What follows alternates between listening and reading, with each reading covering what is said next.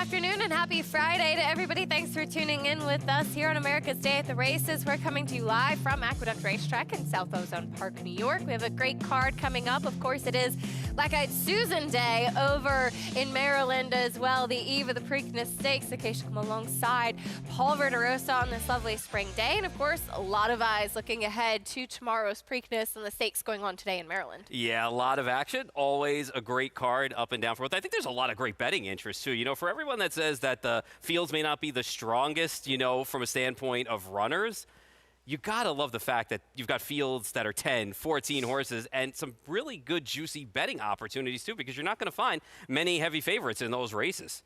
Yeah, totally agree. You can definitely find some good prices if you have a strong opinion in tomorrow's Preakness. And I think for bettors, it's kind of the race that you want to have on a big day like that. So looking forward to that. Here's what's coming up today, though, as our featured will be race 6 here in New York in this allowance. Just one scratch of Leo's Reward. And I think a lot of eyes will be on the speedy Illmatic coming out of a stakes try in the Mind Your Biscuits. Now, he got to the lead, had a very talented horse to deal with in School Coast Folly that day, and he was second best. But we're going back to his maiden score in his dirt debut, and he was dominant, being able to control in the front end.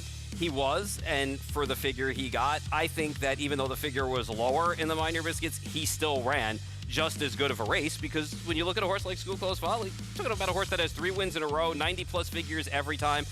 And Illmatic stuck with him for the longest time, you know, before he finally got put away in the race. He tried. You know, there's no doubt about that. And I think today, being inside speed, I know Fireballing's outside, but they're going to take the blinkers off Fireballing. You just go. You know, you just go with this horse today, and I think this horse is just better than this entire group in here. And I think it puts Fireballing in a very bad spot, because he's damned if he does, and he's damned if he doesn't here, because I don't think he's good enough to beat the 2. Yeah, not a horse you want to get in a speed No, duel not at all. for sure. Not at all. He is quick. Jamie Rodriguez going to be back in the saddle aboard Illmatic in the 6th today. Here's what else is coming up on the program. Today's races, as always, presented by Claiborne Farm. Do note, we'll be on FS2 from 4:30 to 5. For the remainder of the day, we'll be on YouTube and the Fox One app, so you can always watch us over there. But again, just that 30-minute block will be on FS2 today. As always, you can bet any track, anywhere, anytime with Naira Bet. Sign up and get a free $25 bet and up to $200 deposit match bonus using promo code Preak25. You want to be ready for tomorrow's Preakness. Enjoy betting on over 300 tracks around the world and start winning today. Join now at NairaBets.com. Speaking of the Preakness, we'll take a look at the field. It is our America's Best Racing Race of the Week, as it is the middle jewel of the Triple Crown. Here's a look at the field, a jam-packed field, and a very interesting betting race, as Paul was alluding to. Now, this is a race where you do see a 9-2 morning line favorite in Iron Honor, who we saw win the Gotham here in New York for Chad Brown. Disappointed in the Wood Memorial, had an outside post that day, gets an equipment change tomorrow. What are your thoughts about Iron Honor bouncing back? I feel like in the Wood Memorial occasion, I mean, all you have to look at is what happened in the first turn to him, right? I mean, he really got knocked sideways, and when you knock a horse sideways off their gate, sometimes they're going to do one of two things. They're either going to pack it in, or you know they're going to get mad and they're going to want to go. And I think he got mad and he wanted to go because he got a little bit headstrong as well. And then I just kind of feel like after being wide, the race just started flowing the way it did and the pace fell apart, and he was basically done for the day. The blinkers do come off in this spot. He's going to have to win this race by sitting off of horses like Napoleon Solo. We'll see how fast Taj Mahal is from the inside, if there's any other speed that develops. I guess the question you have to ask yourself is do you trust him to rebound at a short price in this spot, being able to rate? Because that's the way he's going to have to do it. I don't trust him. He's in my top 4, but on the win proposition, he's going to be a little bit too short of a price. And I know it's going to be 4-1, 9-2, but it's just a little bit too short for me. He's a good horse. Don't get me wrong. He's a good horse. He's a talented horse. He's shown it in his first 2 starts, but he may have to do it probably the way he maybe doesn't want to, again, this time out in the Preakness. On paper, looks like there could be a fair amount of speed signed on in this year's Preakness. Today's feature, though, is the Black-Eyed Susan for the 3-year-old fillies over at Laurel Park, as it will go as race 13, grade 2, a mile and an eighth, My Miss Mo, 7-2 in the morning line for Saffie Joseph Jr. I think she's going to take a lot of attention, Paul. She, I know, is second in her last couple of starts, but she's kind of progressively come along and did finish second when on the lead last time, going the 2 turns down at Gulfstream in the Gulfstream Oaks. Yeah, and it was her first time going 2 turns, Acacia, and she set that pace, and she got overtaken by a horse who went on to be 5th in the Kentucky Oaks and prom queen for Brad Cox, so I don't think it was that bad of an effort. She's got the outside post in here. We'll see if there's any other potential pace to her inside, but she has, as you said, progressed, and she has gotten better. If you feel the 81 and 85 figures are even a shade high, like sometimes Gulfstream figures can be, she runs at 80 or 79. She's going to be in the discussion here because not many of those horses have done that yet or have shown their best foot forward yet. And you're even taking a gamble on like the Steve Asmussen horse in the 5 that's raced against. And I like the horse today and Break It Papa, but I just wonder if now going into Open Company, we'll see something a little bit different because she's beat up on Louisiana breds. But I think it's a wide open race. I think if you like a price, go out and find it. Well, one horse that is taking some attention on the board as of now is a horse that's been very good in her last couple starts. We bring Maggie Wolfendale into the conversation. Maggie, down at Oaklawn, Holly's Holiday did pretty well throughout this spring. Is she trending in the right direction going into today's Black-Eyed Susan? She very well could be. Now, she'll have to run a race that has been faster than anything she's posted thus far, Acacia.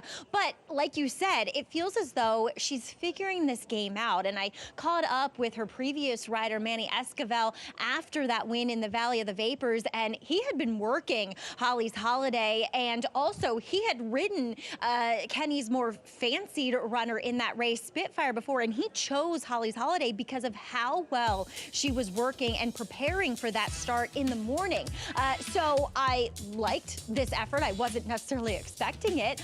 She looked good enough in the paddock. She wasn't a standout by any means, but I feel like this was a real step forward for her and maybe one that mentally things are all coming together for her. Now, she does get the riding assistance of Flavien Prat today. Well, Manny Esquivel obviously did nothing wrong. I think, you know, with Flavien in the saddle, she has every right to move forward. And furthermore, I think that's going to make her take a little more attention on the board than maybe she would have previously. But just another interesting layer to this Black-Eyed Susan where, Acacia, as you said, I think it's a fairly wide open affair. Does look to be that way. Maggie, thank you. Looking forward to today's Black-Eyed Susan for the 3-year-old fillies this afternoon. Wide open for the fillies, wide open for the boys tomorrow. Like you said, if you have an opinion, take some chances. Yeah, and especially since we have some bigger fields in some of those races. I mean, why not? You know, it's what everybody's clamored for after a long winter of racing, to get some fields that have 10, 12, 14 horses in them. And you're getting races where you're not going to see even money or 6-5 shots. So I think if you like a horse and you're getting the right price that you feel is right, go ahead and bet it. Well, we'll take a look at the opener coming up here at Belmont at the Big A. It is, for the 2-year-olds, our first dirt race of the season. It is our Spendthrift Farm 2-year-old race of the day. Brought to you by Spendthrift, home to #1 sires Into Mischief, Omaha Beach, Vacoma, and Yopon, the leaders of their sire class in 2025. 2-year-olds going 5 furlongs on the main track, and right now it is Tylos for Todd Pletcher with Kendrick Carmouche in the saddle, who's taking all the money. This colt by Gunrunner debuting here. The pedigree is a strong one, though. Doesn't it lean a bit more towards distance? It does when you look at Lady Apple, but when you look at the second dam, though, that was a sprinter. You know, Midas Apples was a sprinter. I think it's a good sign, and Andy and I talked about this on Talking Horses earlier today, that a horse with this kind of pedigree, Todd Pletcher has prepared and is ready to send short. So maybe this horse is a runner, and we all know Todd sends out live runners first time out, and compare it to what's going on in the rest of the field based on pedigree-wise or just, you know, record-wise with trainers sending out early runners and first-time starters, you knew that this horse was just going to take the bulk of the play in the spot. Colt by Gunrunner out of Lady Apple, who is 3rd in the Kentucky Oaks, multiple graded stakes winner in her own right. 4-5 right now, Maggie, on this debuter. How's he looking in the paddock? I agree. There's not much about this pedigree that screams precocity, though. To be fair to Gunrunner, he does strike at 18% with 19. Sorry, discredit him 1% with his first-time starting 2-year-olds. But like you said, there's definitely more distance in the pedigree on the bottom side. Now, he isn't huge by any means. He's actually a bit of a more finer bone petite colt than what I was expecting to see here in the paddock. However, he does have a fairly aggressive demeanor, and per usual with Todd Pletcher, He's incredibly fit looking, relative to many of the other horses that he faces here that, well, they still have a bit of a grass belly on them. So I'm not thrilled with what I see from him, I'll be totally honest, but I don't think it's going to take a Herculean effort to win here. Just wish there was just some more substance to him overall, as we'll see if this could be a case of the student turning the tables on the teacher. And out there at a big price as of now at 15-1 is number 1 Medieval. I said it on the program yesterday when I was talking about the 2-year-old race that was for the fillies on the turf, and we had a heavy Wesley Ward, second-time starter, who was beaten by an Arundel horse who, as many connections have said, their horses come in from the farm like they've run before. And this one looks like it. While there is not that much pedigree to report home on, in fact, Waiting, I think is their stallion, has only sired 1 winner in 19 horses to hit the track. And it's a little bit more of a turfy, kind of turf sprint pedigree on the bottom side. But as I often say, you don't, in these races, as long as you're professional and have some speed, you can be effective here. Now, I don't love the fact that he is wearing blinkers in his debut, but he's pretty athletic looking. And like I said, he's very fit and very strong in his appearance, and so far has been pretty professional throughout. So giving the indication that while it's not ideal, Acacia having that inside rail position, if you don't have speed, I think this guy should be A-okay breaking down there. The New York bred Medieval debuting from the rail, Arundel homebred. Yeah, they've been winning those early April 2-year-old races down at Gulfstream for years and sending some horses up to New York. We'll see if this one at a generous price is ready. We have our Spendthrift Farm 2-year-old race of the day coming up, as Todd Pletcher will send out his first 2-year-old this season in New York. And Tylos, currently the 4-5 favorite. That's coming up after this.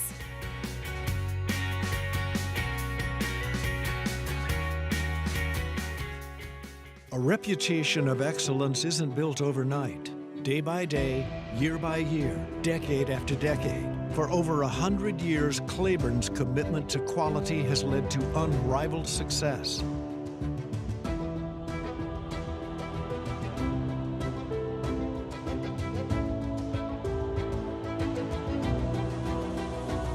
Building on the past, building for the future.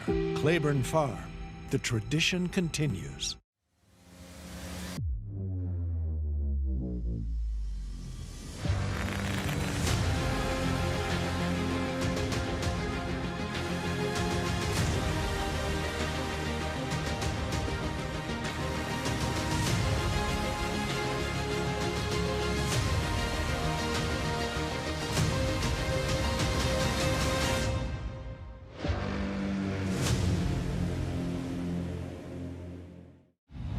Gunrunner is the sire of 16 millionaires and 12 Grade 1 winners. Last year, he sired $17 million yearlings, including the Keeneland September sale topper. He was the sire of the $2.2 million Keeneland November weanling sale topper as well. Gunrunner was the co-leading sire of 2-year-old Grade 1 winners, including Breeders' Cup Juvenile Fillies winner, Super Corridoro. Gunrunner, breed true. Untimed workouts, limited crop use, and the only major U.S. 2-year-old sale held over a dirt racetrack. No other 2-year-old sale showcases each horse's natural athleticism like Mid-Atlantic May. Recent grads include graded stakes winners Explora, A Fine Chardonnay, Charlene's Dream, Ground Support, and Mendelssohn Bay. New year, new format, same quality. Phasing tipped in Mid-Atlantic May 2-year-olds in training. May 18th and 19th in Timonium, Maryland. Where will you be? First again and again and again. First mission, 4 graded stakes. He made finishing first his mission, and all with big buyers. Now he's a Darley stallion, and breeders are falling in love with him. Here's fabled horseman John Williams. First Mission is an eyeful. He's beautifully balanced, and I love the way he uses himself as he moves. Come to see First Mission and tell us your first impression. Consider it your mission.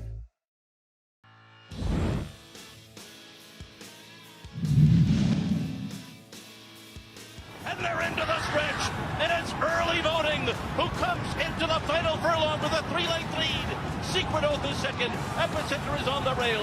Behind that Creative Minister. Then it's Armagnac. It is early voting, reaching for the wire. Epicenter closing on the inside. Early voting, Epicenter. Early voting comes inside and wins it.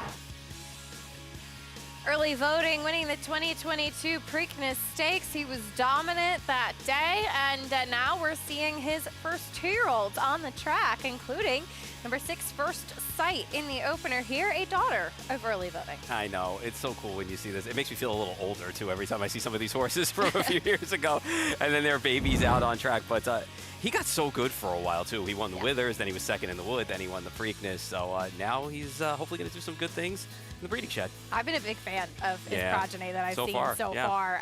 Very, very athletic looking horses. Let's meet the field, though, beginning with the number 1 Medieval, still a generous price at 14-1. Yeah, you got to respect anything that comes from Amelia Green's barn, although none of the foals have won first out, so that's a little bit of a question, but does have blinkers on for that debut. Here's the 2, Uncle Shane, a Calbred. Yeah, there's definitely some sprint in this pedigree. There's also some turf and synthetic as well, so we'll see how they fare on the dirt. Tylos, still your favorite for Todd Pletcher? Yeah, we talked about the pedigree being longer, but we're going to go at 5 furlongs today, getting a lot of play, no doubt. Barden debuting for Oscar Barrera. Worked under 10 at the sale, 9 and change at the sale. Big price here in this spot, so we'll see. 2-1 on Goodbye to Romance. Yeah, listen, you know, Genis horses sometimes they need a race, but this horse looks good out on track, showed some speed, has some speedy workouts. And for Sight, there is that daughter of early voting.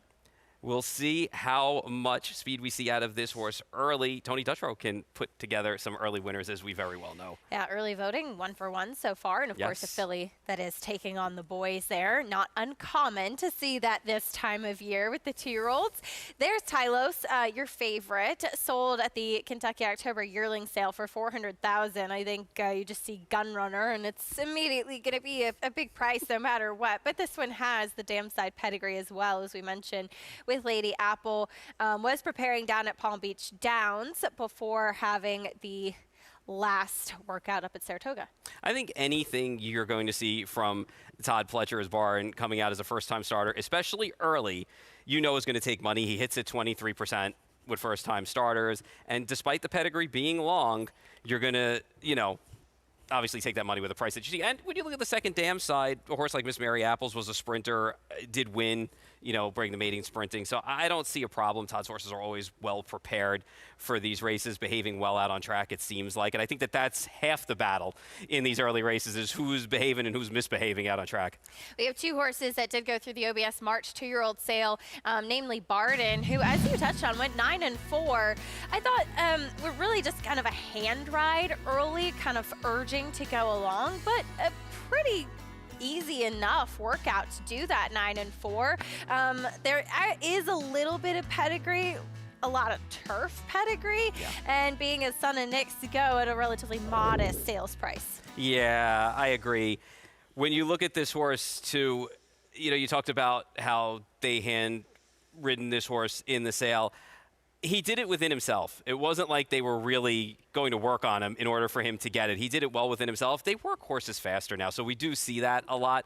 But I do like that he did it within himself. I just feel like his pedigree just probably doesn't suit this kind of spot. I was thinking more maybe a little bit turf and maybe a little longer at some point.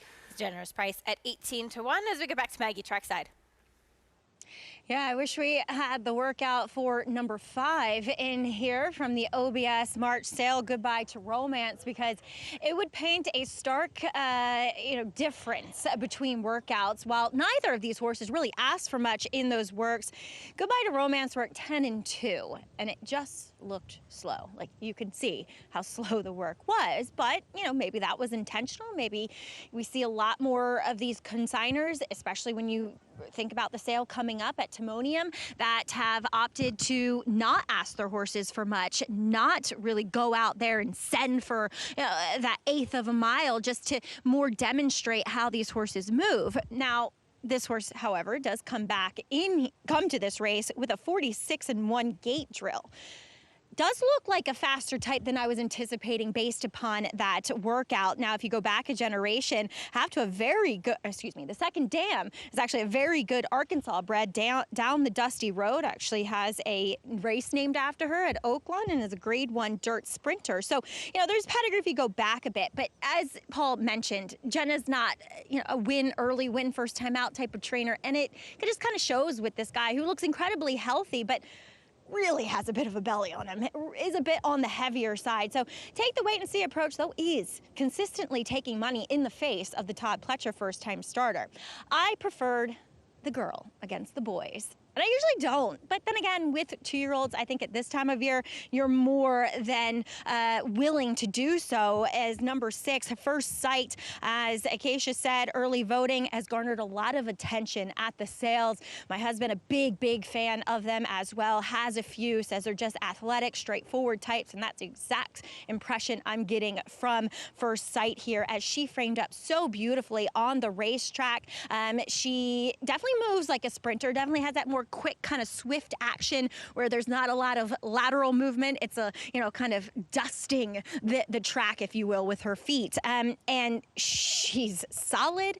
She stacks up physically well against her male counterparts. She has that real honest and bright disposition to her, so I'm going to take her from that outside post position, Acacia, because I also get the impression too that, like I said, she moves like a sprinter. She might have that speed too from the gate, especially with that advantageous outside draw. Well drawn for the debut. Maggie, thank you, a daughter of early voting. And as Maggie said, sometimes, especially this time of year when we're so early in the 2-year-old races, it's not uncommon to see the fillies take on the boys. A lot of times the fillies just can be a little bit more forward, a little bit more mature at this stage of the game. Certainly faster to develop as well, at times. And she did look very attentive out there. Her ears were up. She wasn't really acting up. She's just looking around. She's taking it in. But I think, listen, she's taking a lot of money late. I mean, they're only going in 3 directions here, the 3, 5, and 6. But I'm going to put some faith in the chunky monkey and the number 5 and with his little belly, and hopefully he'll break well out of the gate. Because I just feel like going back to his work and what we were talking about and then going forward to his works, it seems like he's actually progressed to a much better workhorse with his mind on work, as far as coming from the sale. So we'll see if he's grown up slightly in a few months period of time. Our Spencer Farm 2-year-old race of the day in the opener. 5 colts and 1 filly for the first race of the day. Belmont at the Big A. Here's Chris Griffin with the call. Filly to the outside.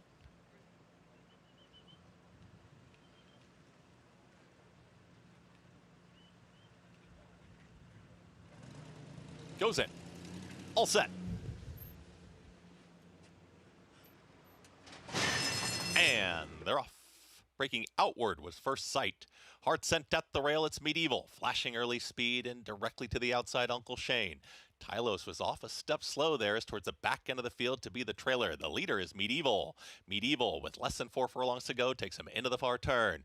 Uncle Shane in hot pursuit and at the rail, that's Barden, is progressing with Goodbye to Romance, trying to make up ground. First Sight, and Tylos, the favorite, is at the back end of the field.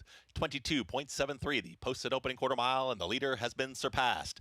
Uncle Shane has cruised right on by, and Christopher Elliott, Uncle Shane with the lead with a quarter mile left to go. Barden's trying to run on. Goodbye to Romance, center of the racetrack. It's Uncle Shane trying to sprint away. But here comes Goodbye to Romance, and Goodbye to Romance now puts a nose in front inside the final furlong. Goodbye to Romance. Back to second is Uncle Shane. A late rally here, First Sight, and on the far outside, Tylos. But it's going to be Ricardo Santana Jr. Goodbye to Romance wins it. Uncle Shane second, First Sight, and Tylos for fourth.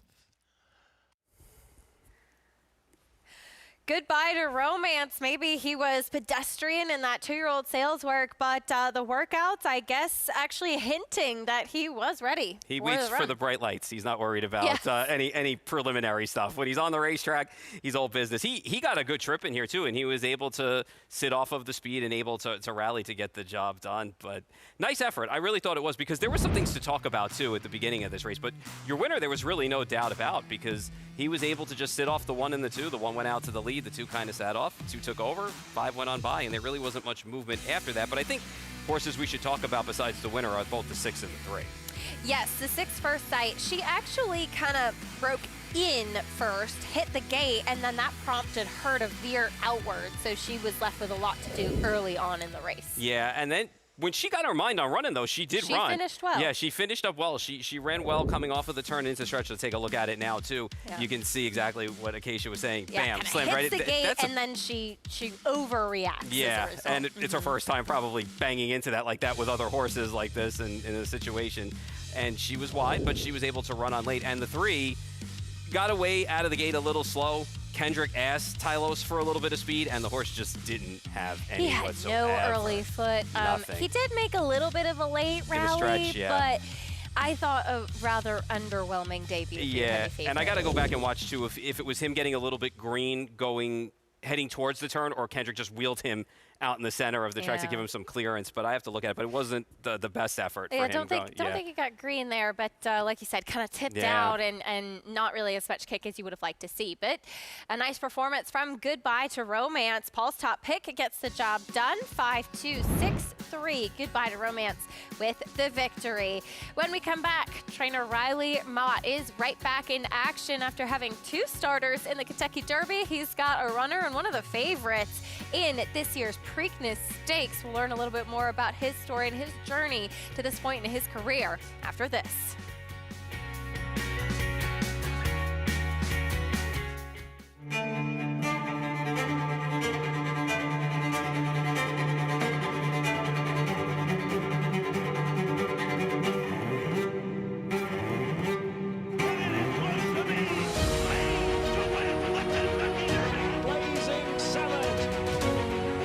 To get up into the Pacific Classic is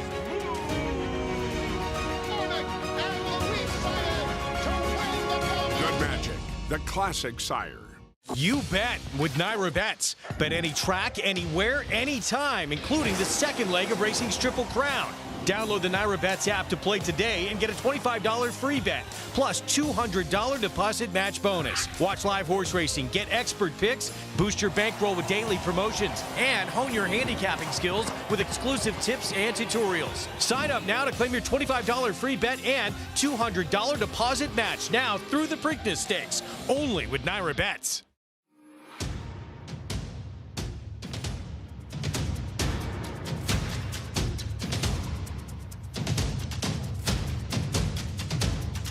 Drain the clock, Jockey's Warrior, drain the clock by a head. 1,000,001, hit it in 1,000,001, 1,100,000, hit it in 75,700. Mike, 700,000. 70, 570,000. Thank you.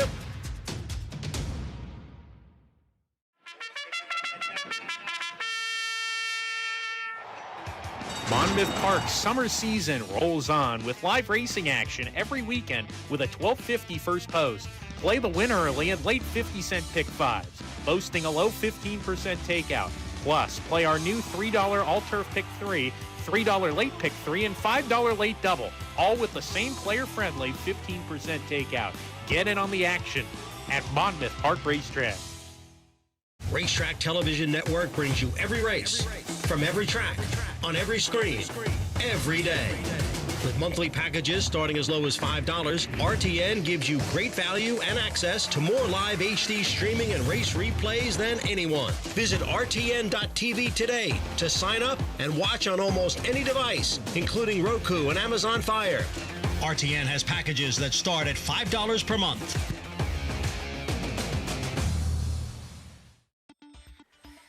We're back on America's Day at the Races, brought to you in part by Claiborne Farm. 100 years of doing the usual, unusually well. Race number 1, the 2-year-olds in the spotlight, and he went to the 5, Goodbye to Romance, debuting for Jenna Antonucci. This horse broke well from the gate, was able to sit in that 3rd or 4th spot and made a nice run at the speed, was able to clear off the speed in the stretch and power away late. Get the job done in here over Uncle Shane, who I thought was green but game. As you said, green. Nice game in here to actually go out and sit just off of Medieval early on. But turning into the stretch, you could see that Ricardo Santana had a lap full of horse, and it was just a matter of when he was going to go by Uncle Shane in this spot. I think Uncle Shane ran just fine. First time out second, as you and I talked about off camera, Melanie Giddings usually has those horses cranked up for Saratoga more so than here downstate, but thought this horse made a good account of himself. And the filly, recovering after hitting the gate and kind of breaking outward after that, did run on in the stretch to be third in here. 544 on the winner. Goodbye to Romance with the victory. First time out in our Spencer Farm 2-year-old race of the day. 5-2-6 for the opener. We'll take a look at the field for race 2. Significant scratch in here. Special Ops coming out, who was even money on the morning line. So now you see Anyway and Southeastern taking the bulk of the attention, both of whom go out for Linda Rice. Yep, one speed and one probably coming from off the pace. I like the one drawn outside in Anyway. We'll see if that 86 number in that good field holds up here in this spot in race number 2. It's interesting when you see a big scratch like that. Linda keeps both her horses in. So you got one on the front end, one coming from off the pace, and you got a horse in the 4 that I don't think is impossible for Butch Reed, who just had no shot in the last 2 races. And you got to respect anything, you know, that Butch sends up here. But I think Linda Rice may have this race over a barrel. Complementary running styles Yes. between her 2 runners as well. Of course, looking ahead to tomorrow, the middle jewel of the Preakness Stakes coming up as we continue on with the Triple Crown season. And a horse that was a relatively late entry, kind of last minute, it was incredible. 2's 5-1 in the morning line and should take a fair amount of money for his trainer, and a young trainer at that in Riley Mott. He grew up around this sport, obviously had the family connections and spent a lot of his time around the racetrack as a young person. But at the end of the day, it was his love and his passion for the horse that brought him to choose this path in life. My name is Riley Mott, and I'm a thoroughbred horse trainer. From a very early age, probably when I was 4 or 5 years old, I started going to the barn and the stables with my dad, who's a trainer, and I grew up in that environment, training and the racing and being around the horses in the morning, and really gained a passion for the animal before actual racing. And just being exposed and working hands-on with them really kind of sparked my passion, but it definitely started with the animal. You know, it was just around the stables at a very early age, and it started as cleaning up around the barn area, raking, and after a year or so, they let me learn how to walk the stable pony, learn how to handle a horse and lead it around the stable area. It really was the first taste of the passion for me. I always knew that I'd ultimately end up back at the racetrack, and that's all I've ever wanted to do. And so lucky enough, you know, when I got out of college, I was able to get the assistant role for my dad, and I worked for him for about 9 years. When I decided to go out on my own a few years ago, I felt very well equipped and comfortable doing it. Is third, but it will be sovereignty to rule the Kentucky Derby. Journalism in Yates over next. Final Gambit was fourth. The final time was 2:01. It was a sort of an out-of-body experience. You know, obviously I'm not on his team anymore. This is all I've ever wanted to do, so I felt just waking up in the summers and going to the barn up in Saratoga and getting to work with the horses that we get to be around. It was like a kid in a candy shop. I think, you know, we wake up every morning and hope the next big horse comes through our barn. And that's the beautiful thing about this game. Anybody can get their hands on a world-class horse at any moment. That's why we do what we do and like to keep the dream alive. Waking up every day wondering, you know, who's the next champion to walk through the barn. We're all competitors and we all want to win.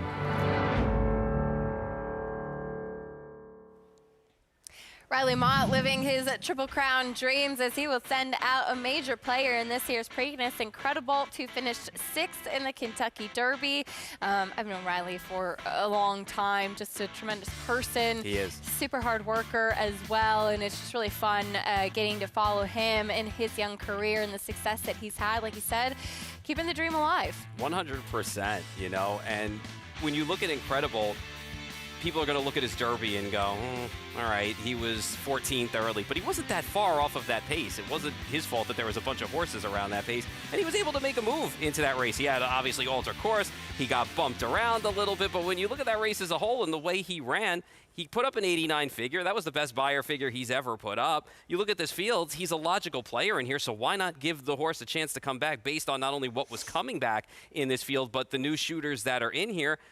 I don't think he's that bad of a horse, and I think he's the type of horse that, again, can kind of make his own trip in here. And I think he's going to get the pace he needs in this spot. It's just a question of where he's going to shake out early on and if he can just stay clean and not have anybody bump him or get in his way. Because I don't think he ran that bad of a Kentucky Derby, honestly, at the end of the day.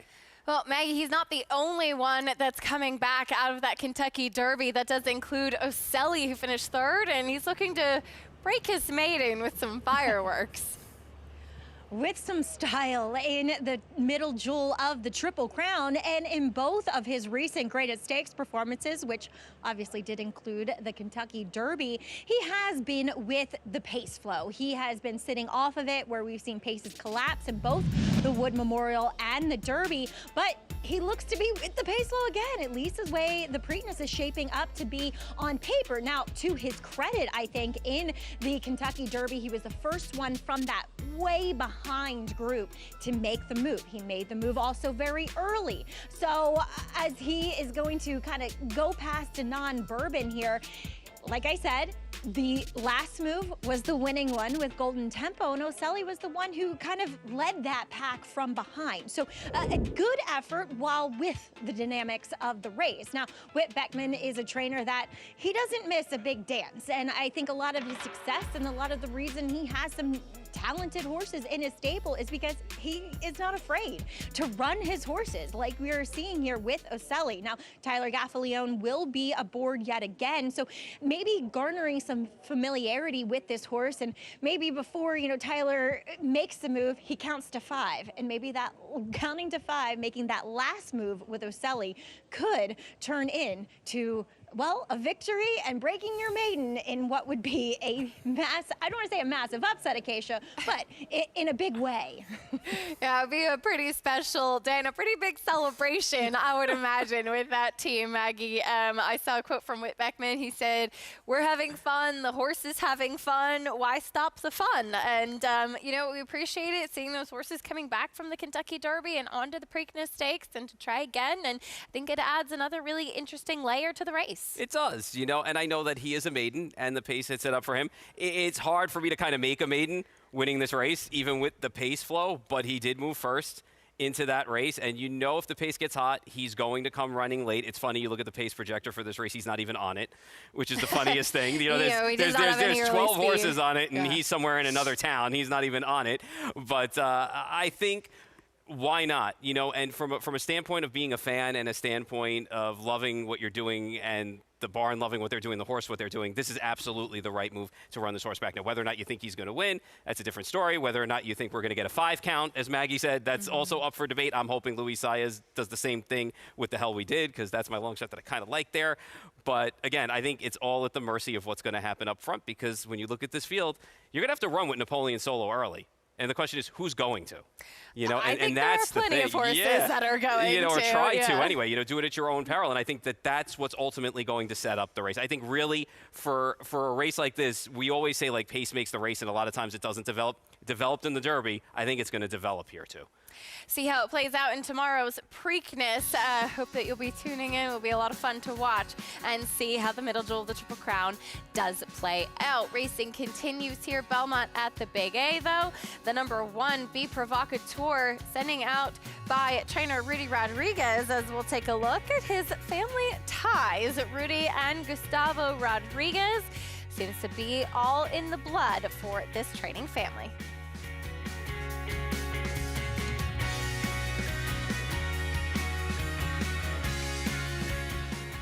He looked like a horse that breeders would love. He's just that perfect silhouette of a horse. Citizen Bull, his speed is his weapon. Citizen Bull in gate-to-wire fashion. When the real running starts, And he kicks away. you need that brilliance. You need that speed to carry you on. Citizen Bull to win. To me, the best sires are the milers. I want a sire that's a miler. Citizen Bull leads them all the way. He's a colt with every single ingredient you want in a stallion prospect. You bet with Naira Bets. Bet any track, anywhere, anytime, including the second leg of racing's Triple Crown. Download the Naira Bets app to play today and get a $25 free bet, plus $200 deposit match bonus. Watch live horse racing, get expert picks, boost your bankroll with daily promotions, and hone your handicapping skills with exclusive tips and tutorials. Sign up now to claim your $25 free bet and $200 deposit match now through the Preakness Stakes, only with Naira Bets.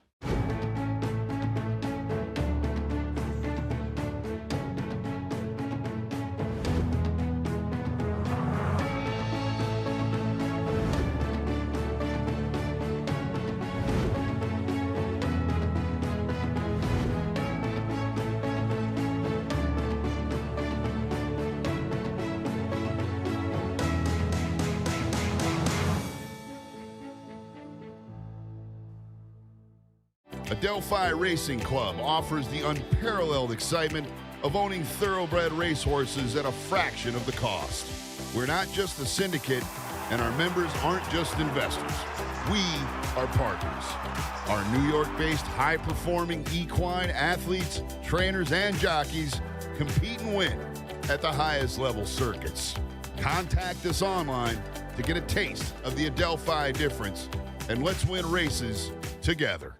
Enhance your handicapping with AI Fast Facts, exclusively on Naira Bets. Open your Naira Bets app, click View Runner Details, and a stat-driven fact will appear for all U.S. thoroughbred racehorses. Download the Naira Bets app to start using Fast Facts today. Now's the time to subscribe to the Naira Bets YouTube channel. Join Matthew DeSantis and Kaylee Shapiro for stakes previews, in-depth analysis, and handicapping strategy and tutorials. Subscribe to and like Naira Bets on YouTube. Trainers Rudy and Gustavo Rodriguez come from a family of 10 brothers, 5 of which have worked in the thoroughbred industry. But training wasn't their first job. I was a jockey for almost close to 17 years. And here's the wire, and Frost Giant, a huge upset. I broke a lot of bones. So that was easy for me to change, I guess. You know, when you're riding back horses and falling down a lot and being in the hospital a lot, you know, it's tough. I had 2 jobs. I was working for Rick Dotro as an exercise rider, and I used to park cars, for Naira. Over here in the back. It was in the preferred parking. Yeah, over here. I did it for like a few years, So maybe more than 10 years. This little spot is still close. Yeah. Parking cars aside, the brothers decided to work together. Rudy would get his trainer's license, and Gustavo would come work for him. But that took some encouragement. He didn't really want to do it, but I kind of like was pushing him, you know, to do it because he knew a lot of owners, and I thought maybe through him we wanted like to do our own thing, but he didn't really want to do it. And I was I want to keep falling out on the horses still. I want to keep riding. And little by little, he made it.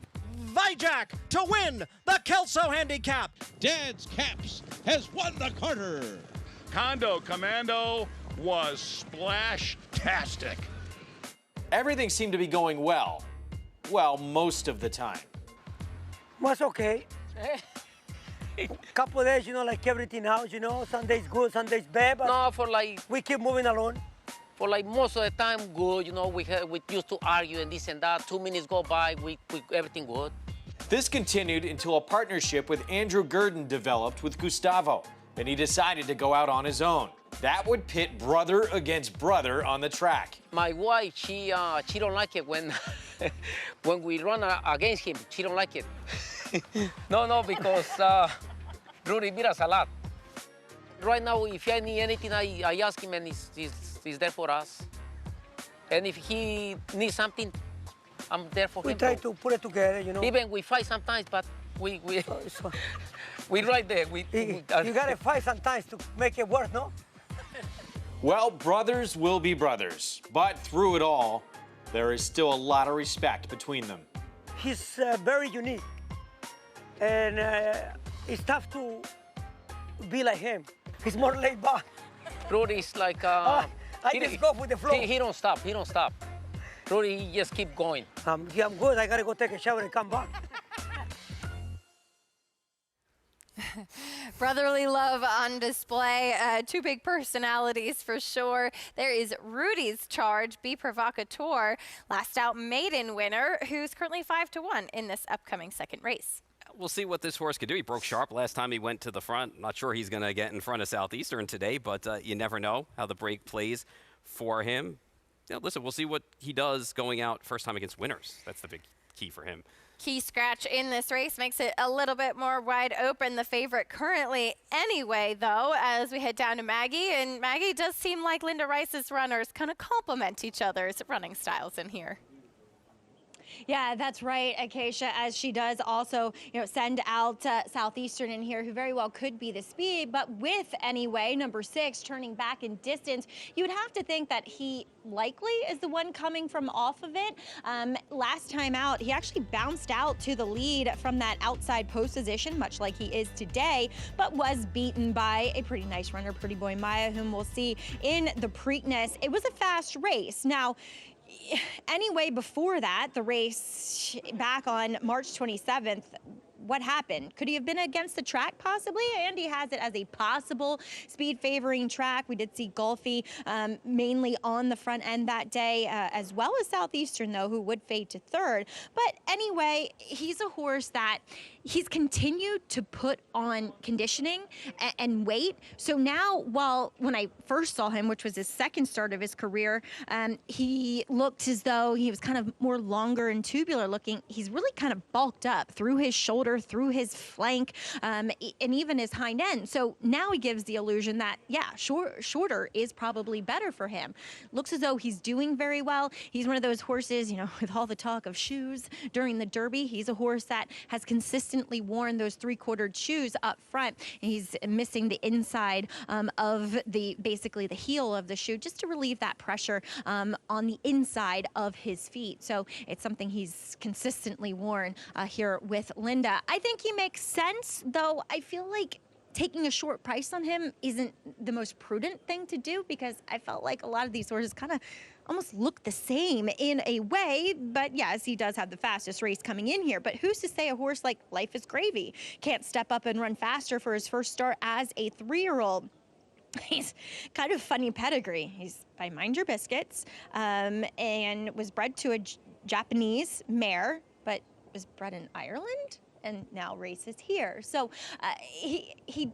you got to watch his replay. He does have a very interesting way of moving, and he did not switch his leads through the stretch while grinding out that victory to break his maiden in that maiden optional. But I suppose he was kind of flattered by the fact that Whit Storm came back with a 79 victory Beyer victory to get the maiden win, but that was on the turf. Now, he does paint a lovely picture here in the paddock. He's a good size. It looks as though he's probably physically matured into a more athletic individual. We'll see if he can maybe run a bit smoother, if you will, but very fit, very well defined, and just strong overall. And I like the way he's acting here in the paddock too, just kind of laid back and easy going. So Acacia, we'll see what he can do with this return to the races as a 3-year-old. He's definitely an intriguing prospect at 9-1. Maggie, thank you. Yeah, sold at the Tattersall's December mixed sale for $2,000 as a foal. As Maggie said, it's a very odd combination of pedigree. It does end up here for Chad Summers, who of course trained Mind Your Biscuits to so much success. And Chad will send out Napoleon Solo in tomorrow's Preakness Stakes, a horse that we saw win the Grade 1 Champagne as a 2-year-old. He said he'd kind of missed some training time leading into the Wood Memorial, and see if he could get back on track in the Preakness. I don't even think he ran that bad in the Wood when you consider the way the pace, came about in this spot. And, pace fell apart. He hung in there. I don't know how much distance continuing to stretch him out is going to be his friend, but make no mistake about it, he's talented enough to turn it around, and he's certainly talented enough to put him in a position early where he's going to be in front in this race, or at least duking it out with other horses. So I guess we'll have to see how fast early he goes and how much he's going to have left in the tank late. But I think coming out of that Wood Memorial race, I think it did show me something because he was able to hang around in a pace that completely fell apart. He's quick, that's for sure. Let's meet the field for race 2, beginning with Rudy Rodriguez's charge, Be Provocateur. First time against winners, got an easy lead last time in the maiden special weight event. We'll see how easy it's going to be today from the inside post. I would imagine they were waiting for a son of Mind Your Biscuits to use this name. Life is Gravy, continuing the song. Cool name, you know, to keep it going. That 61 figure that horse earned as a 2-year-old may play a little bit better at 3 if there's any improvement, especially against a group like this. We'll find out. Makes his first start off the layoff here today. There is Southeastern, should be on the front end for Linda Rice. What I like about this horse is he's run well for Linda off the class hike each start. Says speed, and speed ran 1-2 last out on the cutback for this horse. So today maybe will fare better being in front. Next is Tough Guy Tony, who, unfortunately for Tony, has been gelded. Yes, he's only half, well, he's not actually tough at all. I was thinking Ridgeling, so sorry about that. He is not facing many killers in here, but he's gotten kind of killed in his last 2 starts against better, but it's still Butch Reed, and you still have to respect it, and he does have speed, so we'll see if he brings it here to New York. And anyway, your favorite at 6-5. We're going to find out how key and how good that figure was with that 86, although I think it will hold up pretty well. Cutting back to a sprint, I think, is going to help this horse, too, because, honestly, what other options did Linda Rice have with this horse? This horse already went 4 times going the mile distance, and it's starting to become clear that although ran into horses like Pretty Boy Maya and Golfy and School Close Folly, we're not going to win those races. You know, and those races for those optional claiming levels and those starter levels and the New York bred stakes races are probably a little bit too tough for this horse. So I don't mind the cutback in distance sprinting with this horse and maybe being able to get a better trip. Benefited, though, last time. This was probably a much better race simply, too, because Flavian Pratt just gets it. Like, he used this horse's speed and actually put this horse into the race because it was the best way that this horse only had a shot to win. Still got beat pretty soundly anyway by Pretty Boy Maya, who obviously we're going to see tomorrow in the Preakness. Good field, good figure. Hopefully this horse can back it up now, sprinting at 6 furlongs. Did win in the debut going 6. That 70 may play better as well. You never know now with a cutback in distance. Turning back in distance here, as this one did debut sprinting then with Todd Pletcher and got the win that day. Feels like we've been talking about Pretty Boy Maya a lot the last couple of days between his last couple of races. Horses that have run behind him have come back to be effective, including a Chad Brown runner yesterday at a short price. There is the number 4, Tough Guy Tony. Has been gelded, faced the Inform Racetrack Romance last time out. Can he get back on track with some of those races that he was running back in 2025? It's interesting because now they've gelded him, as we have said. Maybe that will help him a little bit. 2 starts back, he had absolutely no shot. It was a 3-horse field. Those 2 horses were clock times better than him, and it showed, you know, by him being 27 lanes. Last time out, I feel like he just didn't make the lead in there. And I still don't know what he is, you know, as a horse, because I feel like his 2 races that he's run that have been good have been on off tracks. Question is, can he do that on a fast track and actually have a fast enough figure other than his maiden win where it wasn't all that fast and he wired a field? So, but I think he's going to bring speed in this spot as long as he's prepared, and we'll see if he gives anything to the 3 inside of him. Coming in as a gelding, Maggie, Tough Guy Tony making just his 2nd start here at the Big A. Yeah, and my first time seeing him, Acacia, and I still just really kind of echo the sentiment of Paul is I don't know what to think of this horse. I don't know where he fits. I don't know where he classes up. You know, you go back to that 3-horse race. He was in there because they probably needed the race to go for his stablemate, Milata, who won. Butch Reed, however, is here today, which you always like to see. And he looks good, and he warmed up fine, and he's very quiet, you know, coming back here as a first-time gelding. Like I said, this is my first time seeing him, so I don't know how he normally acts. But, you know, with a bit of a line in his form, I wonder how fit he is. He just could be a touch more defined, a touch more tucked up overall. Sometimes that doesn't matter, obviously. It's just kind of the lightening up with gelding that eventually comes naturally. And a lot of times I do prefer them kind of second time as a gelding. We'll see what he does here. Am I going to be shocked when he wins? But I don't want to take him at a short price. I'll take number 3, Southeastern, who is, I think, the speed from the rail. Obviously, Tough Guy Tony could be breathing down his neck, but Ricardo's job is to get this guy out. Now, he did have a little bit of skin disease kind of over his barrel, but it looks to be, you know, kind of fading overall. And last time he was beaten by Wonder Mist, who was 3-5 and looks like a complete layover in that field. He's a funny horse too. I would love, this is neither here nor there, but I would love to see this horse on the turf at some point. I've liked the Charlatans kind of moving to the turf, and he has a massive turf hoof to him. But from the overall standpoint, I liked him physically best, and I think his form fits well here.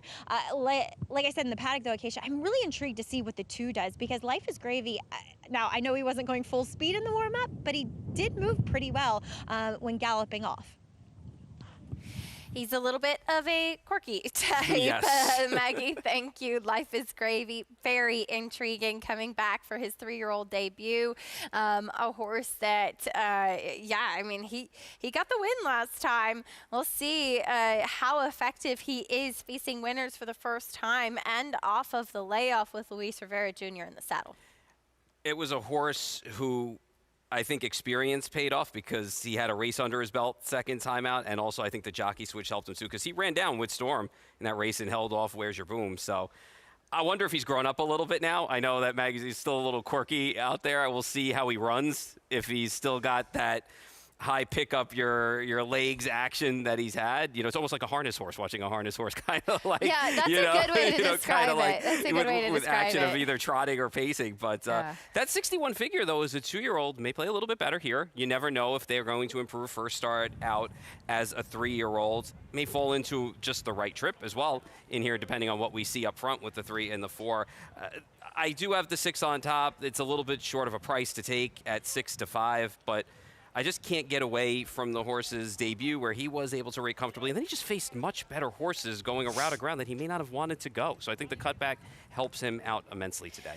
Race 2, have a pick 4 kicking off here. Linda Rice with 2 big chances in this spot. Let's send it up to Chris Griffin for the call. Anyway,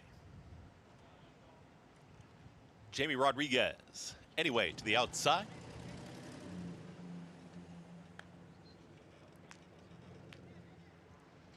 And in. All set.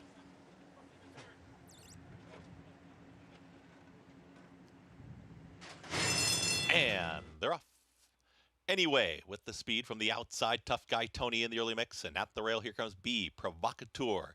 B Provocateur now takes the lead, is up by a neck. Tough Guy Tony is right there, stalking from second. Outside of them is Anyway in third. In behind horses, Southeastern is well slotted in fourth, is at the rail, just staying right behind this pace battle. And far back, Life is Gravy, the lone trailer. Less than 4 furlongs to go, 22.67 for a pressured opening quarter mile. B Provocateur with a head advantage. Tough Guy Tony in between horses. Here comes Anyway. Anyway is 3 wide, tight hold here, and these 3 are approaching a quarter mile left to go, losing some ground with Southeastern, and still far back, Life is Gravy. They're approaching the quarter pole, and here comes Anyway 3 wide. Anyway comes calling for the lead. B Provocateur battles onto the inside. Tough Guy Tony backs out of it, is now in third. It's Anyway trying to skip away here from the battling on B Provocateur with a furlong left to go. But Anyway is now up by 2. It's Anyway approaching the final 16th. Now well clear. Anyway, Jamie Rodriguez, they're going to get the victory. Winners Anyway. Then came a tight photo here. Late run from Southeastern. Life is Gravy. And B Provocateur finished 4th. Anyway, on the cutback in distance, Delivers is the favorite. Just seemed to be traveling best under a confident ride from Jamie Rodriguez. Anyway, he was too good. That's just the bottom line in this spot. Got a nice trip just off the speed again on the outside, almost like what we saw in the first race. And it was interesting because B Provocateur and Ruben Silvera broke aggressively to the lead. Tough Guy Tony was right outside, and it put Southeastern in a bad spot just in behind runners. And the race kind of fell apart really late when the 4, Tough Guy Tony, kind of got out of it. The 1 kind of got off the rail when the 6 finally went by. The 3 and the 2 were actually rallied back because I thought Southeastern was done. You know, came back to get into a photo for second. And the 2, as we talked about during the race, still has that high loping kind of action. It took a long time for this horse to come from way back to get up in that photo. Yeah, he's almost doing kind of what we call climbing early on in the race, where you see horses going more up and down versus forward with their stride, and that's often with kickback, but he kind of does it the whole race. But he did run on well. Life is Gravy, and actually got up for second in that photo finish. So 6-2, 3-1 in race number 2. Jamie Rodriguez and Anyway get the win on the cutback in distance as your favorite in the second Belmont at the Big A. We'll take a quick timeout, bring you prices and more live racing. After this, America's Day at the Races continues. See you on the other side of this break.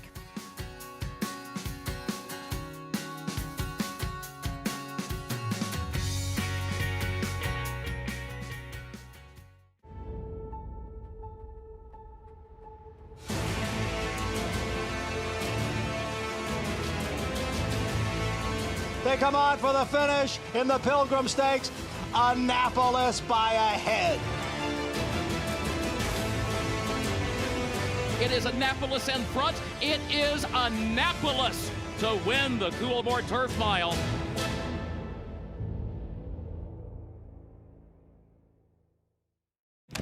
This is a special place where champions from around the world aren't just celebrated. They're made into legends. With every turn, every wager, every photo finish, every garland of purple and gold. They're off in the Breeders' Cup Classic. When the Breeders' Cup comes back to Keeneland, it doesn't just crown a champion. It calls us home. The Cup is calling. Perennial leading New York sire Central Banker, sire of a $325,000 two-year-old colt in 2026, and the leading New York sire of stakes horses again, including Hot Currency. Hot Currency up by 4, 5 widening lengths, approaching that final furlong. No catching a geared down, dominant winner of the 4-star Crook. Give it to Hot Currency. Central Banker, standing for $7,500 at McMahon of Saratoga Thoroughbreds.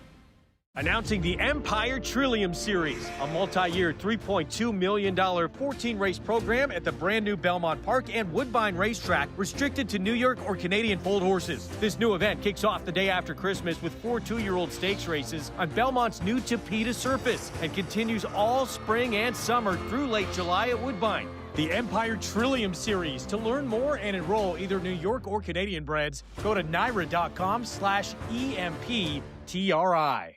Racetrack Television Network brings you every race, from every track, on every screen, every day. With monthly packages starting as low as $5, RTN gives you great value and access to more live HD streaming and race replays than anyone. Visit RTN.tv today to sign up and watch on almost any device, including Roku and Amazon Fire. RTN has packages that start at $5 per month.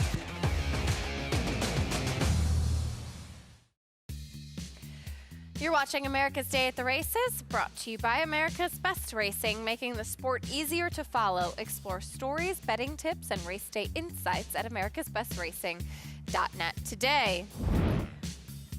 What's new at ABR? Scan that QR code, head on over to americasbestracing.net. You can meet the 2026 Preakness Stakes jockeys. Preakness Stakes at a glance, and Seeking the Susans, Brittany Russell goes for her first Preakness win with Taj Mahal, locally based trainer, locally based horse in Maryland. Will try to stay undefeated with Taj Mahal breaking from the rail. Race 2, Belmont at the Big A, went to Anyway, got the victory, a confident ride from Jamie Rodriguez, and was best here in the second. Couldn't have worked out better from a trip standpoint, for this horse was able to sit just off the leaders, make the move in the turn. Took a little while, though, for this horse to go on by, as Be Provocateur was pretty game for a while down inside in the stretch, but after it was all said and done, right about here, you're going to see Anyway start to pull away from this group. I just think that it was a case of not only meeting a softer group, but also the cutback in distance and also getting the right trip that worked out in here, as ultimately the horses that were up front, pace kind of collapsed, and you can see the 2 and 3 running late behind, but no doubt about the winner. Yet another horse that ran behind Pretty Boy Maya coming back to win, $4.46 winner, 6-2-3 in the second. We'll take a look at the field for race 3 coming up next. 6 furlongs on the main track, $35,000 claiming race. Right now it's Motorcade, who is the favorite to the outside for trainer Bruce Brown. Running a second off of the layoff last time out. I thought this horse ran really well considering the extended layoff that he was coming off of. Maybe there's a little bit of improvement here second time out. I think the outside draw is going to help. all systems go here. Maybe this horse can make the lead now from the outside. Couldn't do it last time, but ran well. We'll see how the pace does play out in this upcoming third race. I'm saying goodbye, at least for now. Was it me? I'm moving all over the place today. I'm reporting, then I'll be back on the desk, but I'm leaving you in very good hands. It was a lot of fun, as always. Greg Wolf coming up on the desk after this, as we'll also take a look at Mike Dub, who is the owner of the 3 Art Fair in this upcoming race, and what he has contributed to our backstretch members and their families. Some big events coming up for the Belmont Child Care Association. Moments on that after this.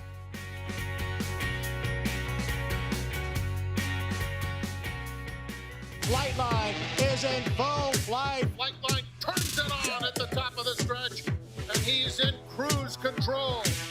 And Flightline takes off! Take a good look at this, because you're not going to see this too often, maybe never again.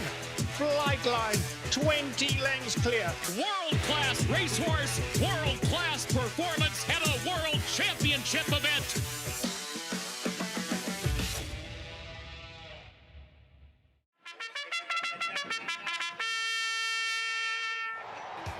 Monmouth Park's summer season rolls on with live racing action every weekend with a $12.50 first post. Play the win early and late 50-cent pick fives, boasting a low 15% takeout. Plus, play our new $3 all-turf pick 3, $3 late pick 3, and $5 late double, all with the same player-friendly 15% takeout. Get in on the action at Monmouth Park Racetrack.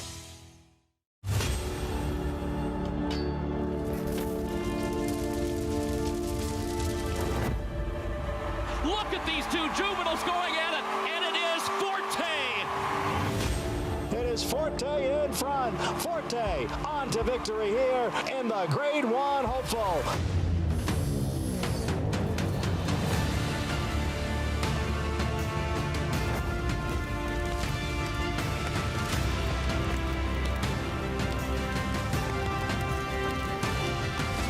The two of them coming down to the wire. Forte on the outside, and Forte to win the Breeders' Cup Juvenile. Forte starts to gather in the top horses. This is going to be very close, but the champion prevails. Forte wins.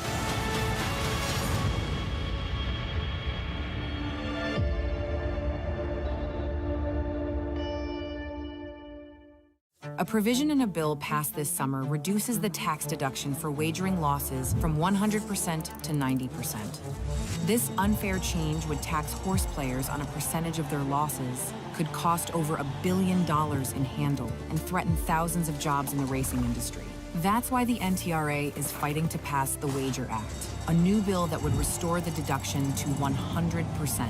Tell Congress to pass the Wager Act. Visit ntra.com/wager.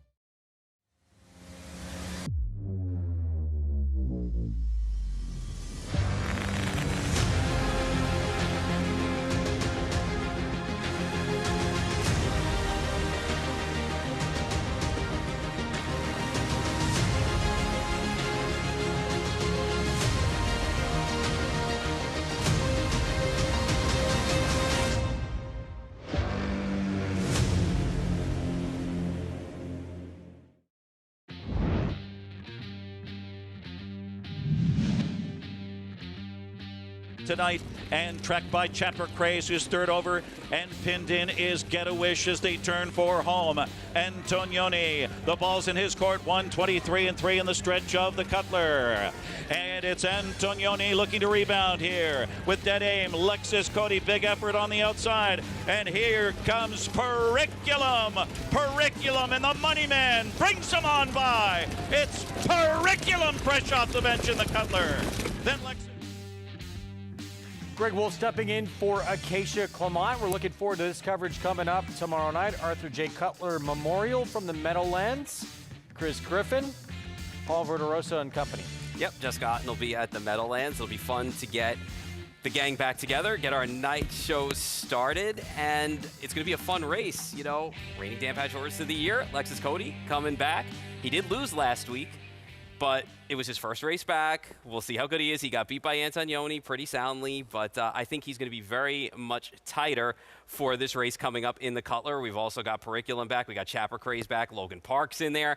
We've got some of our old friends that you are used to seeing. And the cool thing about the show tomorrow night is not only do we have the Arthur J. Cutler coming from the Meadowlands, but there is a horse tomorrow at Hoosier, Greg, onto Norway. He's won 25 straight races. He's going for number 26 tomorrow night. It's hard enough to win 1.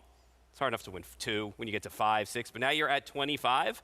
We'll see what he can do tomorrow night. Gabe Pruitt will also be out at Hoosier as well, so we have everybody together to cover the action, but looking forward to the stakes action from the Meadowlands tomorrow Coverage night. kicks off what time? 8 p.m. Look FS2. forward to it, yeah. Set a reminder. Join us tomorrow night on FS2, 8 to 11. There it is on FS2 with that Arthur J. Cutler Memorial from the Meadowlands. Very much looking forward to that coverage. Meanwhile, back here in New York, race 3, going to kick off the pick 6 furlongs, $35,000 condition claiming sprint coming up. And right now, Motorcade, Bruce Brown Barn, Dylan Davis, 9 to 5 early favorite with 18 minutes to post. Yeah, I like this horse today on top. Came off that really long extended layoff last time. He didn't make the lead, but he ran just fine. Factually correct would be odds on against this group in here. Maybe he can step forward at age 6, second off the layoff, draws outside. I think it sets up well for him in this spot today, but you could make some cases for some others that we'll talk about. Well, as Silks are consistently in the winner's circle on the biggest stage here on this very difficult circuit here in New York. But for Michael Dub, more than winning all those grade 1s or owners titles, his greatest achievement in this sport, what he has done for the backstretch workers and their families.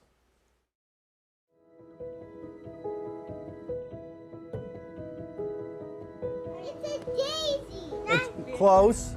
A dandelion. No, it's a daffodil.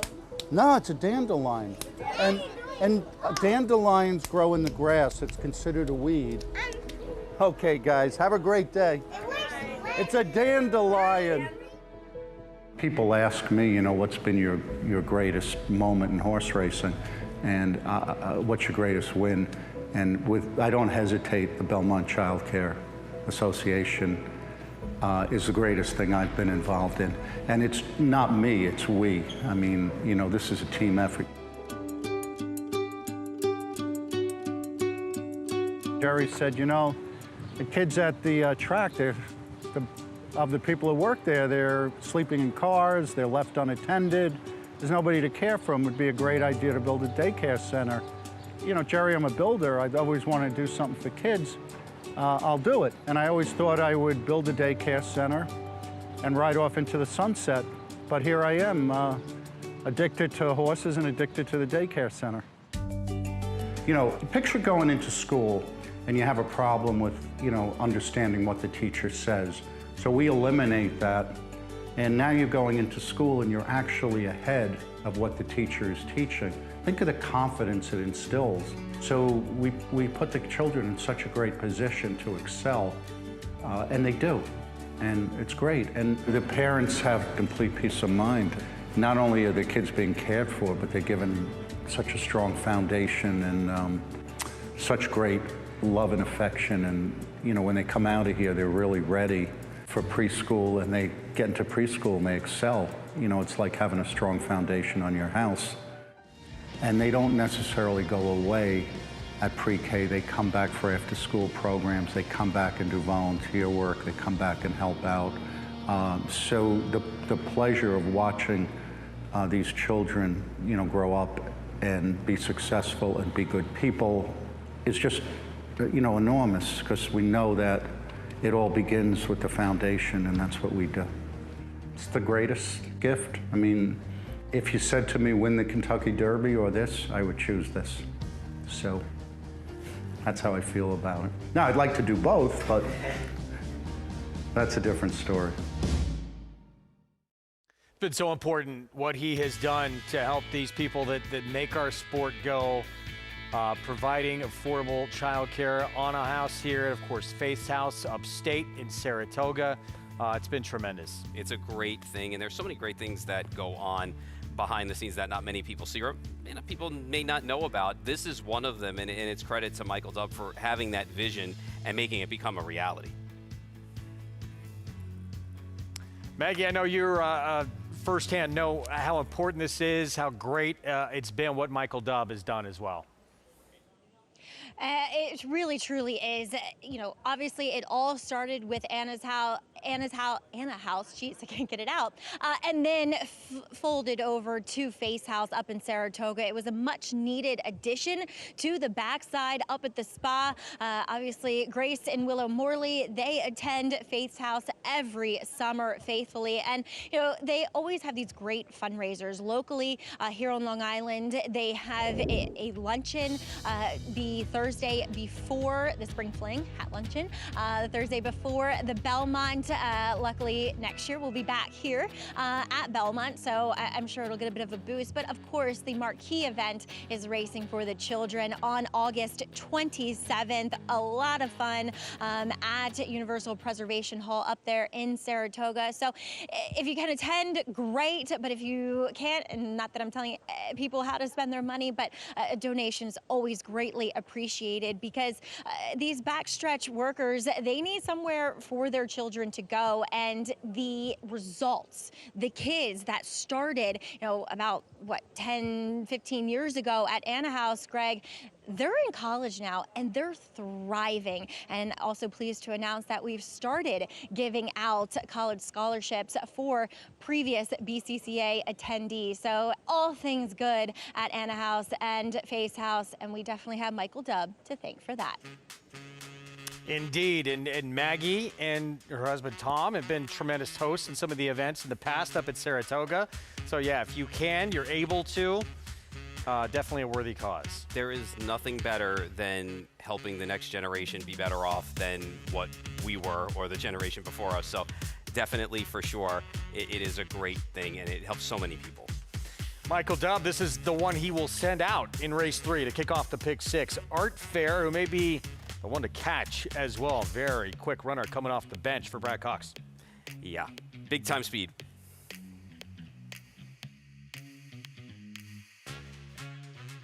The sun shines bright on Caraconte. His first crops of racing age are showing brilliance on the racetrack with a high percentage of stakes winners. His versatility is evidenced by winners on all surfaces across the globe.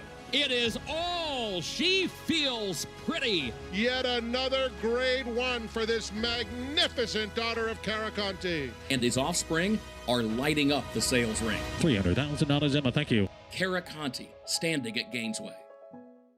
You bet with Naira Bets. Bet any track, anywhere, anytime, including the second leg of racing's Triple Crown. Download the Naira Bets app to play today and get a $25 free bet, plus $200 deposit match bonus. Watch live horse racing, get expert picks, boost your bankroll with daily promotions, and hone your handicapping skills with exclusive tips and tutorials. Sign up now to claim your $25 free bet and $200 deposit match now through the Preakness Stakes, only with Naira Bets. RaceLens is the most in-depth product in horse racing, with unique features found nowhere else. True odds, predictive analysis, and pace projection. RaceLens. It will change the way you follow horse racing and take your game to the next level. The Belmont Stakes Racing Festival returns for the final time to historic Saratoga Racecourse. Don't miss the Belmont Festival at Saratoga. June 3rd through 7th. Secure your place in history at belmontstakes.com.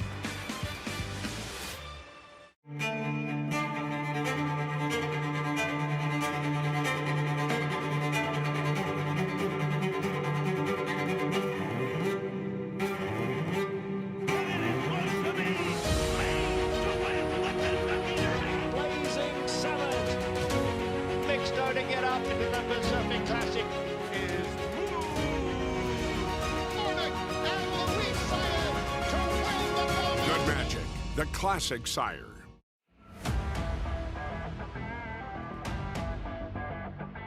.44 for that hot half-mile time, and now Solitude Dude is down to business. And another terrific display from Queen Maxima, and a very special performance indeed out of El Potente. Rude Velocity, a sharp 3-length winner of the Pate Mile.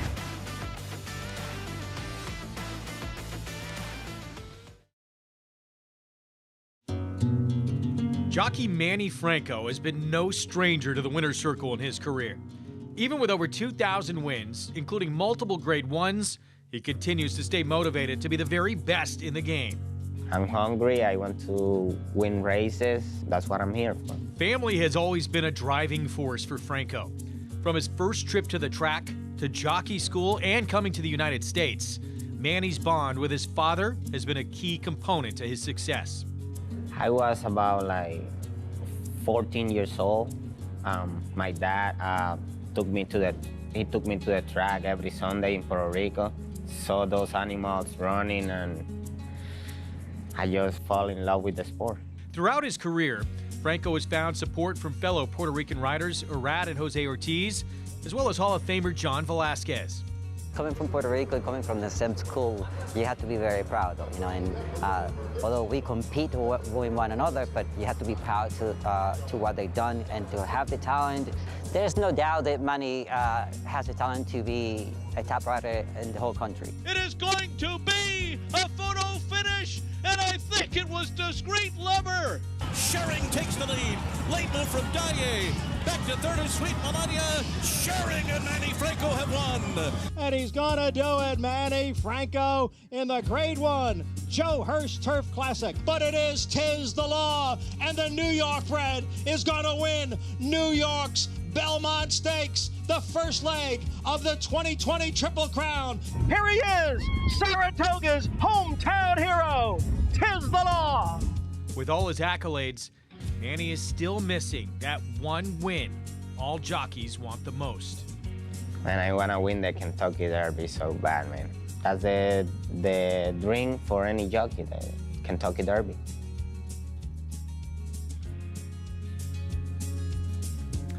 Back with you on the pick 6. Approaching the 6-minute mark to post as we take a look at Caramel Chip. Morning line favorite here in race 3. Manny Franco and the Ilkai Cantermachi barn. 12-time winner from the inside. Yeah, but the problem is, Greg, he's just won for his last 15. But doesn't he got those races, too, that you look back on and say he can beat this group if he's good enough. But now he's 8, and he just hasn't shown early speed. I don't know. It's 6 of one, half a dozen of the other when it comes to this horse for me. At a short price, he's kind of tough to take.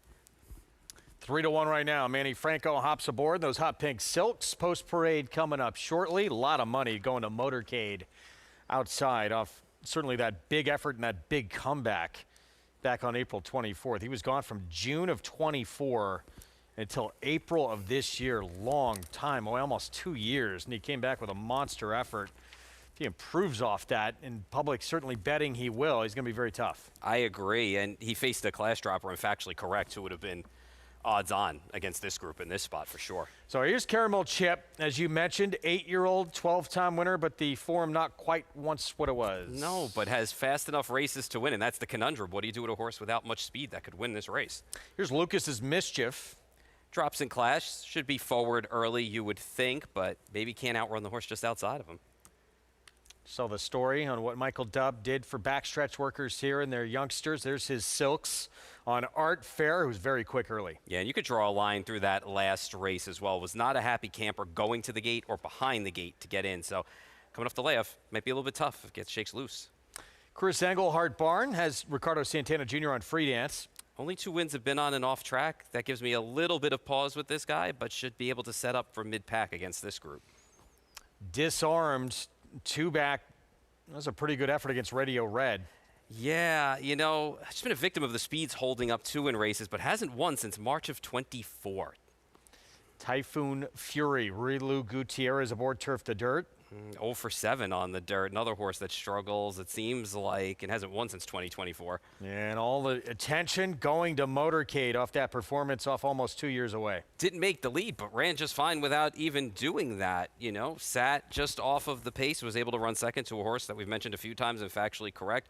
Can be forward here. I think the outside post helps because he did get away a step slow last time, but being outside might help him here. Maybe he just sets up shop like we've seen the first 2 races, get a nice trip just off whoever's in front and make one run. Pick 6 starts here. Here's our 3-2 favorite. Let's go downstairs to Maggie. Yeah, we'll start off by talking about the horse who is coming back off of a layoff today, and that's your current third choice on the board, number 3, Art Fair, who is one that you see that short comment line was fractious at the gate. Well, he's funny. I actually noted that in that race, he was a lot more quiet in the paddock, and then he got very much on the muscle when he hit the racetrack. And today, it's kind of the same deal. I wish he was a little bit more subdued out on the track, but this is his first time facing, unrestricted age company. He was in against 3-year-olds throughout last year, and picked up for the 75, now in for the 35. It's pretty much kind of a lateral type of move for him, if you will. So it's not a precipitous drop in class, at least from quality of horse, but it is a big loss when you look at the claiming tag from 75 to 35 here. He looks fit enough, 90, 95% fit. Geez, he really hangs on riders in the warm-up. Looks as though Jamie Rodriguez having his arms ripped out as you see him literally standing up in the irons just to, even with the pony, say, come back to me. So a horse that presents himself as one that isn't that kind to himself, a little hard to train, a little bit tough on the wheels, as he also returns as a gelding, but I don't see much change in him for having that done to him. And last 2 times he was on the slop at Saratoga, but he ran well on the slop at Keeneland. Now, no 2 wet tracks are the same, especially when you change locations, but at least he gets a fast track to come back on here today. I don't know if that was really his undoing up at the spa, or if an issue arose out of those efforts. Moving on to your favorite, number 7, Motorcade. I like him, but I don't like him at that price. Last time I thought he was very intriguing at 15-1. I mentioned it when it comes to owner Mike Schrader, who does own and run a layup kind of prep center, that he has the opportunity to kind of take care of these horses and nurse them back to health in however much time it takes to get a horse back to the races. So hence the long layoff for this guy. But he did get away slowly, as Paul mentioned, more drawn to towards the inside, and Dylan Davis stuck to the rail, and he actually rallied on fairly well behind Factually Correct, who I really liked that day, who was able to get to the lead and wire the field. So now more outside. We'll see if Motorcade can get back to his speed that he has shown us in the past, and he does look a good bit more fit, having that race under his belt, a lot more tucked up and defined. Then I'm going to check in with the horse that I'm hoping they're aggressive with. And you usually get that with rider Ruben Silvera, who will be back aboard number 5, Disarmed here, who I think has just been facing some tougher company. He looks sensational, especially in the paddock. And Ruben did take him away from the pony and give him a big warm-up. He's now linked back up with the pony. I liked his appearance last time, but not that he necessarily got a passive ride. It was just a trip that really didn't work out for him, as Village Person and 10 Cent Town literally ran 1-2 around the racetrack, just kind of battling from gate to wire. So he never really was involved that day. I'm hoping he gets involved today and is able to assert himself. And with the drop in class, he can prevail here at a decent price of 6-1, Greg. All right, Maggie, thank you. Minute to post coming up. Still favored. This one right here, 6-year-old Motorcade for Bruce Brown. Dylan Davis aboard, 10 months away. And it was in the race we're going to show you right here, April 24th. Time off. Wasn't too rusty coming back, was he? No, got a nice trip on the inside from Dylan Davis. And really, when they got into the stretch, I mean, he kind of stuck to that rail, was able to find his way, trying to get through down in there. And ultimately, the winner of the race obviously wired the field. It was class dropping in Motorcade, but he tried to get closer down on the inside. I think being drawn outside is going to help this horse today. He'll have a little bit more momentum maybe carry into the stretch than he did last time. We'll find out. Question is he going to be able to step forward here? He is 6 years old, but he only has 9 starts, so there probably is still a little bit of room for him to run better. And even when he was on track and able to run, even at Santa Anita, at Churchill, he's just run some of the more consistent figures, out of this group. So outside draw for me today, I think sealed the deal. I think he can sit off of any pace that may develop. Meanwhile, here's Caramel Chip, the elder statesman here, this 8-year-old, still 3-1 on the board here with Manny Franco. It's tough to decide what you want to do with a horse like this at odds of 3-1. He's just won for his last 15. He's had some decent trips in his races, just hasn't been able to win, doesn't have the early speed anymore that he once had at a time where he could lay a little bit closer. He's got faster races, though, and we've seen when the Cantermossis kind of interchange horses with each other, sometimes these horses run well, but just being one for his last 15 and being 3-1 in here, it's tough to take. I mean, he can win in here. I think any one of the 1, 3, 5, and 7 can certainly win in here. 7-5 is probably a little bit too short on Motorcade on the outside, though. Pick 6 begins here. 6 furlong sprint. This $35,000 condition claiming race in the 7-5 favorite. Outside post for Motorcade. His second start back off 10 months away. The return, April 24th, we showed you. Very impressive. If he could just reproduce that race, he might be getting his picture taken again. Here we go with the third. Chris Griffin, the call. Up in the gate.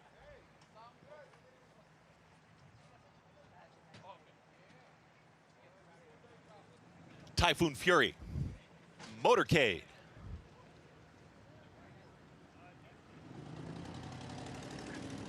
All set.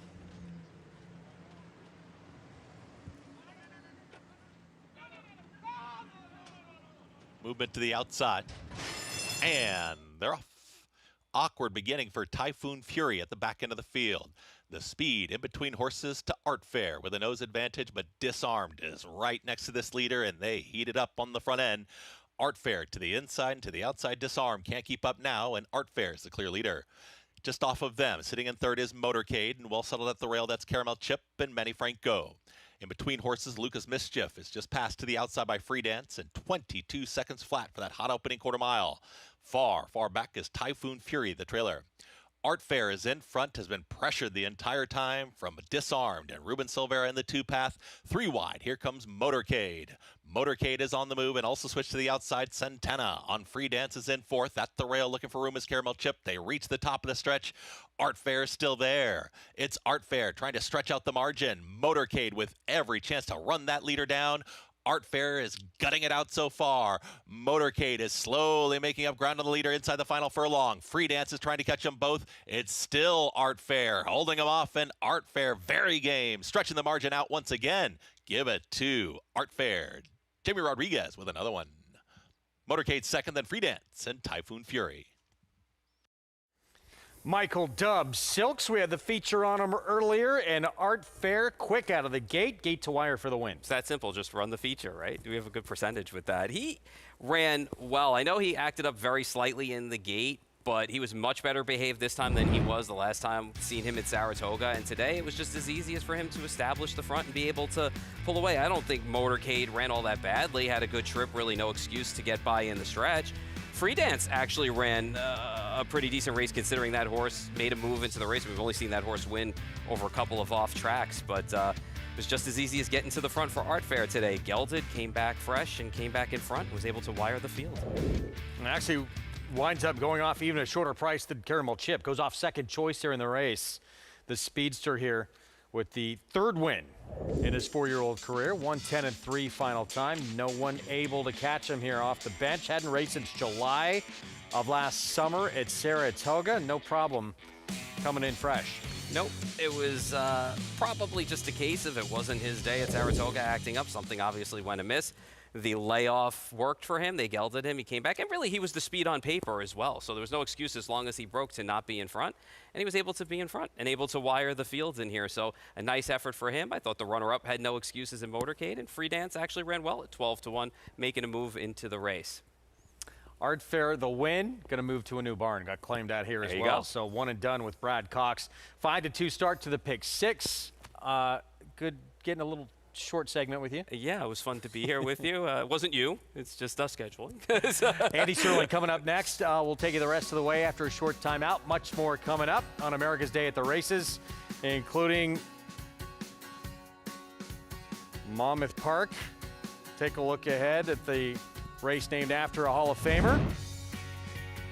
Serena's Song, 11 Grade 1 wins, 17 graded stakes wins, champion 3-year-old filly. Stay with us, much more coming up. This is a special place where champions from around the world aren't just celebrated. They're made into legends. With every turn, every wager, every photo finish, every garland of purple and gold. They're off in the Breeders' Cup Classic. When the Breeders' Cup comes back to Keeneland, it doesn't just crown a champion. It calls us home. The Cup is calling. New York breds. Race them. Respect them. Bet them. Respect them. Breed them. Respect them. Buy them. Respect them. Train them for a second career. Respect them. Join us in respecting thoroughbreds at every stage of life. Learn more at nybreds.com. Gunrunner is the sire of 16 millionaires and 12 Grade 1 winners. Last year, he sired $17 million yearlings, including the Keeneland September sale topper. He was the sire of the $2.2 million Keeneland November weanling sale topper as well. Gunrunner was the co-leading sire of 2-year-old Grade 1 winners, including Breeders' Cup Juvenile Fillies winner, Super Corridora. Gunrunner, breed true. Grayson Jockey Club Research Foundation was formed in 1940 with a simple goal: to raise funds for research to enhance the health and soundness of horses. Since then, we've provided millions of dollars to hundreds of projects at universities around the world, leading to major advances in welfare. Our process of selecting and producing peer-reviewed research has become the trusted industry standard. And with your help, we'll be here for many years to come, supporting the health and wellness of all horses. Deep in the heart of horse country, from these Kentucky hills has sprung a legacy rivaled by few. From the all-time greats of yesterday to the breed-shaping bloodlines of today, our roots hold strong with the promise of tomorrow. For over a century, our passion has guided us to where we stand and everything we stand for. Claiborne Farm, the tradition continues.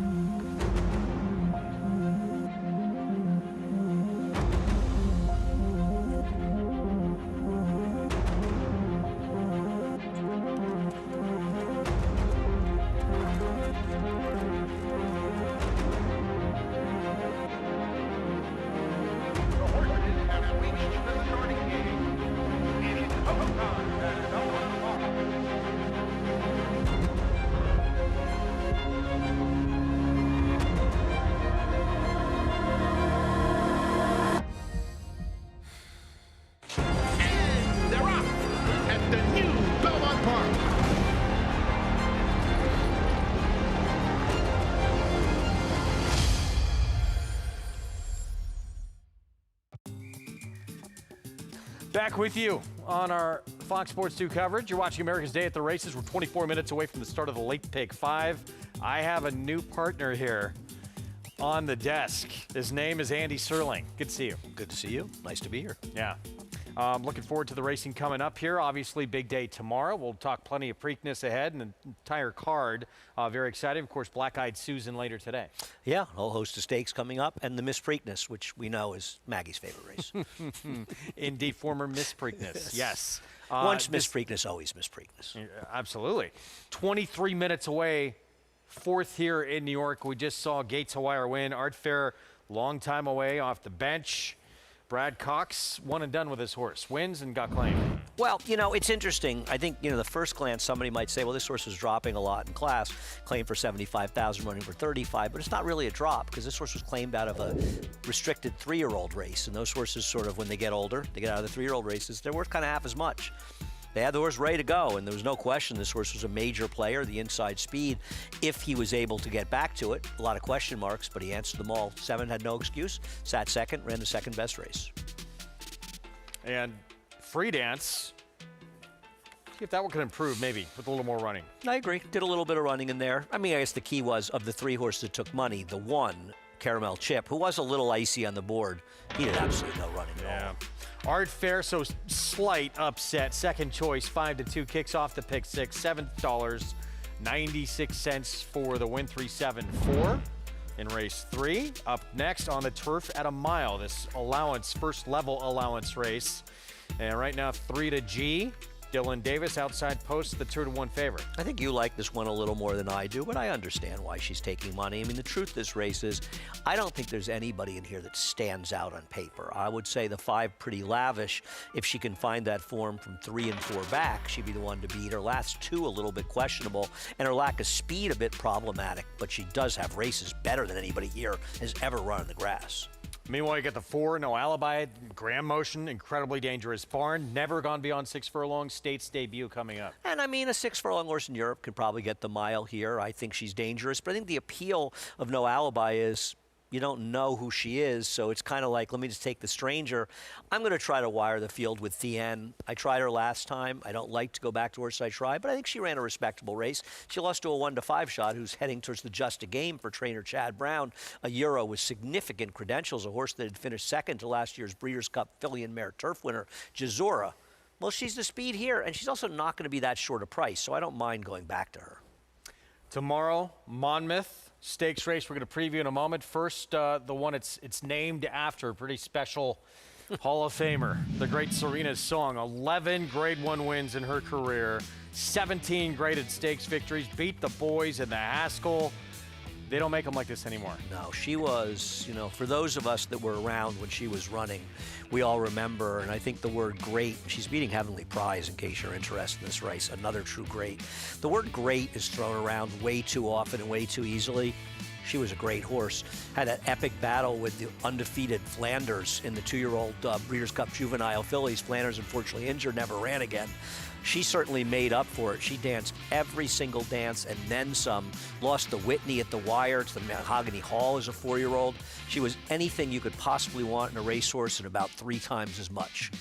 114 Beyer in the Jim Beam at Turfway when it was run on dirt as that final Derby prep. She was true greatness. She was really a remarkable horse. And, you know, Wayne had these fillies. I mean, look at that record, Greg. 18 for 38, 29 times first and second. Basically all of them against the very best horses, boys and girls, to run against. She held her form for an enormous amount of time. She was just a remarkable racehorse and a pleasure to watch. Coming up tomorrow, coverage from the Jersey Shore in Race 5 at Monmouth Park is the Serena's Song. Mile and 70 yards, fillies, mares. 3 and up and Lost Horizon for Chad Brown with Samuel Marin in the irons, morning line favorite, coming out of the top flight. She's not exactly a utopia in this horse, but she's okay. She's improved for Chad Brown, and I think she ran reasonably well to be 3rd last time out. But she's coming up a good rail in this race. She's 8-5. She's going to take a lot of money because of the connections. And I think both she and Waveless, that one for Todd Pletcher, are going to take a lot of play in here, and I'm not sure either one of them has any demonstrative edge over some other horses in this race, so I'd probably look elsewhere. I'm more interested in the horse on the far outside. But we'll discuss it more tomorrow. Our daydreaming girl. We're going to talk Waveless, though. You mentioned Todd Pletcher, yeah, with a filly in this race. That is the 4 coming off a win here in New York. Yeah, at a mile and an 1/8. I think the best thing you could say about Waveless's last race is she finally showed an ability to rate. She had been a sort of need-to-lead type, and frankly, she had been a bit disappointing in her races. She had had some easy trips. She kept getting beaten. She'd get beaten at short prices, but she did get it done. Not exactly a strong field, and she'll likely have to run better to win this race, but at least she's coming off a race where she showed a new dimension and got it done. But I think, once again, Todd Pletcher, Chad Brown, these horses are going to take money as much for their connections as much as they've done on the racetrack, and I don't know that they're as fast as a couple other players in this race. 2:58 Eastern Time for this Serena's song on our Monmouth Park coverage coming up on our Saturday program. We hope you join us over the weekend. We're going to take a time out. We'll be back. Late Pick 5 coming up when we return here to Belmont at the Big A. And Linda Rice, indeed the queen here at this circuit, on pace to shatter her win record from last year. She's got more work to do on this card. Stay with us.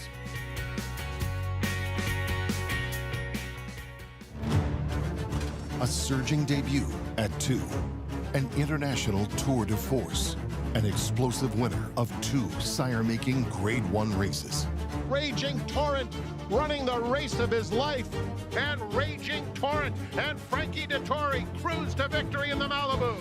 Raging Torrent's coming out party is in the Metropolitan Handicap. Raging Torrent, the next wave in the Lane's End stallion-making tradition.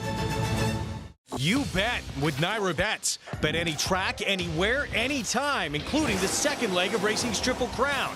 Download the Naira Bets app to play today and get a $25 free bet, plus $200 deposit match bonus. Watch live horse racing, get expert picks, boost your bankroll with daily promotions, and hone your handicapping skills with exclusive tips and tutorials. Sign up now to claim your $25 free bet and $200 deposit match now through the Preakness Stakes, only with Naira Bets.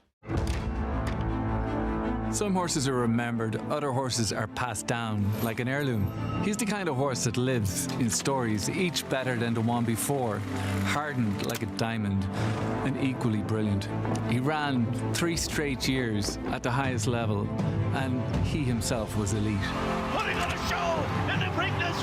Who's it gonna be? It's gonna be National Treasure. National Treasure would not be denied. National Treasure wins the Pegasus World Cup. In the blink of an eye has opened up a 5-length advantage. So 1-horse race. National Treasure. There's a brilliance in the way he moved and a tenacity in how he finished. By quality road with a wealth of family, and he raced like he knew it. National Treasure, the key to quality.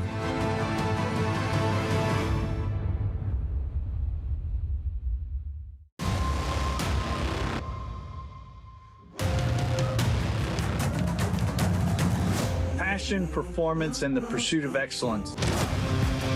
At West Point, the horses are the heart of what we do. The partners really are the soul. The bar that they set is different than everybody else. This starts and ends with the care of the horses. This is a real immersive experience.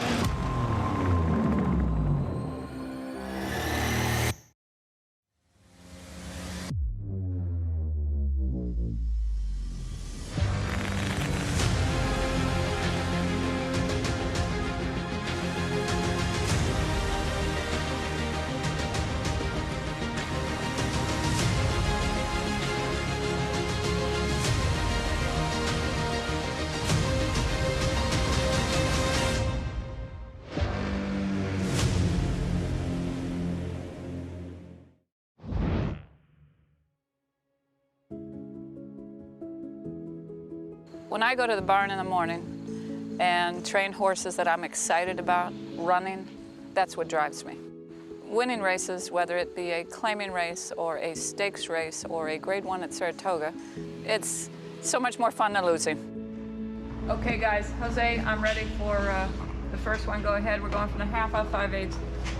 My father, he was a hard worker, and he was very ambitious, instilled a strong work ethic in my 3 brothers and myself, and he had a love for the horses his whole life, and he instilled that in us as well.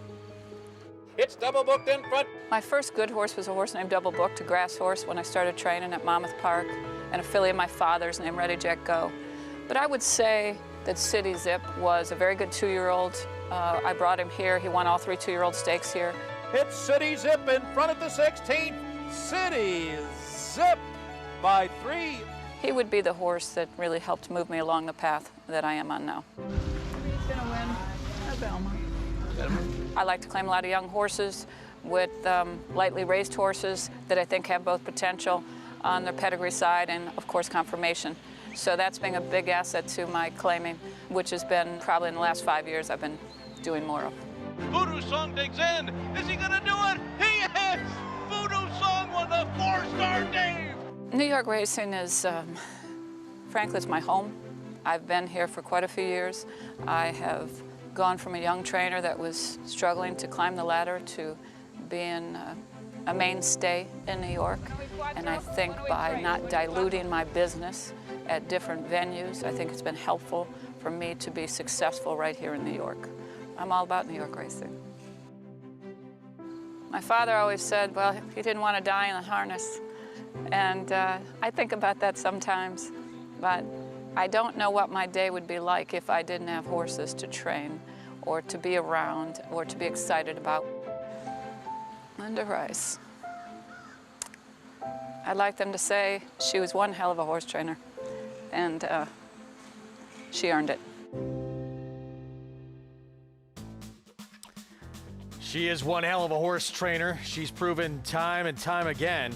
And this is one she'll send out coming up in this 4th race, Belmont at the Big A. Just an incredible start to the, we expect her to have dominant meets, but again, on pace to break her record total of wins from last year. She's also an innovator, and there aren't a lot of innovators in the game and in life, really.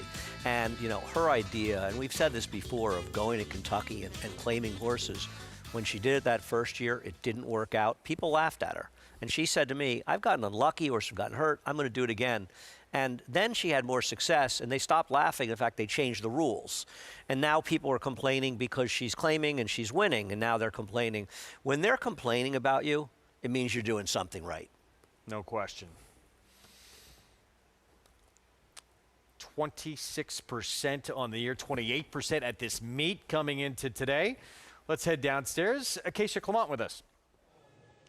And in the paddock, we'll take a look at a couple of horses making their first starts on the NYRA circuit, beginning with the one that has traveled the furthest, and that's the 4 No Alibi. Is actually bred in America in Kentucky, a daughter of Blame, then was sent over to Europe under the care of Patty Toomey running there. So will make her U.S. debut in her first start for Grand Motion. Now, it's funny, looking at her last couple of races, as she ran in Great Britain last time, if you go on Racing Post, they actually include trainer and veterinary comments following the race. And the comment was that the team felt that she just was not able to handle the hike in class, felt that she wanted to go a bit further in the race as well.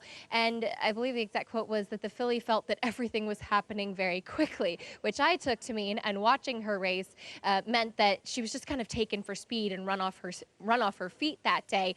No veterinary comments included, so certainly a positive as she comes back, making her first start since August, training down at Fair Hill on synthetic and turf over there, and coming in, like I said, for Grand Motion. She was brought in with that blue hood on. They take that off after the tack is on. She's been very sharp. I like the mile for her, watching the way that she runs in kind of a stalking spot and seeing how sometimes with European horses, a shorter trip over there often does lend itself well to a longer trip over here in America. My one concern with her is that she just really looks like she's going to need a race from a fitness perspective. She's carrying quite a bit of weight in her barrel. She could kind of tuck that up, bring that top line up, which will come with racing. And also, like I said, she's been very sharp, and despite the hood, just looking like she's maybe lacking a little bit of focus. And we'll see just how quality of the races that she was facing over in Europe. I do think she fits here. Like I said, just maybe needing a race to bring things all together. Now, the number 7, 3-G, also making her first start at NYRA, though did not travel quite as fast, and her last work was at least at Belmont. She's making her third start in the Danny Gargan barn as she broke her maiden down at Gulfstream, and then last time out running at Keeneland, it looked like she was taken a hold of early, and she resented that. She was shuffled back, got a little bit keen, and it took a long time to switch leads when closing, and I do wish that she had been able to pass the other horse to get up for second. But like I said, it seemed to me like early she resented being taken such a strong hold of and kind of dragged back in that race. And she's pretty forward. She was sharp when saddling. She's not the biggest, most imposing type. She's very kind of lean, long in her frame as well. Super fit, very elegant type of build to this filly. So like I said, I feel like if she's able to kind of have her head get into the race a little bit more, we'll see where Dylan Davis places her. But I do think that she is one that doesn't like to be taken a hold of too much like she was in that last race. Though she was able to come from off of it, we did see her show speed in her debut, Greg. Thank you, Acacia. Yeah, 2-1. She was on that front end, just missed by a neck first time out, and has become a different type of filly the next two tries. Yeah, there's some truth to that, but I would also say, and I don't know the turf courses we're playing specifically, but given the final times, she was on the lead in a very slow pace at Gulfstream in her debut, closer to a slower pace, a little bit faster in her next start, and then she was behind a very fast pace last time. So taken back or not, she also might have been chasing a pace too fast for her. She can absolutely win this race. I'm not, to be honest with you, Greg, you want to tell me you like any horse in this race? I'll tell you good luck, because I thought this was an inscrutable race, which says to me I don't want to take 2-1 on anybody. But I certainly could understand the 7 winning. Pop Art seems confusing at 2-1. And the one thing I'd say about Pop Art is, first of all, the races in Florida are okay. Beat a fairly mediocre Klarovich horse. But the other thing I'd say is that Tom Proctor, who has a long career of winning many, many races, but he has not had success in New York. He had a lot of success down in Florida this winter, but his numbers in New York are borderline awful, and I want to see him win here. Is it a small sample size? I think of 30-ish, 20s or 30. It just seems like the horses ran a little bit better out of town. I'm not against this horse. I don't want to take 2-1 on anybody in this race. I also think with no alibi, it should be pointed out, first of all, this horse is taking no money, the 4, but I also wonder if she bled over there. You look at her last race and the way she ran. The horse who won that race is actually okay. But she ran so badly, now she comes here for the same connection. She wasn't sold. Same connections brought her over here, and they use Lasix on no alibi. And it kind of makes me wonder if she has a bleeding problem, and that's why we're seeing her here. I want to know why the 5 is 9-1 in this race. Why is the 5 a huge price for a horse who pretty recently had form that would smoke this field? Multiple stakes placed here in the U.S. Yeah, and I even think even the last race, 3 starts back on the turf. Oh, 3 back? That race for sure, but even last time out, that race stacks up against these. Here's those Glen Hill Farm Silks from Tom Proctor, who went gate to wire last time. She should be somewhat forwardly placed, not in front, but certainly close enough to the lead. Amelia Greenbarn with Jamie Rodriguez in the irons on the 2. She's got races once again that are fast enough. She's 12-1 going out for a trainer who does nothing but win. I'm not in love with her chances, but should she be 12-1 in this race? No, it's 5-1 morning line. I don't get it. Thean, Linda Rice Barn with Ricardo Santana. I'm going to try to wire the field. Maybe I should have given up after last time, but it's not like she ran badly. State's debut here. No alibi stretching out. Yeah, she's a horse you take because you don't want any of the others, and that's her best appeal, and maybe that's good enough. Here is multiple stakes placed, pretty lavish. Yeah, she's got races that can win this, and she's an enormous price. Maybe she's not good anymore, but she's too big a price. Starship Athena, Michelle Nevenbarn.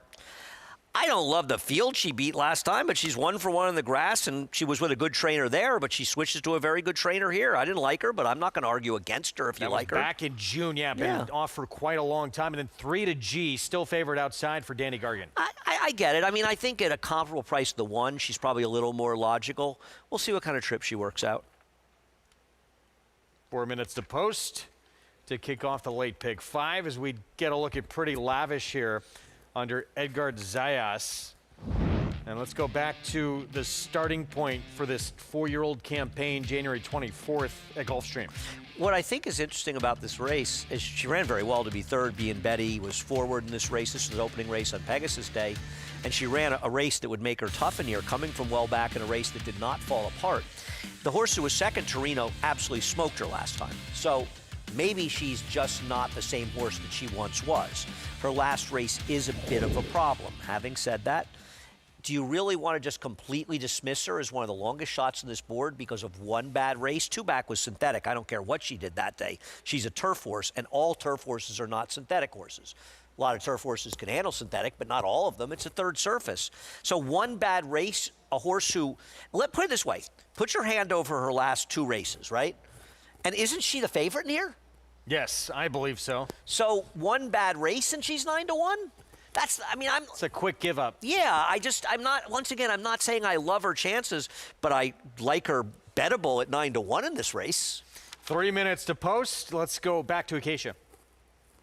Yeah, I thought this was a very tricky race. And taking a look at the one pop art, to Andy's point, throughout this winter at Tampa, the Tom Proctor barn was batting about 40% at Tampa Bay Downs, and that was after a pretty cool New York. So I am curious to see how these horses do fare coming up here to New York. And pop art is one of those horses that took a lot of time to win down there at Tampa when the barn was going really, really well. Now, maybe it was the change in tactics last time, just putting her right on the lead. It seemed like she broke on top and nobody really wanted to send, and she was able to hold and get the win. But she'd run well and she'd shown speed in several of her other races, just without being able to seal the deal. Now, she looked super here, fantastic in her coat, completely dappled, and she's a pretty sharp acting type of filly. I don't think that she's quite fast enough to get to the lead in this spot, and I just question her ability to seal the deal, not having been able to do so throughout December, January, and February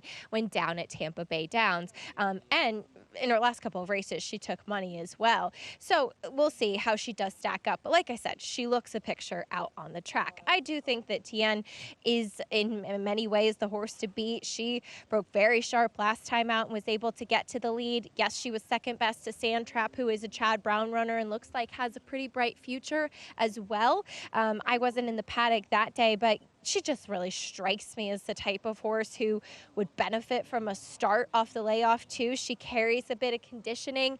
Mentally, she's come so far since she's been here in America as well for Linda, and I think being able to settle and going those longer distances, she makes a lot of sense, and I do like her in this spot. The number 5, Pretty Lavish, I completely agree with you guys, and watching her last race, if you watch that, I do not think that she got a good ride down at Gulfstream last time on the turf, on that turf course in South Florida. She was 4 wide into the first turn. She was forced to kind of take back. She never had any sort of clear run, never really kind of covered up and comfortable throughout any stage of that race. Did get a little bit tight on the rail as well, late when finally able to drop in. I don't know. I know that she didn't kick on as you would have liked to see, but I also don't think that she ever had a trip that gave her any sort of chance over that turf course as well. She's always been a high energy type of filly, so she was pretty sharp coming in here, but very well muscled. And I do think with Edgar Zayas climbing aboard, she's not one that has a lot of speed, but hopefully she'll be able to get a better trip that at least gives her a chance today, Greg. Thank you, Acacia. As they step onto the turf course here, post time coming up. I think the most interesting thing that happened over the last few minutes was the big punch on the 4, who has now drifted back to 4-1. But this horse went from 7-1 to 5-2 in one flash. Feels like about 5,000 or 6,000 was bet on her. Maybe it was just somebody recognizing she was an overlay. I don't really know. But she did take a big punch, and I think that should be at least mentioned. This seems to be a race to me where you're supposed to play an exacta box or something using the 2 and 5, maybe with somebody else. Because why the 2 is 11-1 in this race, I don't understand at all. The horse finished just behind the 3 last time out and was coming off a bit of a layoff and has back races with good form. Why is this horse the longest shot on the board at 11-1? I don't understand that. I'm not making a big case for the 2. Yeah. I picked the 3. I have no idea who's going to win this race. But as a player, you seem to get rewarded when you play around overlays. And to me, the overlays in this race are the 2 and 5. I would agree. And now 9-5 on 3 to G. Back and forth, 9-5, 2-1, but has been favored throughout. And she may win, but why is anybody 9-5 in this race or 2-1? It just feels like a race where the favorite should be about 7-2. I'm with you, even though I like her. No, Yeah, I'm not. She can win. agree. I don't have a big issue against her. This is just too wide open a race for me to see a heavy favorite. Here's Starship Athena, first start back since Juneau last summer. The favorite, the last in, 3-G with Dylan Davis. Late pick 5 starts here. Let's go to Chris Griffin. All set. And they're off. Squeezed at the start was No Alibi. Towards the outside, Starship Athena in the early mix, but nobody really rushing to the front at the end. Now with the nose advantage, Pop Art's going to hold that rail position, and those two approach that first turn together. It's Pop Art at the rail and to the outside, a tight hold. Centena on the end. Now the end's going to press on, is up by a full length. Moving outward there, just cornering wide was Pop Art, and that hampered Starship Athena in the orange cap just a tad, and she's in the 2 path here moving forward. Out wide, a 3 wide, and that group in fourth, that's 3-G. Well settled in behind them now is No Alibi. In behind horses is followed by a Gia Marina, and the trailer, Pretty Lavish. Tightly bunched, and they went 23.41 for the opening quarter mile. The end's got the lead, is comfortable in front, is up by 3/4 of a length, and Starship Athena is a tracking second. Tight hold as well on 3-G. Center of the course is 3 wide. At the rail, Pop Art starts to re-rally. Down at the rail there for Kendra Carmouche. In between horses, a well-settled No Alibi. Just looking for a seam, and towards the outside of them, that's a Gia Marina. The trailer, Pretty Lavish, only 3.5 off the lead, and they went 47.4 for that half-mile time. Thien is still in front, has been there throughout. Here comes the challenge from Starship Athena. Is under a drive now, and 3-G out wider. They reach the top of the lane. Thien is still commanding that front end. Pop Art down towards the inside, dives down at the rail. From the back, here comes a Gia Marina trying to rally on. Thien is still there. Thien is in front, but here comes Pop Art as they start to swarm on this leader. Pop Art is rallying on grandstand side. Here comes a Gia Marina, and also No Alibi late. Pop Art has now taken the lead.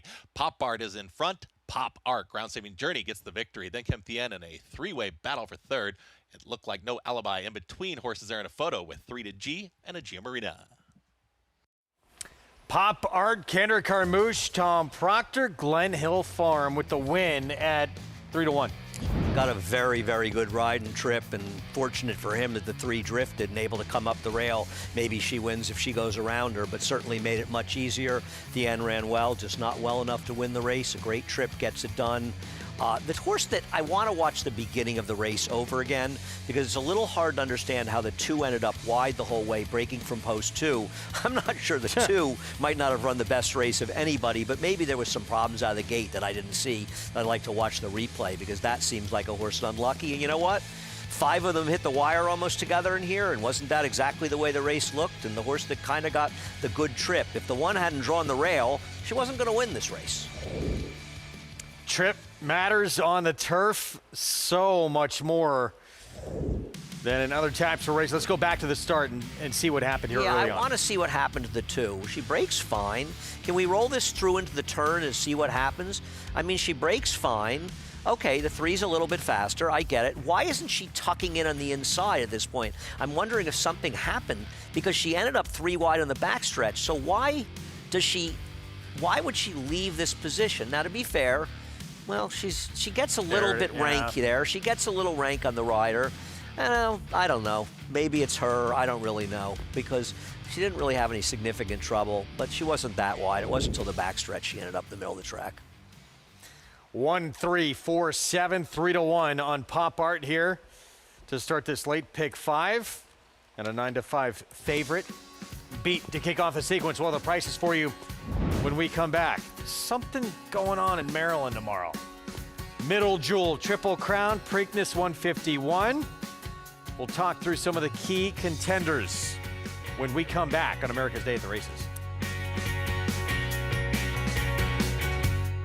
McMahon Thoroughbreds for 2026. Champion Uncle Mo's undefeated 2-year-old. Showcase. Named a TDN Rising Star on debut and winner of the Grade 2 Saratoga Special. Showcase is awaiting racing room, trying to get out of there, and Showcase gets out for a crack at first resort. Showcase lengthens his stride. He bounds home with plenty left. Showcase ultra impressive in the Saratoga Special. Showcase, standing for $5,000 at McMahon of Saratoga Thoroughbreds. Gratefully, and Saratoga Special nose and nose for the wire. Gratefully, Saratoga Special, gratefully would not be denied. Welcome to Adelphi Racing Club's unparalleled partnership experience. Exclusive access to the backstretch at Belmont and Saratoga, premier accommodations on race day, and of course, experience excitement like no other. Contact us today to get a taste of the Adelphi difference. Definitely the best horse I've ever had in training. Sierra Leone has won the Whitney.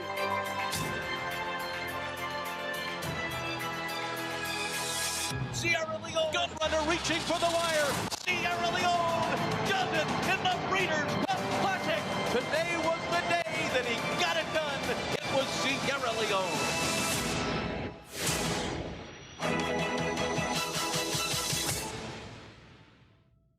Nobody wants to fall into a safety net, but when adversity or hardship presents itself, it beats the alternative. Since 1943, the Jockey Club Safety Net Foundation has been serving those individuals and families in need across every facet of the thoroughbred industry. Help us continue to be the safety net and catch those most in need. Visit tjcfoundation.org to learn more. Racetracks, casinos, slots, superfectas, you can gamble from anywhere all the time. You've just got to ask yourself, should I? Take a pause to stay in control and think about how much time you spend gambling. A pause can help you determine if you're gambling because you like to or you need to. A pause can help remind you there's more to the moment than your next wager. Visit oasis.ny.gov and take our survey to see if your gambling is becoming more than a game. Gorgeous day in the Big Apple. Good to have you with us on our America's Day at the Races coverage. It's brought to you where you could play it all at Naira Bets. Bet any track, anywhere, anytime. Get a free $25 play in the Preakness with the code PREAK25 at sign up and that $200 deposit match sign up bonus. Do we know if that's Central Park? Prospect Park? Do we know where that was? Where is it? Conservatory Gardens. Well, I don't know. Mitch couldn't have been there. I think he's in Central Park. Mitch is not allowed in Central Park, so. Pop Art, Glen Hill Farm, Tom Proctor, Kendra Carmouche, hugging the rail. You know, this horse might have been about fifth best, and clearly the draw obviously made her a winner, but I think Kendrick should deserve some credit. Just because you get a perfect trip and get a little lucky to win doesn't mean the rider didn't have something to do with it. And I think the key to success here was what Richie says, getting your position going forward. He made Thien do just enough work that first turn to soften her up a little bit, to establish your position, and maybe it helped him. Maybe she drifted a little bit because she was a little bit more tired because he pushed her. So good trip or not, and yes, the rail post helped, but I think Kendrick played it perfectly. Indeed. $8.78 for the win. Thien, no alibi, second and third. 135-3, final time for this mile on the lawn to kick off the late pick 5. Late pick 4 starts here in the 5th. Mile and a 16th over the outer turf in this $55,000 maiden claiming race. I'm laughing at the early money Ocean Ripple, who's a much bigger price as the fourth choice in doubles, as she should be, is taking. Ocean Ripple is a replay. Go to Naira Bets, where you can watch Churchill Downs replays and watch the replay of the current favorite Ocean Ripple, because this horse had quite a trip last time. All right, we'll have more on that race coming up in just a little bit. Preakness on Saturday, Black Eyed Susan later this afternoon, and all kinds of stakes races up until that point. Here's the lineup, and coming up in just about 9 minutes, Miss Preakness Stakes, grade 3, 6 furlong sprint for 3-year-old fillies. And I think a couple of scratches in her, the couple outside horses out here. And I'm going to guess, actually the favorite is Little Miss Curlin on the inside, who has run some fast figures, switches to Steve Asmussen. Not a private purchase. They own, the breeder owns this horse, along with first out winner Lights Out Lenny for Chad Summers, that had a very impressive debut win and has a lot of speed. Louisiana bred at even money in this grade 3 coming up. Black Eyed Susan, 6:14 Eastern time. Mile and an 1/8. You know, a lot of the big names, they're not showing up in this spot, but we'll see if someone can emerge Yeah, the favorite's going to be My Miss Mo on the outside. I think if she clears going the first turn with Tyler Gaffalione, she's pretty likely to win. And I imagine that Broken Papa and Holly's Holiday will be the second and third choices. Yeah, so here's My Miss Mo. This was the Grade 2 Gulfstream Park Oaks. Went off at 7:01, wound up second beat to Prom Queen. Yeah, and Prom Queen, despite finishing 5th, I believe, in the Kentucky Oaks, she's the one horse that had a trip. Not Javier Castellano's fault. She kind of took herself out of the race. Maybe she took a little bump early out of the gate. And she just took herself out of the race. Thought Javi did the best that he could under those circumstances. And if you like gallop out, Greg, she galloped out by everybody. We had a gallop out winner yesterday that everyone in the world knew about. Yes, at 3-5. Meanwhile, Breaking Papa, Steve Asmussen, Jose Ortiz, and another Louisiana bred. Well, Jose Ortiz obviously a big Derby weekend. We'll see if he has another big Preakness weekend with completely different runners. And, you know, she's been facing Louisiana breds down there, but she's run 2 fast figures. She has speed, but obviously it's a bit of a sterner test, even though it is not the strongest of fields. But she's the other horse. She faced them? She said goodbye to them as soon as the gates I opened. agree, but she also was 10 cents to the dollar last time and even money before that. But listen, I think that she and My Miss Mio will be the 2 favorites. The horse that's the morning line favorite, Jumping the Gun, I don't think there's a chance on earth that she's even the second or third choice in here. I also think Holly's Holiday, who's improving for Ken McPeak, is going to take money. She's also got Flavian Pratt, and he tends to take a lot of money. Yes, he does. Did you know we were going to talk about him as we go to break? We'll be back. More coming up. He is going to be on the morning line favorite in the Preakness as well on Saturday. That is Iron Honor. He could do it all. 2-time reigning Eclipse Award winner, is outstanding jockey. Busy weekend ahead at Laurel Park. We'll talk Iron Honor, his mount in the Preakness, when we come back.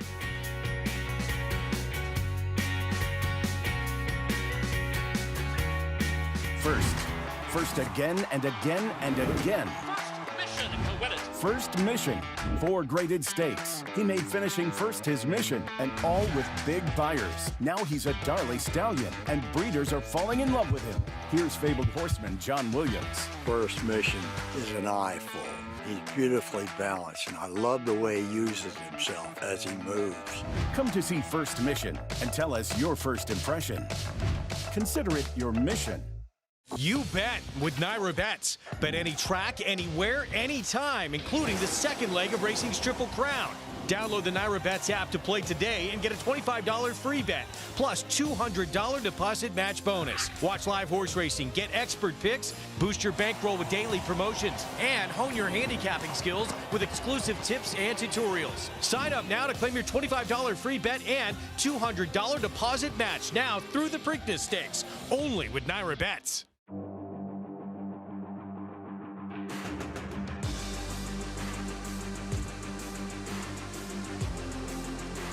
Bright future indeed. Bright future, the son of Curlin to win by 4. Bright future, Proxy, here's the line. Photo finish, Bright future. Bright future, look at that. Bright future, the class prevails. Bright future, standing at Claiborne Farm. Announcing the Empire Trillium Series, a multi-year $3.2 million 14-race program at the brand new Belmont Park and Woodbine Racetrack, restricted to New York or Canadian foaled horses. This new event kicks off the day after Christmas with 4 two-year-old stakes races on Belmont's new Tapeta surface and continues all spring and summer through late July at Woodbine. The Empire Trillium Series. To learn more and enroll either New York or Canadian breds, go to NYRA.com/EMPTRI. Racetrack Television Network brings you every race, from every track, on every screen, every day. With monthly packages starting as low as $5, RTN gives you great value and access to more live HD streaming and race replays than anyone. Visit RTN.tv today to sign up and watch on almost any device, including Roku and Amazon Fire. RTN has packages that start at $5 per month.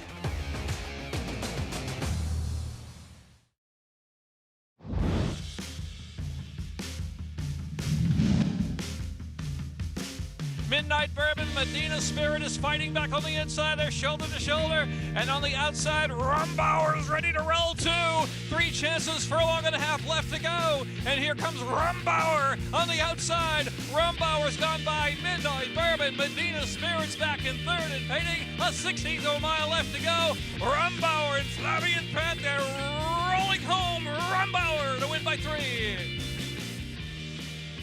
2021 Preakness, Rumbauer for Michael McCarthy with Flavian Pratt aboard. And you made a very good point to me. It seems like, you know, he was 9 Beyer points faster than his next race, 15 Beyer points faster than his prior race. And the answer was the only time Flavian Pratt rode him. So we're deciding that Flavian is like worth about 10 to 12 Beyer points at least. So we expect Iron Honor to run somewhere between a 102 and a 107 tomorrow. Hey, look, that's stats our story. here, We're back it sticking up. with it. Yeah, that's our story. The magic of Flavian Pratt. Yes. He'll have the one to beat. We're sort of kidding, by the way, before you take me too don't seriously. jump all over us. It was comedy. Though it's not completely ridiculous, considering how ridiculous it sounds. ABR Race of the Week, what else could it be? Middle Jewel, Triple Crown, and the Preakness, and Pratt will be aboard. The morning line favorite, Iron Honor, for Chad Brown, 9-2, tepid morning line favorite in a wide open race. And given the performances we saw from the supposed big dogs in the Kentucky Derby, this 3-year-old division couldn't possibly be any more wide open. And meltdowns tend to make that happen, but saw some no-shows in that race. I realize on paper this seems like a subpar group, but here's a question for you, Greg. Kentucky Derby got a 95 Beyer. What's the over-under on the Beyer for this race? That's a good 97? question. Yeah, I wouldn't go a lot Probably higher higher, though, than the Derby. Yeah. All I'm saying is, I know you look at it and go, where are the Derby horses? It's a subpar race. I'm not so sure there aren't horses in that Preakness that we're going to hear from, whether it's the Belmont Stakes, the Jim Dandy, the Travers, the Haskell. This 3-year-old division could not be any more wide open than it is right now. Yeah, no question. Yeah, it's going to be great to see what happens out of this race and just the war that we're going to have of this crop in the Belmont at Saratoga. Iron Honor, 9-2, morning line, and was very good the first 2 starts of his career, including that Gotham win. He's going to have to rate. He's been a forward horse in the past. Now, he had trouble in the first turn of the Wood Memorial, and the Wood Memorial has been proven to be a much better race than it looked on paper. And I'm not singing the praises I never have of that race until I started looking at how horses have done out of it. And he had a legit excuse, and I think if you want horses out of the wood, you want the forward horses. You want Napoleon Solo, who ran very well. I don't know if Napoleon Solo gets the distance. I'm more confident this horse gets the distance, but I'm also not sure Napoleon Solo is not the better horse of the two, and he's going to be the speed. But Iron Honor picking up Flavian Pratt, if he's able to rate comfortably in 3rd or 4th here, he's the horse to beat. Well, the big question mark horse when we went to Keeneland stretching out was The Hell We Did. He wound up running 2nd behind Trendsetter for Todd Fincher. What will we get going a mile and a 3/16 in the Preakness? Let's go down to Acacia. Yeah, really excited to see him, as this is a horse with a massive pedigree. He has 6 siblings, all of whom are stakes winners, highlighted, of course, by Senor Buscador, a horse that banked over $12 million in his career and was a very talented racehorse. So he has the pedigree to be a good one, and he also had the pedigree to go long. And I had some questions going into that Lexington about the jump in class and about the jump in distance, and then I saw him, and any questions about distance went completely out the window. This is a massive horse. He looks like he wants every bit of the mile and 3/16. Now, he's had a little bit of a chaotic training coming into the Preakness, trying to do his final work. They actually had to abort the work twice, because twice they started his work on the main track and the siren went off signaling a loose horse somewhere else on the track. But Todd Fincher saying that he really has just handled everything in stride, and he was a horse that did get pretty sharp prior to the Lexington, a big imposing type, but one that I thought ran very well. Was run down by Trendsetter, who came back to, I think, disappoint a little bit in the Peter Pan in his subsequent start, but they immediately said after the Lexington, his connections and shipping early to Maryland, that the Preakness would be the next spot for The Hell We Did. So I'm really excited to see him, and I think we'll get a chance to see exactly what he's made of, and we'll see if they can add yet another stakes victory, this time a classic, to what's already been a sensational family. We'll see. 15:01 morning line. Obviously needs to take a pretty big step forward to be in contention with some of the best of these, but second time going long, things can change quickly, these 3-year-olds. You want to bet a long shot? Don't let anybody talk you off them. The hell we did is first, second here, I will lose. In fact, if I was going to take a horse out of the race, I'd take the speed. Corona de Oro is outside of him and picks up John Velasquez this race. No knock on Brian Hernandez. Maybe the rail wasn't the absolute best place to be last time, and Corona de Oro was down on it. But I also think it's important to note the Trendsetter, who won that race fairly easily, came back and was decidedly mediocre in his next start in our Peter Pan. Ocelli, one of 3 horses coming back out of the Kentucky Derby to contest the Preakness and cross the wire third as a maiden. Still has not yet won, but a big performance for a moment. Looked like he was going to win this race. I agree, but and to be fair, he moved a lot sooner than the first and second place finishers. So there is an argument, given how this race just completely imploded, that they had better trips than he did. He did save ground most of the race before angling out very wide late on the turn. So he didn't really lose much ground. Neither did the second and third finishers, by the way. They got terrific rides from the Ortiz brothers. But I don't want closers in this race. To be honest with you, even though Incredible finish behind him, and he's a perceived closer too, he was a good 5 or 6 lengths in front of Ocelli as they went down the backstretch, and 8 to 10 lengths in front of the winner and the second horse, maybe even more. So I would rather take Incredible to close. If Ocelli breaks his maiden in the Preakness, another horse that will beat me. Tyler Gaffleone will ride for Whit Beckman. 6-1 morning line. Again, one of 3, including Robusta and Incredible coming out of that Kentucky Derby. And I realize there is a very fair argument that I'm making a mistake in handicapping this race because I like Napoleon Solo over Iron Honor. And maybe the pace is going to fall apart just like it did in the Derby, in which case those horses have no chance. I wonder if they're going to be as aggressive here. And I think Napoleon Solo is a come-and-catch-me horse that has to go. And I think the others might be a little afraid to be too close to him. Now, listen, I'm betting him, and he might be 2 lengths in front at the 8th pole and still finish 5th because he can't get the mile in 3/16. But I do know that Napoleon Solo ran the best race of any 2-year-old last year when he won the Champagne. Yeah. And 5 horses have come back out of the Wood Memorial, and 4 of them improved their Beyer speed figure 14 or 15 points. So there's a chance the Wood Memorial is a bit of a key race, despite the fact that it was not a particularly good race when we watched it.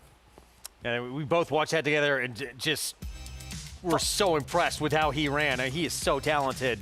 Ultimately, though, the distance a question. Yeah, and I think Chad Summers probably agrees with that too, that maybe he wants less distance, and we'll see him in the shorter race going forward. But the other thing that I would say about him is he missed a work before the Wood. He wasn't trained particularly well before the Fountain of Youth. He wasn't trained well. Now he's training really well. So maybe his foot is better, and maybe he's getting back to the horse he was. I can't resist the price on a horse who I believe might very well be the most talented horse in the race. This is our current favorite here in this 5th race to start the pick 4. Mile and a 16th on the turf. David Donk, Dylan Davis, Magnum's Microburst. Let's go down to Acacia.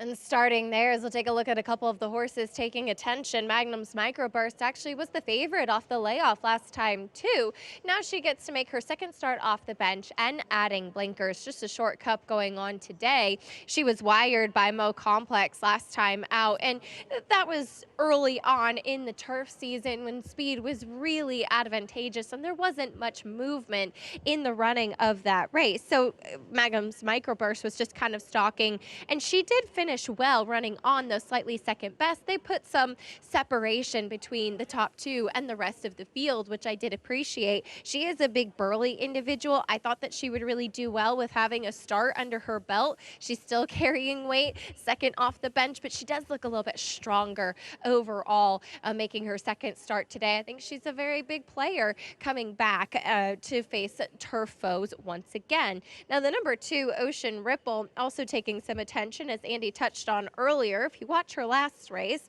it was a little bit of a wild experience for her. First of all, she was off of a layoff that day, and she came back, was drawn to the outside, but she was able to get over to the rail, and then she just never looked comfortable. She was completely blocked behind horses. She was never able to get any sort of clear run, never able to get any sort of smooth trip throughout the running of that race. I'm not familiar with her, but looking at her, if I'm nitpicking, I do wish that she looked a bit stronger, carrying a bit more flesh and a bit more muscle overall. But that being said, as she does now make her second start off the bench, super fit in that there's no excess coming back here for David Jacobson, who we don't usually think of his barn with turf runners, but she did have a trip in her most recent outing. And I am curious to see what kind of trip she will have today, but typically she does not show any early speed, and we'll see if maybe she just kind of invites herself to be left with a lot to do. Greg. All right, thank you, Acacia. Post parade coming up. I'm going to go back to the fourth race real quick. Okay. Pop Art said it had been a while since Tom Proctor had won here. 1993. It was his last winter in New York. Yeah.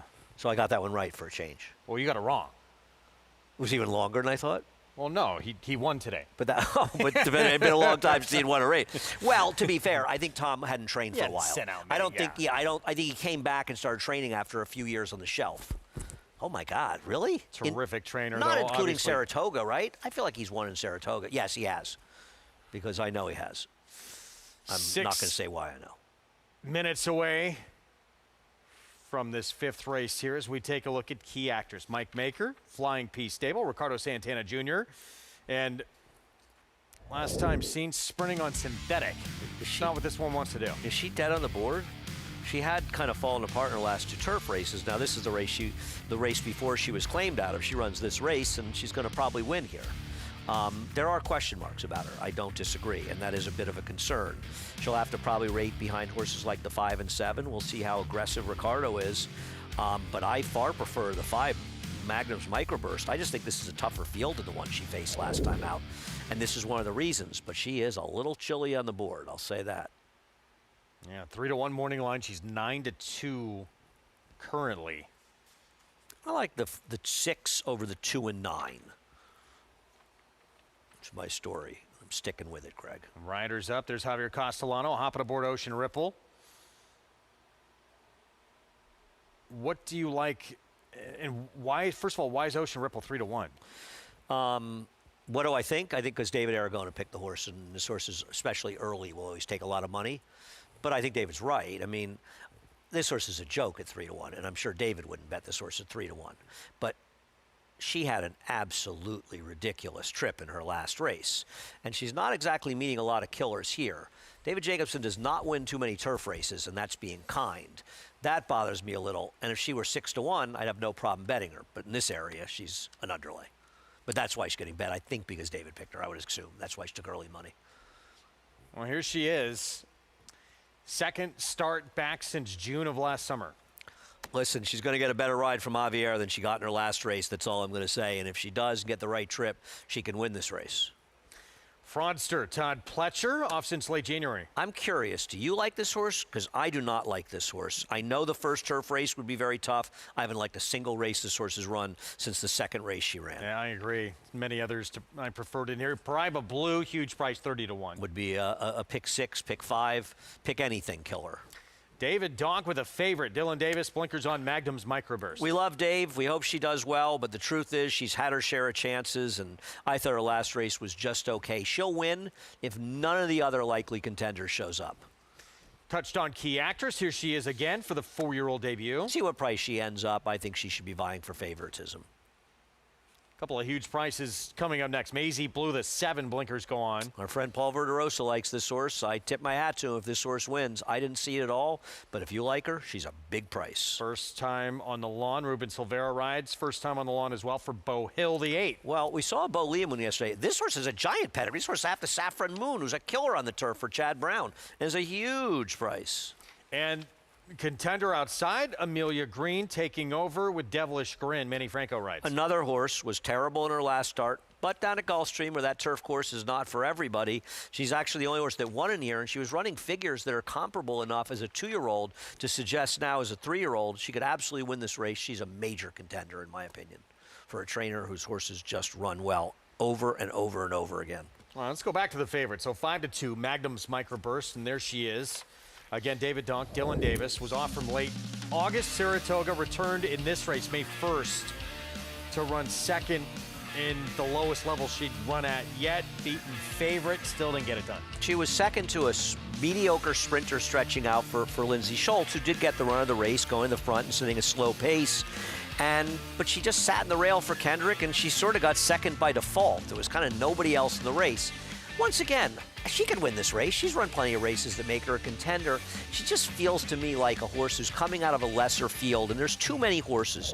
The 2 off the bad trip. I don't like the 3, but I guess there's an argument for the 3. The 6 who has back races, the 9. I just feel among at least one of them, somebody's going to beat this horse who's just had too many chances for me to take as the favorite or a short price. Well, Fraudster, the 3, right now same price as this favorite, and actually becomes the favorite as I say that as we go to Acacia. With the 3 Fraudster is that she is dropping in class for the first time, where she has not faced claiming foes before like many of these have. So that is definitely a feather in her cap. She hasn't run since the end of January down at Gulfstream, and looking at her, she looks like a horse that maybe is not 100% fit coming back. She's a big burly individual, and in all honesty, quite laid back, very, very quiet in the preliminaries, which was not what I had written down towards the start of her career. She was a very nervous type of horse, so maybe that's a positive. Maybe she's come along in that she's so much more settled now, but she actually broke well and was just completely taken for speed, going 5 furlongs. 5/8 at Gulfstream is a totally different beast. I think that this is more along the lines of what she wants to do, and she does fit on the drop-in class. I'll land on the 6 Key Actress. I'm with Andy. I think she has back races that make her a big contender. They added the blinkers last time out on the synthetic at Turfway in her most recent start, where she was pressing from an outside post early and kind of gave up pretty quickly, and it was followed by a bit of a layoff. She's always been the type that's a little bit of a choppy mover, and you could see that in her races 2 and 3 back as well. I thought for her standards, she moved pretty well in the warm-up today, and she is built like a horse that wants to go this distance as opposed to the sprint that she tried last time out. The number 9, Devilish Grin, also drops in class for the first time. I agree she's a player on paper. My concern with her is that she just doesn't really carry enough weight and conditioning, and that's the case yet again, just very light in her hind end. I really wish I'd just seen some more development from her coming back to New York for the first time as a 3-year-old. Just a quick note on the 8 Bow Hill, as Andy mentioned, is the half-sister to Saffron Moon. The second dam, Vakari, was also multiple graded stakes winner and multiple grade 1 place for Christophe Clement on the turf. She actually looks like a turf horse, so she is a bigger bodied type. I think she'll appreciate longer. I don't know how good she is, but at a massive price, this looks like it could be her preferred surface, Greg. Yeah, Andy talked about the pedigree on this one as well. 35-1. Maybe worth a swing, certainly at least underneath. I'm going to throw her in for a couple dollars with the logicals here. At that price, I've got to have something if she should be first and second, right everywhere else. 2-1 favorite. Fraudster here, off since late January, stretching back out for Todd Pletcher.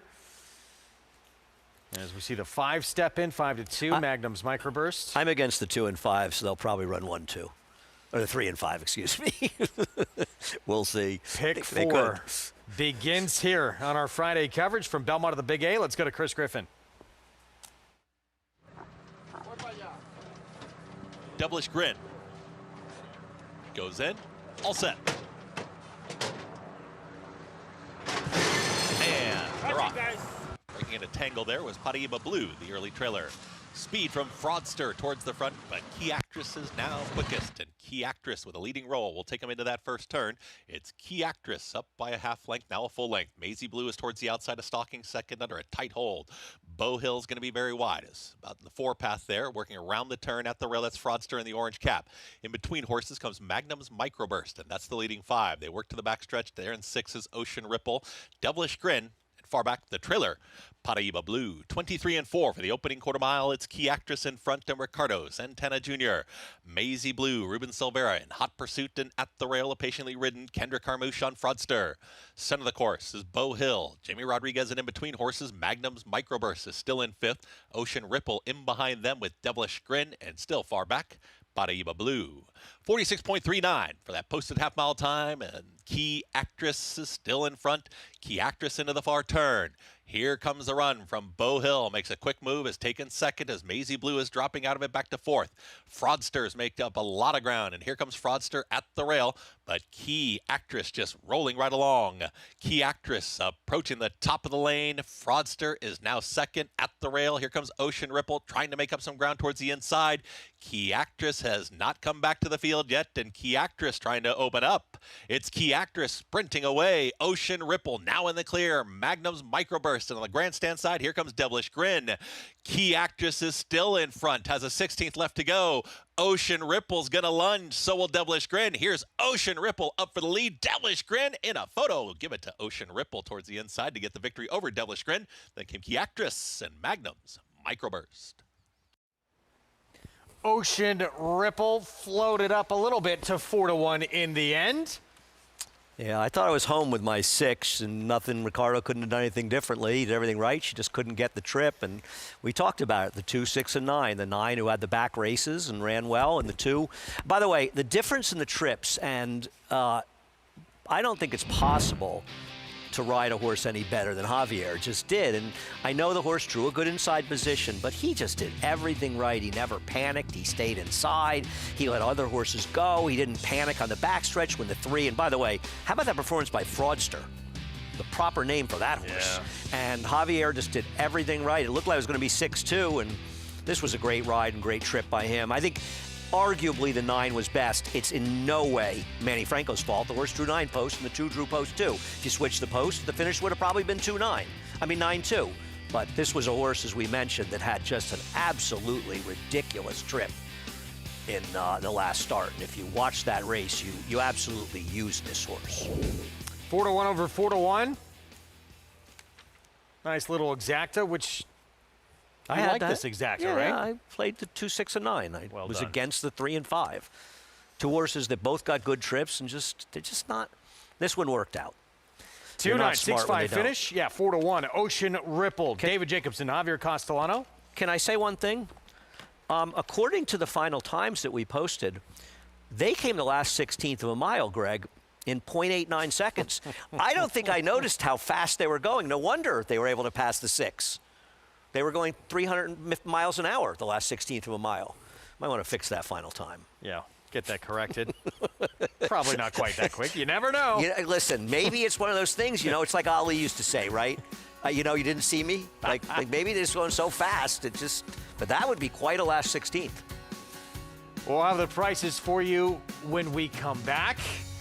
It's Ocean Ripple for David Jacobson and Javier Castellano. We'll have this story of this rider when we return. Jamie Rodriguez, it has been a very productive move coming back to the Big Apple. Stay with us.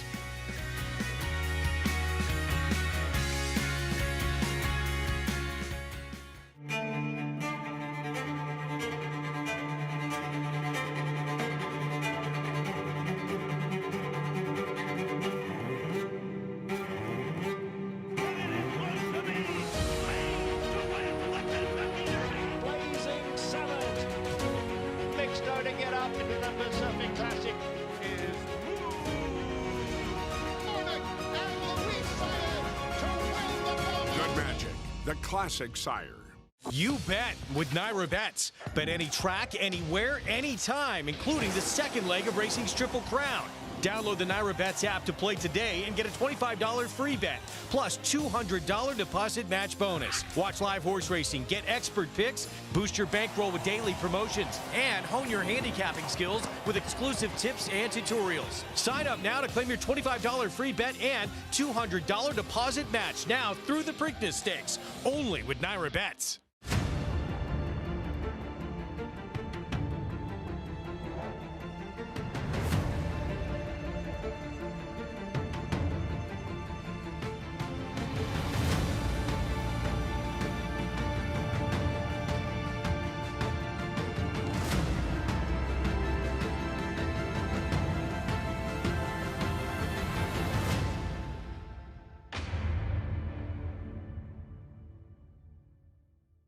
Untimed workouts, limited crop use, and the only major U.S. 2-year-old sale held over a dirt racetrack. No other 2-year-old sale showcases each horse's natural athleticism like Mid-Atlantic May. Recent grads include graded stakes winners Explora, A Fine Chardonnay, Charlene's Dream, Ground Support, and Mendelssohn Bay. New year, new format, same quality. Phasing tipped in Mid-Atlantic May 2-year-olds in training. May 18th and 19th in Timonium, Maryland. Where will you be? Every 2-year-old champion has precocity, but only one can be called fierce. Fierceness! Brilliant at 2. A powerhouse win! Dominant at 3. Fierceness is putting on a show in Hallandale today. Fierceness to win the Travers. Tenacious at 4. Fierceness has won the Pacific Classic. All the makings of a champion. Fierceness. New to Coolmore America.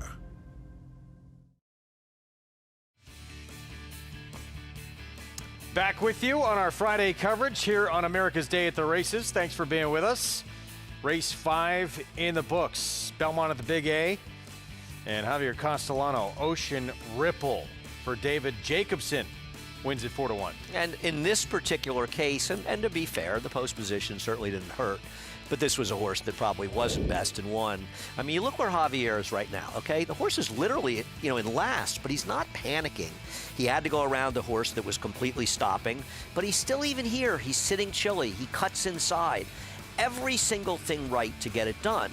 Whereas the 9, who had an outside post, and it's not Manny's fault. Manny didn't lose that much ground, but he's caught a little farther behind. He has to go around horses, and this horse got every bit of a perfect ride from Javier to get it, and he needed it, or she needed it, considering she won this race by about a half a head. So a terrific ride by him, a nice job, and gets it done. Holding off Devilish Grin, who was making a run at her late under Manny Franco, comes up just short, $10.18 for the victory. 296 trifecta for 50 cents, $61.87. Yep. Race 6 furlong sprint, New York bred, entry level allowance coming up, and Illmatic. Miguel Clement, Jamie Rodriguez. 1-5 seems a little bit short, even though I picked him.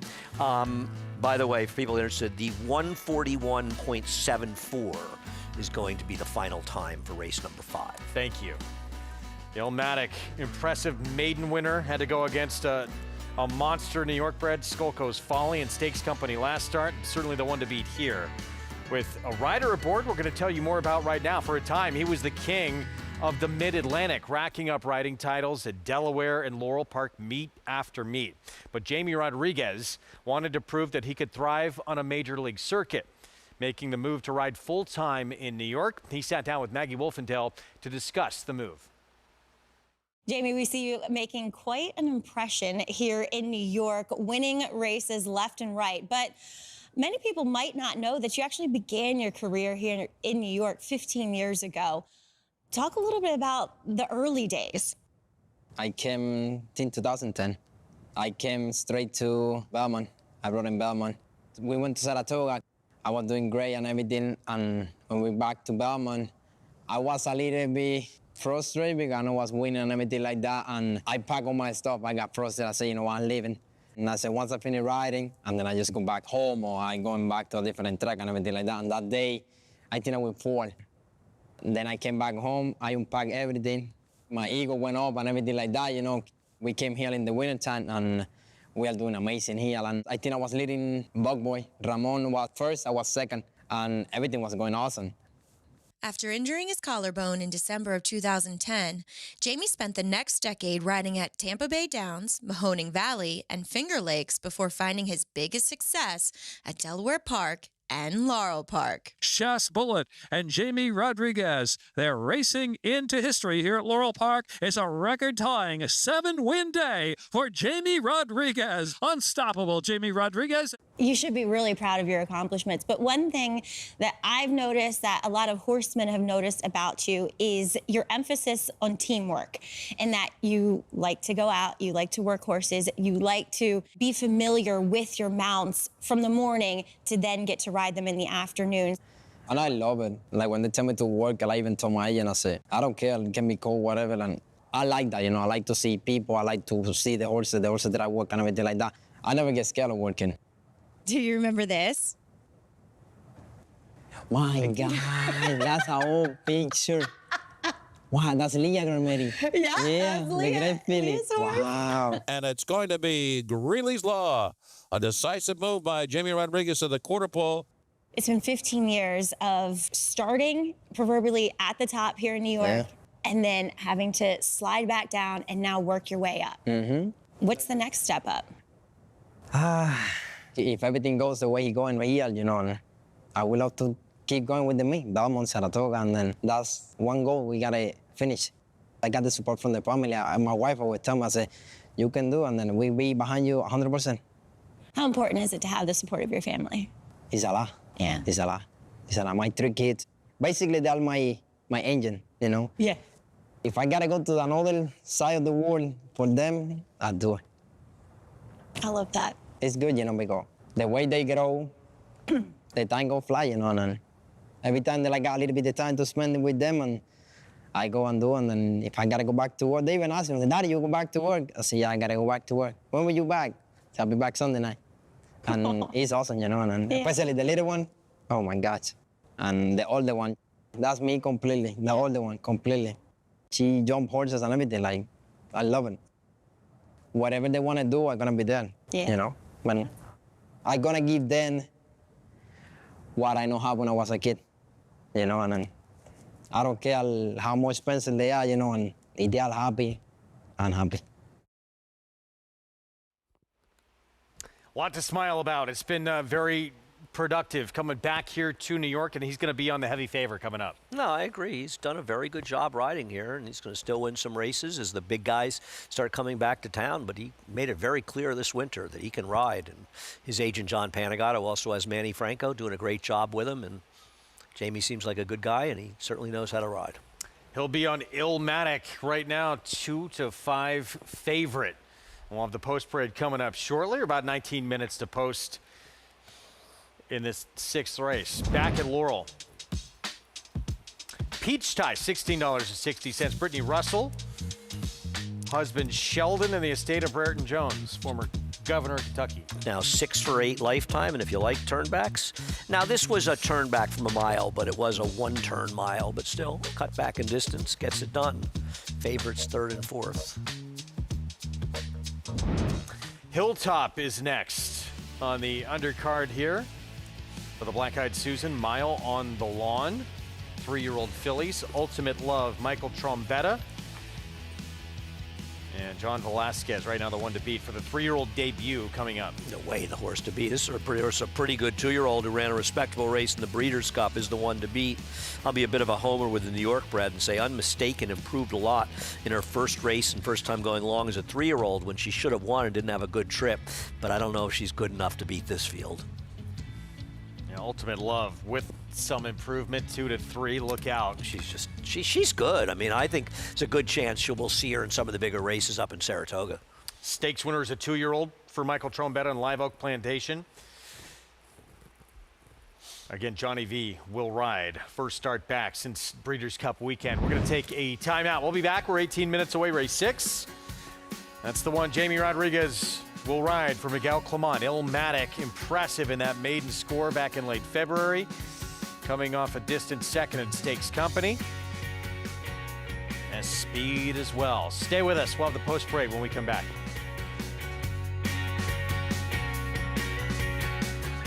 Quality Road, proving Lane's End's tried and true stallion-making tradition. Quality Road has sired multiple Eclipse Award and Grade 1 winners, including Champions National Treasure, Corniche, Abel Tasman, and recent Grade 1 winners Hope Road and Clicquot. He's a leader of his generation. Quality Road, a stallion that stands above the rest.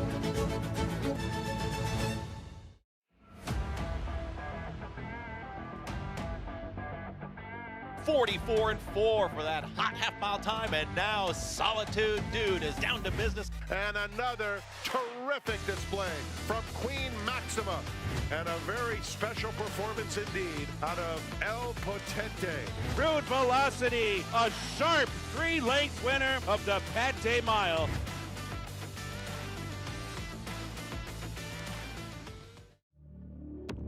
Cyberknife was a very talented horse from day one. A very gifted, fast horse, a lot of speed, able to carry it around 2 turns. Looks a tremendous amount like Gun Runner, same ability and talent, beautiful physical, outworked every horse in the board. Holds the track record in the Haskell. He won it in impressive fashion, beating a very good group of horses. And Cyberknife has won the TVG.com Haskell over Tama. Jack Christopher finished third. The Arkansas Derby was one of his best. Showed how much talent he really does have and stamped himself as one of the best 3-year-olds in the country. His name is Cyberknife! Cyberknife ranks up there as one of the most talented horses I've ever had in training. Multiple Grade 1 winner, brought it every time you let him over there. Excited about him passing on his durability, his soundness, and his talent. And if he does, he could definitely be a breed-shaping stallion. It's just super exciting. This is a real immersive experience. It's the respect from the outside that they get, but along with the way that you feel when you're part of it. High-class horses, really big races. We want you to be behind the velvet rope. The bar that they set is different than everybody else, and it needs to raise everybody together. Your job is to show up and have fun. We'll take care of the rest.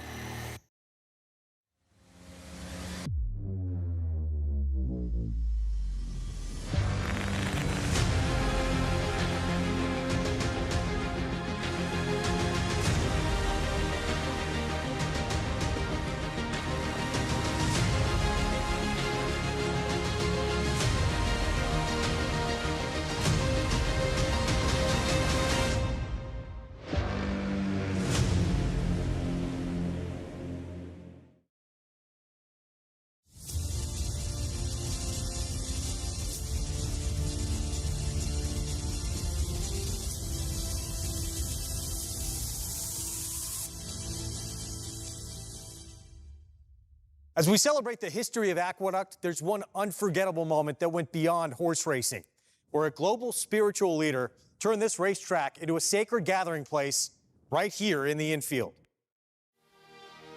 On October 6, 1995, Pope John Paul held a massive open-air mass at Aqueduct Racetrack. It was part of his apostolic journey to the United States, a day that drew an estimated 75,000 people to the Big A. The sky was clear and bright. Sunshine broke through just as the Pope began his sermon, giving the event a nearly cinematic feel. From a 300-foot wide platform in the infield, the Pope delivered a homily centered on the progress of peoples. Society must strongly reaffirm the right of the child to grow up in a family in which, as far as possible, both parents are present. The crowd was diverse, not just Catholics, but representatives from different dioceses, civic leaders, and religious communities.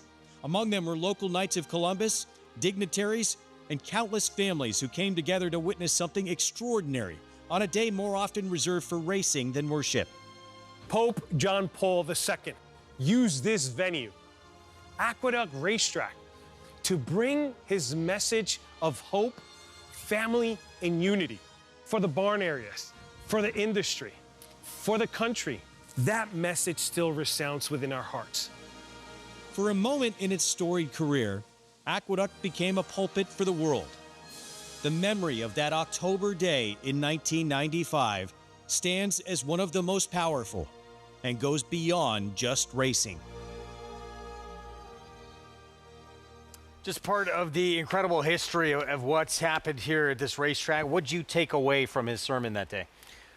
I think it was at a dead show. Pretty remarkable. The Pope and then the Breeders' Cup. Quite a month, yeah. you know? Within a month. Our final goodbyes. We are into the final meet here, June 27th, 28th, last 2 days. And if you can make it out to say goodbye, we would love to see you here. I agree. But I think, Aqueduct may be closing, but that doesn't shut down the memories. And so many of us have a lot of wonderful memories of Aqueduct, whether it's friends you came with, family you came with, big races you saw. The memories don't die just because the place is closing. All looking forward to the brand new Belmont Park. It's going to be exciting, but we will certainly miss a place that we have loved for a long time here. So we move on to race 6 here, Belmont at the Big A, the 6 furlong sprint. Illmatic 1-2. There's the mount of Jamie Rodriguez. We just showed you that feature on. Team up with Miguel Clement. And certainly no shame in who he lost to last time out. That's a really good horse, but he did move backwards quite a bit figure-wise. He did, but when you're caught dueling with a horse of the talent level of School Calls Folly, who's run 3 straight 90-plus buyers for Rick Dutrow, I think it takes the starch out of your sails. He's supposed to outrun Fireballing in here, and if he can run back to his debut, which is an if, he's going to win this race. He's going to win it easily. I don't know about 1-2. Is 1-2 more of a condemnation of the 3, Fireballing, who was scratched recently since his last race, but has a very good work showing since then, and they take the blinkers off. He's really the only other horse on paper that seems like a threat early and potentially late, though I suppose Mozambique, not impossible. Back with us. Let's head downstairs to Maggie Wolfendahl. We'll check in with your heavy favorite here, Greg, and he does get Jamie Rodriguez back, who, when you went in to that Mind Your Biscuits, Jamie opted for School Coast Folly, and a lot of times you don't want to play the rider game, but that one felt pretty point blank. Jamie and his agent were choosing the better horse, the more accomplished horse too in School Coast Folly. And while they were both fast, it was interesting because School Coast Folly was the one who was turning back. So we had that stamina built in, and obviously it was only the second start off the bench for Illmatic, who I think gets a pass card for that performance. He looks fantastic here. It's funny looking back at my notes of when he debuted going 5.5 on the turf, in that I wrote down, it looks like he wants to go a bit further because he was such a big 2-year-old. Well, now I don't see that. He's still a bigger type, but he's really built downhill, and he just looks fast. Well, he doesn't really act that way. That's not a Miguel Clement trainee type of demeanor. They're all pretty laid back and professional acting, and that's exactly what we're seeing from Illmatic. Good looking horse, really do like him. But again, a short price like that is a little tough of a pill to swallow. I'm going to check in with the longest shot on the board here. At 26-1 is number 4, Don Luis, whom, yes, he looks slow on paper, but look at the horse on the outside, who is nearly a third of his price, in Ducky Medwick. They look about the same on paper. And for me, physically, I really like what I'm seeing from Don Luis as a horse that, obviously has to run a bit better. I don't think he necessarily beats Illmatic, but at least he doesn't have to play Illmatic's game to be successful. He's not a horse that has speed. He can sit back and make one run if things do heat up on the front end. And now, while I give the utmost respect to previous trainer Ralph D'Alessandro, who consistently, winter after winter, has successful stints here in New York, but it goes out for our guy, Dave Dunk, now. And while he looked good before, he looks even better today, as he's just a bit more defined, a bit more refined looking in his physical frame. And at a big price, Greg, I'd be willing to use him at least underneath. All right, good luck. Yeah, huge price, 26-1. Post parade coming up shortly as we approach the 7-minute mark to post ahead. My argument from what Maggie said would be that the 8 is an underlay. I agree with her. I would rather bet the 4 than the 8. I agree. I don't know why the 8's 11-1 and this horse is 26-1, but we'll see. I don't quite get the 8 talking at all. strategy. Miguel Clement with his rider, Jamie Rodriguez. We showed you the feature on, and here's Illmatic in action when he broke his maiden very impressively, career start number 2. He's too fast for these horses early. If somebody wants to try to run with him early, they're going to burn themselves out. Is the pace going to be too hot? I don't know. I doubt it. He's quick, this guy, and I think he will get back to his winning ways today, but I can understand people that are a little bit reticent to bet him at 1-2. He's a 1-number horse at that point. But I don't think his last race was that bad. And the truth of his last race is, under not the most ideal circumstances, in my opinion, based on the race and the way it was run, he still ran a significantly better race than anybody in here has ever run. And facing probably the best, competing in those New York bred races, 3-year-old we have right now. He's a horse that looks like he can take a shot against Open Company. I'm not saying he's winning the Woody Stevens, but he's very good, Schoolclose Folly. I mean, 3 straight blowout wins with 90-plus buyers, and I'll give you a little credit, Greg. You're the one, before his race 3 back, you were on the pre-race show with me, and you said to me, if he runs back to his race, he'd run at Laurel before that, he will crush this field, and you couldn't have been more right. I think he won by 9-plus lengths, and he's reeled off 3 straight blowout victories, all with 90-plus buyers. So which version do we get today? And he was so impressive, that win we showed you. Next door here is Fireballin'. He has shown certainly some speed. I'm not sure he has the kind of speed of Illmatic, though. He's not as fast as Illmatic. I mean, and I don't really think that Manny Franco is going to take him, aggressively go after the 2, because maybe if he does that, he'll beat the 2, or he'll get the 2 beaten. But his horse isn't going to win. I think the best idea with him is to sit second behind him and hope that the 2's maiden win was a little bit of a phony. Now, this is a race where he had everything his own way in the front end. It was 6.5 furlongs, and he kind of stopped in the last 16th of a mile, and he finished behind Sanzio. But this race did fall apart at the end. The question is, can he stalk behind Illmatic? Well, he won his first race rating, so why can't he rate and be successful again? But once again, if Illmatic runs back, in my opinion, not only his first race, but even his last race, I just don't think they're going to catch him on the front end. But big deal, he's 1-2. I'm not telling anybody anything clever. Fireballin', there he is, 4-year-old. Illmatic, lightly raced 3-year-old, who's going to be facing older company for the first time. Yeah. We'll see. I think Illmatic's pretty good. But he's not as good as Schoolclose Folly, at least not yet. Not even close. No. 5 minutes of post parade coming up shortly for final pick 3 on the card, which you can play right there at Naira Bets. Also, you can play the Preakness tomorrow. Get signed up, get a $25 free Preakness play with that code PREAK25, plus that $200 deposit match bonus at NairaBets.com. So, in a holding pattern here, let's find out more and head down to Maggie. Yeah, nothing major here, Greg. We should have it resolved in a minute or 2 here, but we are getting closer to post time with 5 minutes to go. But just an equipment adjustment on number 7, Liberty Rising, who has consistently run with that breastplate. So it's that kind of collar, if you will, that goes in front of a horse's chest that attaches to either side of the girth and then has another strap that goes over their withers. It just wasn't up to snuff the way that it was originally put on. So they're retacking number 7, Liberty Rising, to have that adjusted so it's sitting better on him and kind of doesn't get in the way. So that's what we're seeing going on now. He's usually saddled with the pony, so you're not getting the best view of it at the moment, but I think we are ready to go. We just got the thumbs up from Eddie down here, our paddock judge. Thank you, Maggie, for the update. And we should touch on this horse. Yeah, 24-1, who has a race a few starts back. That, let alone that performance, he shouldn't be 24-1. Well, Maggie was fairing, and I agree with her that the 4 shouldn't be a bigger price than the 8, and she was pointing that out.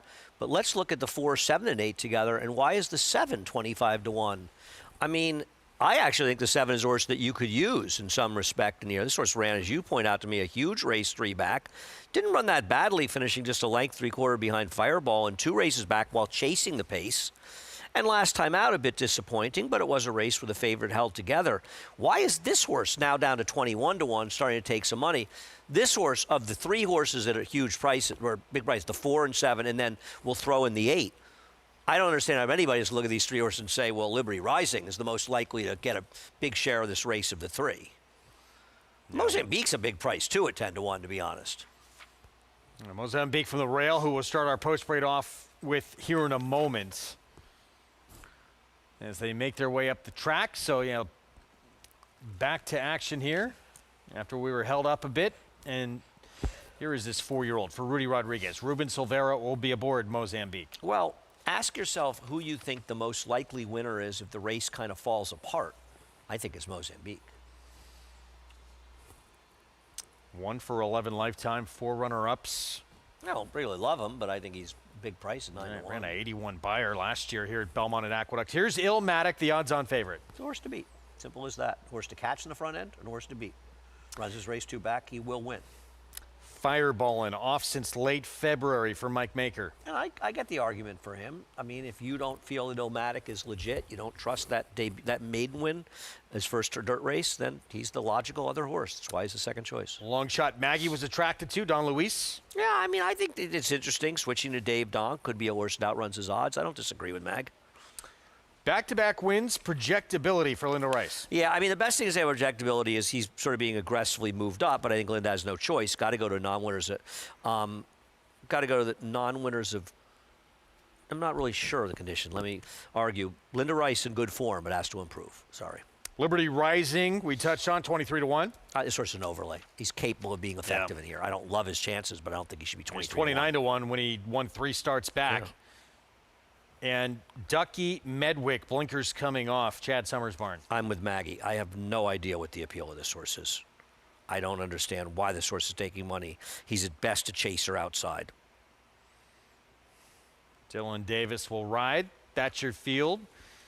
As we close in on race 6, still 3-5 on Illmatic. Let's go back to Maggie. Yeah, and the horse that's second choice right now, at least looking at him physically, I don't particularly like, and that is number 3 in here, Fireball, and I'll put him right in the winner's circle. But you look at him relative to Illmatic, and just from my vantage point, Illmatic just looks like a stronger horse and a more talented horse. I think what we're seeing from Fireball is that he's a little bit more of a proven commodity, being that he is the 4-year-old in this field, and really, from my perspective, he hasn't done any growing either. Like, he's still the same horse that he was as a early 3-year-old, going back to, honestly, the last time I saw him was January of 25. So not much has changed, and if anything, he almost looks a bit weaker across his top line, as he does have a layoff to deal with. As Andy correctly pointed out, he does have a fast workout going the 46-3 on May 4th at the Belmont training track. And so, yes, he looks fit, lean, defined, but lacking some muscle mass and some conditioning that I'd love to see from him, just taking on a horse that is a prohibitive favorite, that looks better than he does, that he's going to have to play Illmatic's game. He's going to be in chase mode with this horse. Now, who knows? Maybe he's able to wear him down. He's a year older than he is. He's more experienced, but I just don't foresee that happening given their physical appearances on the track. However, I do agree with Andy that the more logical horse that you could see upsetting this field coming from off of it is number 1, Mozambique in here for Rudy Rodriguez, a horse that may be a little bit tough to trust, kind of, will throw in a clunker every now and again, but the last time he did that was off a bit of a layoff in a tougher field, arguably. And last time, Kenny B was so much the best last time out. He, in Mozambique, isn't the quickest from the start, which I get, and he has to draw the rail, but he always comes running late. I will give him credit, and he just looks as though he's doing incredibly well. He's completely dappled. His weight, his coat, everything is where it needs to be for him to put forth a good effort today, Greg. 3-5 on Illmatic. The one to catch, the one to beat for the Miguel Clement barn. Jamie Rodriguez will ride the 2. Let's go to Chris Griffin for the call. Liberty Rising.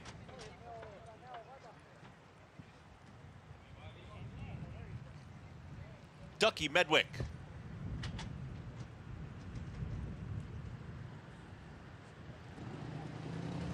Goes in, all set.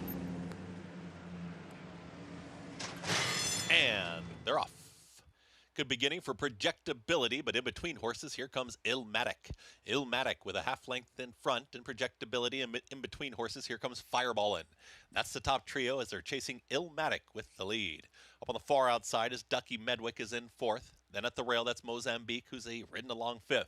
Behind them comes Liberty Rising off the pace 2nd to last, and the trailer, Don Luis. Less than 4 furlongs to go, and 22-4 for the favorite in Illmatic. Illmatic is in front, is up by 3/4 of a length. Fireballin' re-engages towards the outside, and here comes Fireballin' after Illmatic. They're 1-2. Ducky Medwick trying to keep up is in third, and ridden along at the rail, that's Ricardo Centeno Jr. on projectability. Illmatic asks for more. Fireballin' looming, and here comes Fireballin'. Starts to kick for home. Illmatic fights on towards the inside, but Fireballin' is now rushed to the front, and Fireballin' is up by a full length. A furlong left to go. Fireballin', Illmatic in second. Late run here, Projectability, and Projectability is coming after that leader. Fireballin', Projectability here in the late stages. Projectability in time. Over Fireballin', then Illmatic in a photo with Ducky Medwick. Projectability 3 in a row now for this Linda Rice runner, 9-1. One thing about Linda, and her horse is getting good form. They maintain that form, and he took a real step forward winning here. Got a good trip. It didn't seem like they were going that fast up front. Illmatic, he's starting to look like a bit of a phony, frankly. I wonder if they'll go back to the turf with him where he made his debut, because he really had no excuse today and easily passed top of the stretch. Fireball, and that's 2 times in a row. He looked like a winner in mid-stretch only to be run down. You know what, a big gallop out here? Ducky Medwick. Did he? I think he heard Maggie and I making fun of him, and he got 4th, but he had a very, very impressive gallop out. How about this for a good claim? I think they were all stopping. Win, win, win. Well, he had been quite the money burner, right? And then he finally got it done, and now he's won 2 races at square prices, and he kind of blows it up a little bit here. Getting it done for Linda. She doesn't only win at short prices. 3 in a row since being claimed for Linda Rice. Wins here at 9-1. Fireball and Illmatic at 3-5, winds up 3rd. And Ducky Medwick settles for 4th. But maybe you want to keep your eyes on with the gallop out. No, I'm not betting Ducky Medwick. I think the race was falling apart at the end. Ricardo Santana Jr. for Linda Rice, who owns this 4-year-old son of Street Boss as well. And a big upset here in the pick 6, pick 5, and pick 4. Projectability 9-1 is going to pay $20 and change at least. We'll have the prices for you when we come back. Next race will be on the grass. And this man right here will have one of the main contenders in red burgundy. We'll have the story of Horacio de Paz. From the small roots in Texas to the big time here in New York. Stay with us.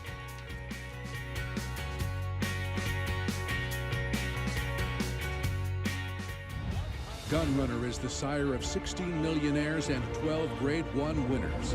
Last year, he sired $17 million yearlings, including the Keeneland September sale topper. He was the sire of the $2.2 million Keeneland November weanling sale topper as well. Gunrunner was the co-leading sire of 2-year-old Grade 1 winners, including Breeders' Cup Juvenile Fillies winner Super Corridoro. Gunrunner, breed true.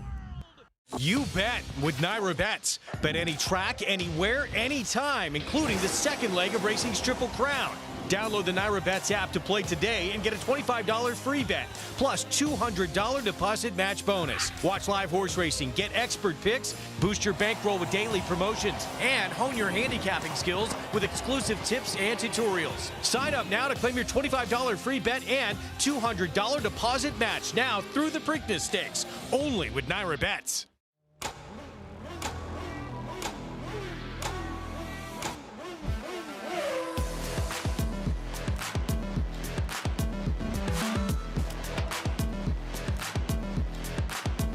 Prince of Monaco's too good for Moose, an impressive winner of the Best Pal. Miramondi's all hot, but Prince of Monaco too good. Prince of Monaco, standing at Claiborne Farm. New York breds. Race them. Respect them. Bet them. Respect them. Breed them. Respect them. Buy them. Respect them. Train them for a second career. Respect them. Join us in respecting thoroughbreds at every stage of life. Learn more at nybreds.com. Racetrack Television Network brings you every race, from every track, on every screen, every day. With monthly packages starting as low as $5, RTN gives you great value and access to more live HD streaming and race replays than anyone. Visit RTN.tv today to sign up and watch on almost any device, including Roku and Amazon Fire. RTN has packages that start at $5 per month.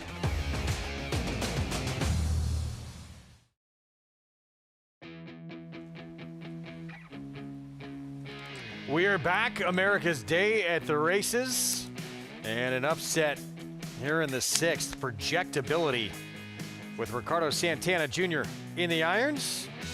Jamie Rodriguez had been riding this one for the last 2 wins. This time it's Ricardo. No, hard not to ride a 3 to 5 Illmatic even if you lost, but no excuse for Illmatic. You want to make the excuse in the second start, that's fine.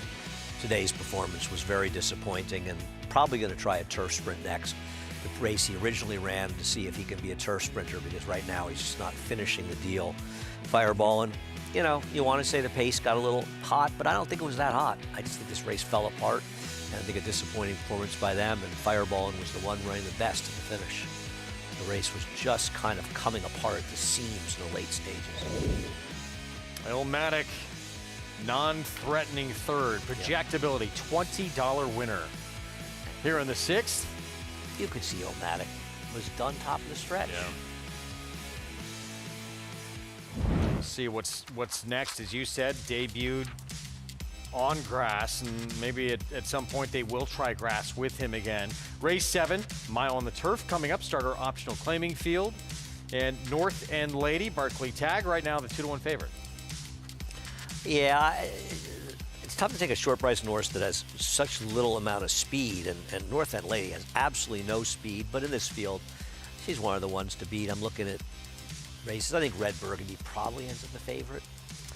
Red Burgundy, yeah, 5-2 morning line, trained by the man we're going to tell you more about right now. Sagamore Farm, they knew early on they had a rising star in Horacio De Paz, from his horse racing roots in a small town in Texas to the big time in the toughest circuit in the sport here in New York. He's established himself through hard work, dedication, and perseverance. Horacio, you grew up in Snyder, Texas. Mm-hmm. What is Snyder, Texas like? Small. Yeah. Flat, dry, not a lot of grass, but a lot of country. And it's mostly quarter horses. Is that where you got the racing bug as well? I did. I've always been drawn to horses since I was young, just liked horses in general. Drawn to the smell of a horse, too. You know, just little things like that when I got to be around them. You worked for really great horsemen. What were the things that you took from your experiences with them that you apply now? A lot of it is honestly like organization. Yeah.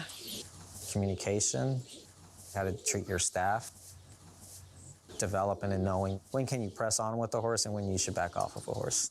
That's essential. In 2015, Nacho went out on his own, Yes. and you assumed his role as the private trainer for Sagamore Farm in Maryland. Did you feel as though you were ready for that? I'd always given me a goal that, like, but when I turned 30, that I kind of wanted to step into that role. There's only so much that you can learn being an assistant. And with the schooling that I had, obviously working for Todd, Ignacio, Lucas, Wayne, he likes to give you those one-liners, and he's always going to be the teacher and, you know, school you. And one time we came into work, and I don't know why, I was maybe wearing black jeans or something, and he's like, "What are you doing? You look like you're going to church." I'm like, "I am at church. You preach to me every day." And that was, You got him. That was a funny, You got him to the table he with said him he with that one. got that grin on him and stuff, so. Recruiting Ready is way too good, and he's going to dominate in The Bachelor.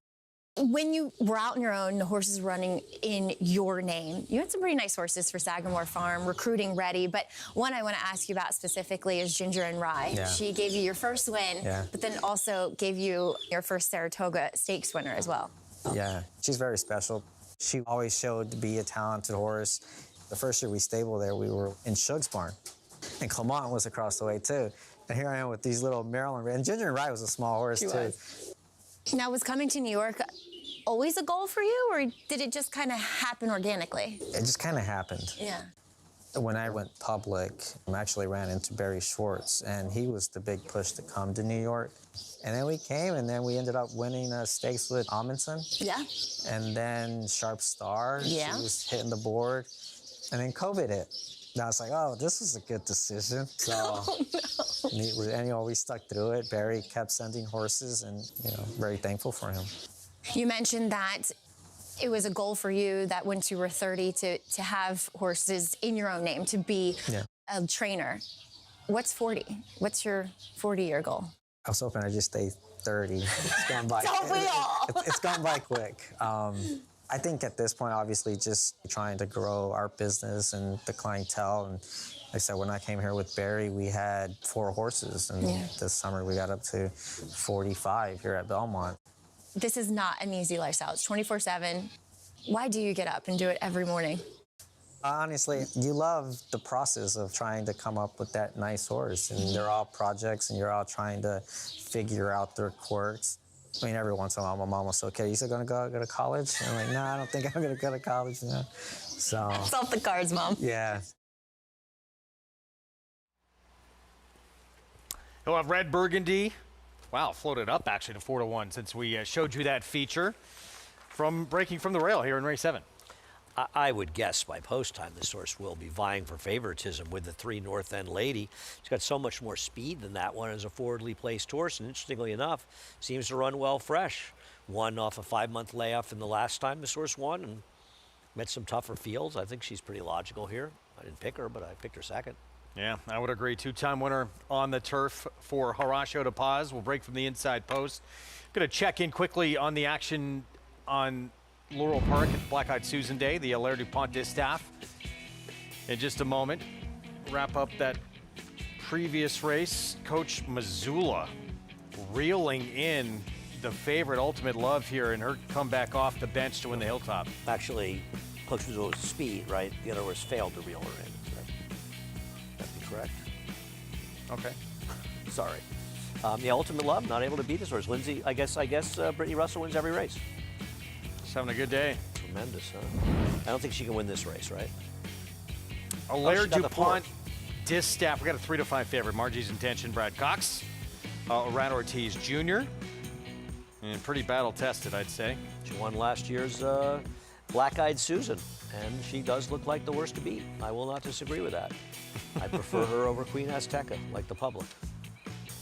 Third in the Bell Dame, distant third to Nitrogen in the Alabama as well. Queen Azteca taking some money, who's going to be forward with Pratt. Can they beat Brittany Russell? It's been tough to do this afternoon. Preakness on Saturday. ABR race of the week. We talked about the morning line favorite, the Gotham winner, Iron Honor. Steve Asmussen and Chip Honcho for the hot hand on Oaks and Derby Day. Pulled off that double, 9th rider in the history of the sport to ever do it. Jose Ortiz will be aboard. And, you know, to be fair, he did stalk and win the Gun Runner. Obviously, that's not as good a race as this one, but he has shown a stalking ability. When he ran second in the Risen Star to Paladin, he was able to control at a fairly moderate pace and to get track in his favor. He's going to have to rate. Like Iron Honor, he's going to have to show he can rate and still finish in the race. And he's not as fast as Iron Honor. But Steve Asmussen, maybe he'll run better. His Louisiana Derby, where he didn't have the best of trips, but not that bad a trip, was a bit disappointing. I'm not a fan, but I guess he has some. Big race, really just that one race, right? Yeah. That Risen Star.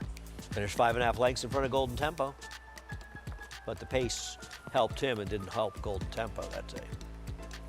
We'll break from post 6. Meanwhile, horse who stretched out into Lexington will get a mile and 3/16 going along for the second time in his career. Started out as a sprinter, the hell we did. With more, let's go to Maggie. Yeah, the hell we did. I think he'll be a decent enough price in this Preakness. And aren't you supposed to kind of want to take a horse that'll offer a little bit of value on the board? Because it does feel like such a wide open affair, and excited to see 14 horses line up in the gate. But as I had mentioned before, with regard to onto my nose.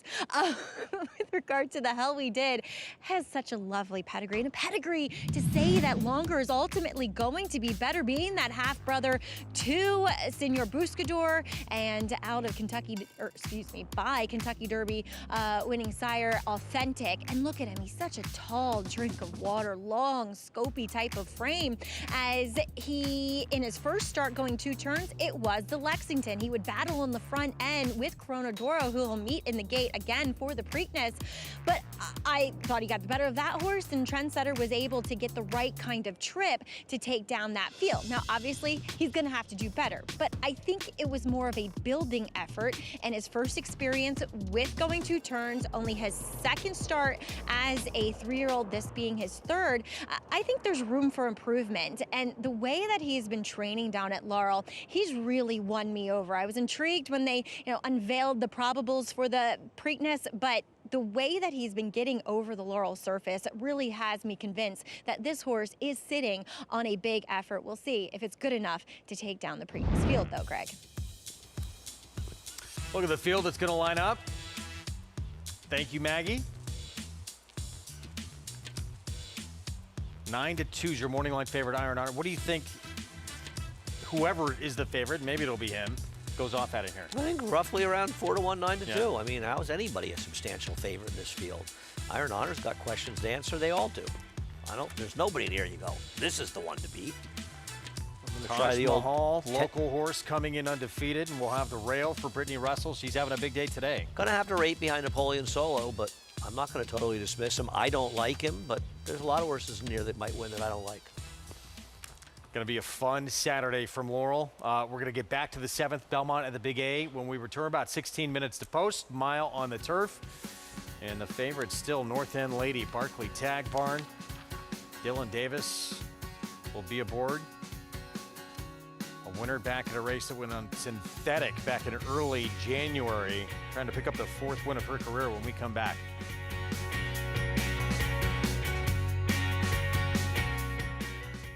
Say hi to our new stallion, Highland Falls. From his winning debut to that spectacular Jockey Club Gold Cup. It is Highland Falls. He wins another one, this time the Jockey Club Gold Cup. Even his buyer was high.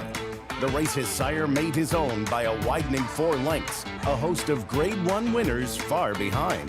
High and goodbye. Running a 107 when second in an All-Star Whitney.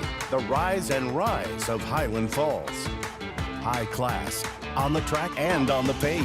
This is his dam, winning the Acorn and then the Distaff. Aim high. Breed to a well-bred son of Curlin. Highland Falls, new to Darley. The Belmont Stakes Racing Festival returns for the final time to historic Saratoga Racecourse. Don't miss the Belmont Festival at Saratoga. June 3rd through 7th. Secure your place in history at BelmontStakes.com. Standing at McMahon of Saratoga Thoroughbreds, top young stallion Solomini, a Grade 1 son of Curlin and sire of 2026 graded placed New York Stakes winner National Identity. Inside the final furlong, National Identity. Acoustic Ave is making up some ground. National Identity is almost home. Acoustic Ave second. National Identity wins the Safe Lord Ascendi. Solomini, standing for $7,500 in 2026 at McMahon of Saratoga Thoroughbreds.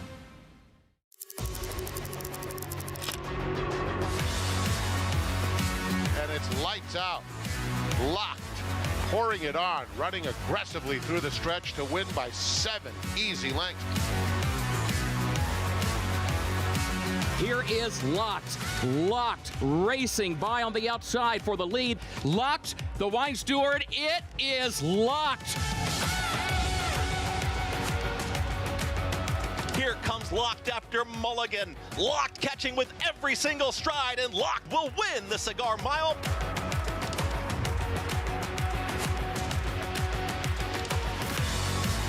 It's all about Locked, dominating the big cap, cruising home to an effortless 8-length romp.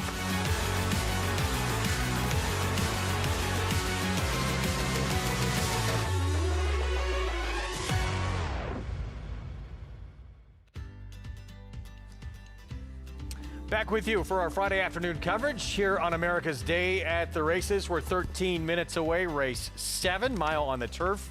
Coming up here at Belmont at the Big A. Greg Wolf, Andy Serling, joined by Acacia Clement. Good to see you up here. Good to be here. I've been doing my magical mystery tour of rotating seats down in the paddock and finishing up here today as Mitch caught me on a single fixing my hair, so it's a good start to the final segment. Well, you have a lot more hair than me, so I'm not jealous. I'm a little jealous here. I wish I had hair I could fix. This seventh race coming up, North End Lady, favored at 9-5. We'll get a look at this field here in a moment. Red Burgundies from the inside. We talked about Horacio de Paz, 3-1. I think by post time, Red Burgundy's going to be favored. And I don't know about you, Acacia. I think she should be favored. I didn't pick her, but picked her second. I thought she's the horse to catch and beat. I thought she was too, as she stretches back out in distance. They tried Chapita last time out at Turfway. Just seemed to be a bit of a failed experiment, but she has turf form, she has speed, and she's going back to what she wants. And the intangible. We showed the Horacio de Paz feature. And whatever chances you are, your chances are twice as much when we show the feature before the race. We already had a feature angle win earlier today. Jamie and you're not Rodriguez? lying. No, that one didn't work out so well. No, sorry. That was. Thanks. Who was the feature? Linda? 12 minutes. Michael Dub. Yeah, there you go. 12 minutes away from the 7th. Let's go down to Maggie. There's another Horacio de Paz horse in here, and this one is taking an abundance of money that I was not expecting her to take. That is number 8 in here, and that is Heavenly Light. And she is returning to the turf. But I will say, maybe reading between the lines, if there's a little bit of an intangible here, they reclaimed her. Excuse me, not necessarily the same ownership group, but Horacio convinced, his Upback Racing et al. To go back in for her. Now, it immediately resulted in a win, so they're kind of on the free roll here for the claim back for 30, but she, to me, has always looked a little bit more turf meant, but also, while it wasn't a big jump up in figures by any means with her last victory, she just looked better. She's a maturing looking 4-year-old. She's really filling out her frame. She's stronger. It's just everything's starting to click with her mentally, physically. And you go back and you look at some of her turf races, they were against some decent horses, including National Archive, in which she finished 3rd to her, beaten only a length in her 4th career start. So I think it's interesting. It felt like there was some intention for this claim back to possibly get her back to the turf, which physically she looks suited to, / I think she's just a much better horse than what she was when she was originally on the turf. But that is way too short of a price to take on her, I admit. As one that's a huge price that I'm intrigued by getting to the turf is Paradise for Mitch Friedman. Now, she was entered for the turf that day, in which she broke her maiden. Mind you, she was coming out of a monster field on the dirt first time out. So I think she kind of won just because of it, because of who she had faced. There is turf pedigree for this filly. You have to do a little bit of digging, and Instagram, her sire, is not a good influence, but you go back and the dam is half to graded stakes winner, all included, also multiple graded stakes place, as well as Sriracha, who is a graded stakes winner on the turf too. Now, Paradise will add blinkers as she stretches out in distance, thinking that they're looking for her to be forward in here. And like I said, when she ran second time out, I thought she looked more like a turf horse, so I was a little against her that day, despite hating the fact that she came out of probably one of the best filly 2-year-old races of the Saratoga meeting. So I'm really on the positive end of the spectrum here, Greg, with Paradise trying the turf. Definitely physically looks as though she should handle it here. Getting turf for the first time. Thank you, Maggie, and getting more ground than she's ever had before for Mitch Friedman. Ruben Silvera will ride as we go back to the inside. And Acacia, here's Red Burgundy. Yeah, they added the blinkers last time out. This is her race back in May, so the last time that she won. But even still, Andy, I think she's been a relatively consistent horse on the turf. I know they tried cutting her back to a sprint distance, as she'd always been a really forward type of horse, but she's better going the mile and the 16th type of races and able to extend her speed. I think it's just back to basics with her today. Yeah, I mean, I don't love her. I picked against her. I picked a bit of a fuzzy. We should get to the 4 Meg's Foxy Gray. But I don't disagree with you. I just think she's a super logical horse in here. And I think the fact that she has more speed than North End Lady and she can make her own trip, as opposed to a North End Lady who she just drops completely out of the race and there isn't an abundance of speed. I just think that this race might be dominated more forward. As far as Meg's Foxy Gray, believe me, I don't love her. But I just had a lot of horses in here I didn't really want to bet. And I'm afraid that Meg's Foxy Gray is just kind of gone off form, and that's why Michelle Nevin's trying the turf and try something new. Yeah. Having said that, this horse's only turf race is actually okay. First of all, Warming's a better horse than these. Second of all, not a highlight reel for Paco Lopez as far as the ride that day. She did not run that badly in there, so I kind of want to see her get another chance in the turf. Now, I have real reservations about her current form, but she's a big price, and I'll be honest with you, Keisha, I didn't want to bet anybody in here, so I wanted to find some sort of fuzzy, and I think she and the 8 are the two fuzzies. The argument for Heavenly Light is when she was running on the turf, it was as a 2-year-old, and she didn't run that well, but she didn't run that badly. She lost by a length to National Archive, who's okay, and she hasn't had a chance in the turf since then, and maybe she's improved a bit as a horse, and maybe she's not that bad a turf horse, so there's an argument for her as well, another horse who might be a bit of a fuzzy in here. I just think it's interesting Horacio de Paz reclaims her and puts her back on the turf. Yeah, I think it makes sense, The other thing is, she's not winning a non-winners at 2 in the dirt. He found the right soft spot for her last time, so it's either try her on the turf or probably throw her non-winners at 2, she loses, and go in for a tag again. Yeah. 7:01, Meg's Foxy Gray. As we'll get to our post parade here momentarily, approaching 6 minutes to this 7th race. As we look at the Horacio de Paz 5-year-old mare from the inside, she should have things her own way up front, shouldn't she? Yeah, but I don't, the pace projected time for US has the pace fast. Now, I don't know that it's going to be fast, but let's be honest, Acacia, she's capable of running fast. This horse does have sprint speed. She does, and she was able, you looked back at that last win from May, she was able to open up on the field early on. One question I did have, and she's run well fresh before, is that they did run her in a non-winners of 3 race last time out on synthetic. It didn't go well. I think with that, maybe it was a learning experience, and like I said, a little bit back to basics, but maybe the fact that she was in for a tag last time could be a bit of a question mark. Agreed. I think that's very fair. Here comes our post parade. Last rider to win aboard. Her the man who's aboard today, Ricardo Santana Jr. I feel like we've said just about all there is to be said about her. 5-2 right now. She will assert herself from that inside post. Here's Huntress for Antonio Arriaga. She's a big price, and she should be tough to make on paper. The favorite, North End Lady Barkley Tag trains. I don't disagree that she's run the race that can win it. I just don't love the fact that she has no speed at all.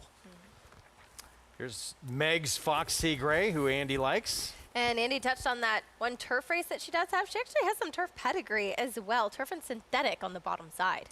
As Maggie touched on turf debut for Caradice. I guess the Second Dam was not the worst European turf horse, but a little bit of a stretch and a big price. 7-2, here is Heavenly Light for De Paz. Reclaimed, won against New York Breds on the dirt last time and now goes back to the turf. I guess wanted to see if she was still able to do it on the grass. And Manny Franco outside, Juliet on approach. Taking a lot of money for a horse that won a turf sprint last time, that got a very good trip as the race came apart at the end. In fairness, it was her only turf race, but I don't love horses stretching out on the turf. They rarely can do it on both short and long. She just got up in the shadow of the wire, too. Yeah, I thought she was taking more money than she should in here, but maybe there aren't that many options. So here's the favorite, North End Lady. And as Andy mentioned, she's not going to be anywhere near the front early on in here. Comes well out of it. And there's not a ton of pace in here. Red Burgundy probably going to be all by herself early on. We're going to swap over to Fox Sports 2. You can catch us there. We'll still be on YouTube. We got to be more professional, though, going to Fox, right? Then, it's been a little... You certainly do. You're always professional, Greg. As is Acacia. But yeah, Andy's going to step up his game on FS2. We're swapping over right now.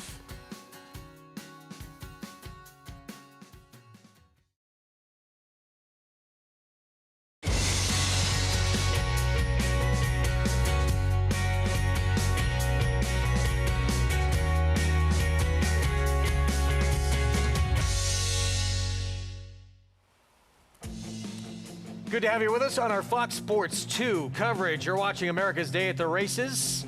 We are 3 minutes away from the 7th Belmont at the Big A. It'll be contested on the turf here at South Ozone Park, New York. And we've got a trio up here on the desk on the eve of the Preakness. Black-Eyed Susan today out at Laurel Park. Greg Wolf, Andy Serling, Acacia Clement. Good to see you both. Nice to see you guys. Good to see you. And See what happens in a wide open race. And you just point out, a lot of people named Juliet apparently betting this race. Kind of crazy. Juliet on approach, the favorite in this upcoming 7th race. But looking forward to talking about it all with you guys. What's ahead? Here it is, presented by Claiborne Farm. 3 minutes away from race 7 here. On races 7 and 8 from Belmont at the Big A on this Friday card. And brief show here. Coming to you a little late. Apologies on FS2, but then we'll swap over to YouTube to catch the conclusion It is your of things. fault, Greg. You should be apologizing. I take all responsibility. Yeah. I apologize. You can play all the action, including the Preakness, tomorrow. Get a $25 free bet for the Preakness by getting signed up with Naira Bets, plus that $200 new customer deposit match. Sign up, punch in Preak25 right there at nairabets.com. I assume we're going to get your Preakness picks before we say goodbye tonight, right? Well, you got to watch my video. I got a video out there. You got to. So you won't tell us who you're going to put the $25 free play on? We have to watch video? All right, well, you don't tell anybody. I'm betting Napoleon Solo, and I'm boxing him with iron honor and incredible. Should I wait for yours for later? Oh, sure. All right, Whatever after a break, we'll get to Acacia's Preakness selection. We want to know what's going on with Juliet on approach. It was just a 2-to-1 favorite, just went up to 5-2. None of us can figure out why this horse is getting bet like this. Let's bring in Maggie Wolfendale for more here on the 7th. I cannot answer that question, Andy, as I didn't think she looked much like a turf horse. She proved me wrong there. Today, I don't think she looks like she wants to go long. Maybe she'll prove me wrong yet again here, as we'll take a look at the horse who's coming off a little bit of a layoff with Red Burgundy. Now, on paper, on Timeform US, yes, she does look like the fastest horse.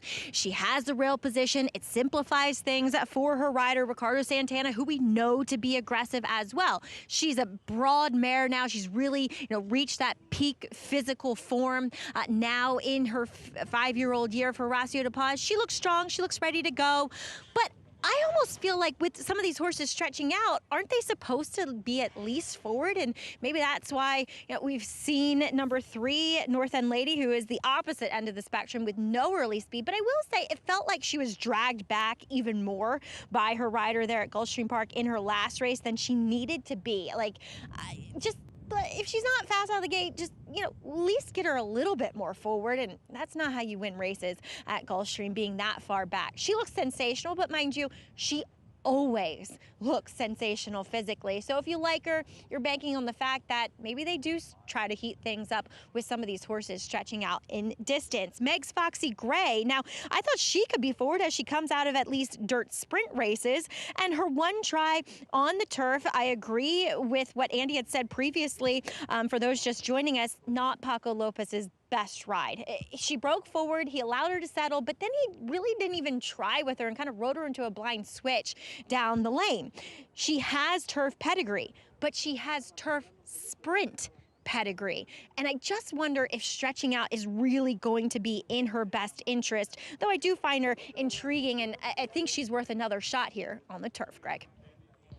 All right, Maggie, thank you. Loading up momentarily here for race 7. There's a look at Meg's Foxy Gray back on the grass for just the 2nd time in her career, the 1st time since last summer. I think that one of the reasons that set the 8, the 9, even my 4 are sort of shortish prices. The 1 is dead. She just nipped down to 5-2, and she, what we refer to as backflash, something my friend Harvey Pack would say, always a bad sign. They're not betting. They're betting the 1 like she's not going to win today, and that might be one of the reasons these horses are seemingly short prices. I agree. I picked the 1 in Red Burgundy, hoping she could wire the field, but don't love to see that she's pretty tepid on the board. Yeah, 2 runners that came out of this race were going to take some attention on the board, and Red Burgundy still, who was 5-2 morning line, well, back to 5-2 right now. Particularly as is Bobby the 3. Jean. I mean, she was going to be one of the favorites, I would assume. No question. Well, how far can Red Burgundy take them from the inside? Race 7, Belmont at the Big A on our Fox Sports 2 coverage. Let's go to Chris Griffin for the call. Last to load.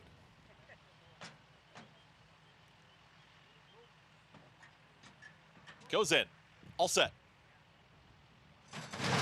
And they're off. Meg's Foxy Gray right to the front, and Red Burgundy goes with that leader. And these two hook up in the early stages. It's Red Burgundy at the rail now with a neck advantage. Meg's Foxy Gray is going to take back and stalk in second. Hauntress is at the rail in third, just having to steady briefly. Was Heavenly Light is going to be wide going into that turn. Back in fifth is going to be Juliet on approach from an outside draw. Got right over to the rail to save some ground into that turn. And the two trailers, Paradise and North End Lady. Red Burgundy, free running, is on the front end, and Red Burgundy has the advantage, 23.46, the opening quarter mile. Meg's Foxy Gray is alone in second, is out in the two path, is comfortable enough. Then moving towards the outside, here comes Heavenly Light starting to move in closer, has taken a clear third. Hauntress is now in fourth, another 3.5. Back to Juliet on approach. It's a very strung out field. Second to last is North End Lady and the trailer, Paradise. They work up the backstretch, and Red Burgundy is loose on the lead. 47.68 for half-mile time. It's Red Burgundy into the turn. Red Burgundy with the advantage. Meg's Foxy Gray is called upon for more effort towards the inside, ahead in front of Heavenly Light in third. Hauntress tries to get rolling, and from the back, here comes the run from North End Lady and Juliet on approach. They reach the top of the lane. Red Burgundy is now sprinting away again, has taken 4.5, 5 lengths out of the field. Red Burgundy is wandering around, and here they come after Red Burgundy. Red Burgundy inside this final furlong. North End Lady is lifting late on the grandstand side. Hauntress right there too. North End Lady, Dylan Davis, they've taken lead. Hauntress up into second. North End Lady won it. Hauntress second, then Heavenly Light. And Red Burgundy faded to fourth. Red Burgundy inhaled late down the stretch. It's North End Lady, Barkley tag, Dylan Davis. Turned out the pace that didn't appear to be lightning quick up front. Geisha just fell apart in the late stages, and that's what got North End Lady home. She was best. She was, and she had the recency too. She was coming up from South Florida. Big effort at a monster price too from Hauntress to finish second at 56-1. And I would say it's disappointing from Red Burgundy. We mentioned how cool she was on the board. She opened up. She looked like she should have been a winner from where she was positioned, and she just got swallowed up late. I would also argue that Heavenly Light might have run as well as anybody in this race, because she's the only one that was close early, that was there at the end. She was also 3 wide in the first turn, chasing 3 wide in the second turn. So I'm not sure in this race that Heavenly Light wasn't the one that ran the best race. I'm not blaming Jamie for her position. She is a horse that rated to be forward here, but she might have run the best race of anybody in here. Yeah, she finished well. North End Lady goes off slight favorite here at 5-2. 3-2, 8-1 finish, as you see. And race 7 goes to the favorite. Well, the prices when we come back. Picks up her second win of her 6-year-old campaign for Barkley Tag. We'll be back.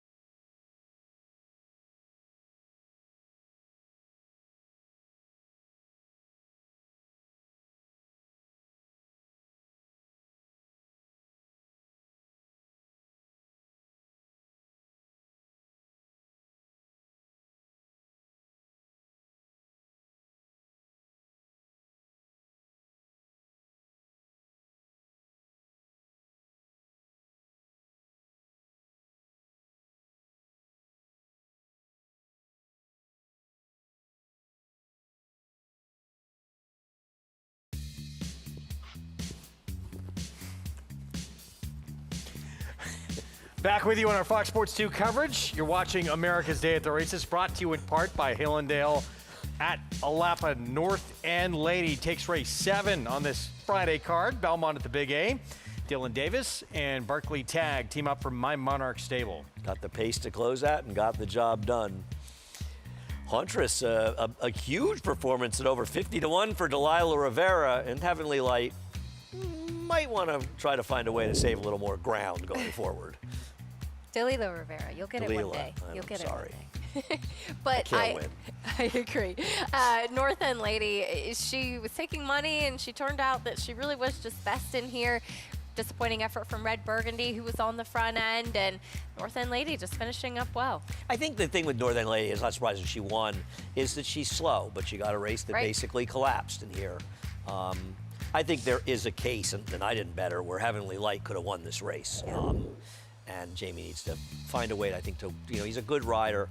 I think he's been a little uncomfortable on the turf, and maybe with more experience, because position is so important on the turf, and he's a talented rider. I just think he needs to find a comfort zone on the turf.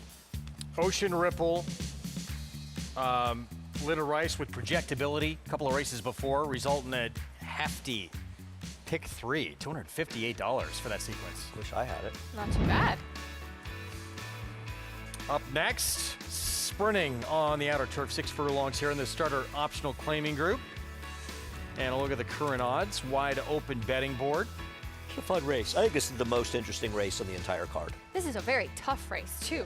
Tepid favorite at 9-2 right now, kind of just show. But I thought you could make a case for several in here.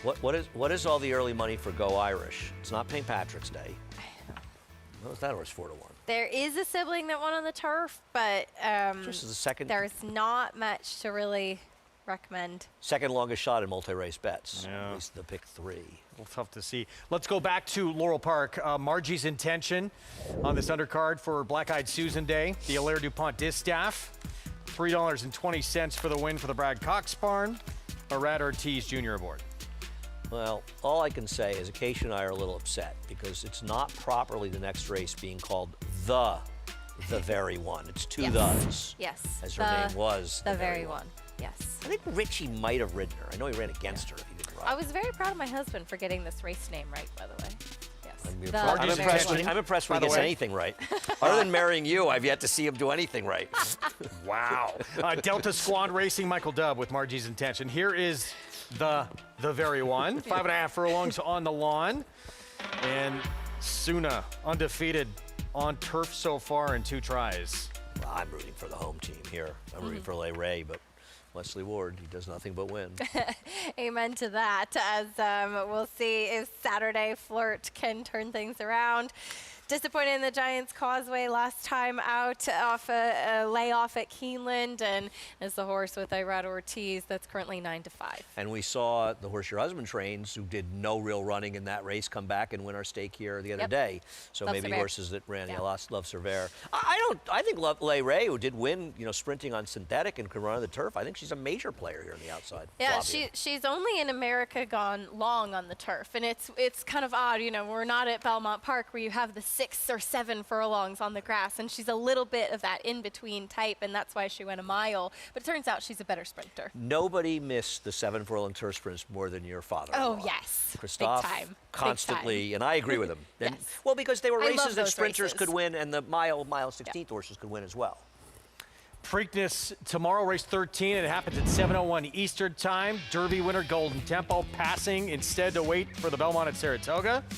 This is who will line up. A lot of new faces. 3 horses, though, coming out of the Kentucky Derby to contest this, including the maiden, Ocelli, who wound up 3rd, beat just a length. And for a moment, mid-stretch, looked like he's going to pull off a shocker at 70-1 that afternoon. Iron Honor, morning line favorite, was very impressive in the debut, and Acacia in the Grade 3 Gotham. Agreed. The blinkers are coming off, and to be fair, in the Wood Memorial, the far outside post really hurt this horse quite a bit, and he was bumped very wide into the first turn and kind of lost his hind end and never was really able to get much of a trip.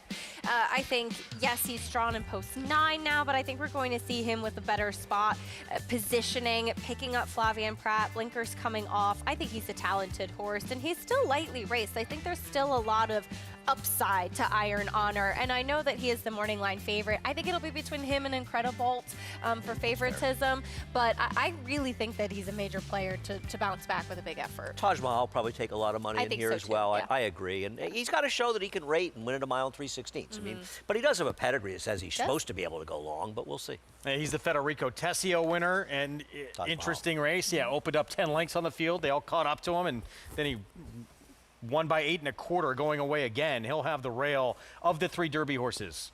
The Maiden Ocelli, Robusta, the long shot, Incredibolt. Who are you most intrigued by in that race? I prefer Incredibolt because even though, people are going to say he was a closer in there, he was actually a lot closer to the pace in the first 2, and Ocelli as well. So I prefer him of the 3 that ran. I agree. I think that he's the one that you want. Watching that Kentucky Derby back a few times, he actually ran, given where he was positioned, a little bit of a sneaky effort in there. I'm excited to see what he does in the Preakness. We're going to the Fox One app and Naira YouTube. We will see you over there after this short timeout.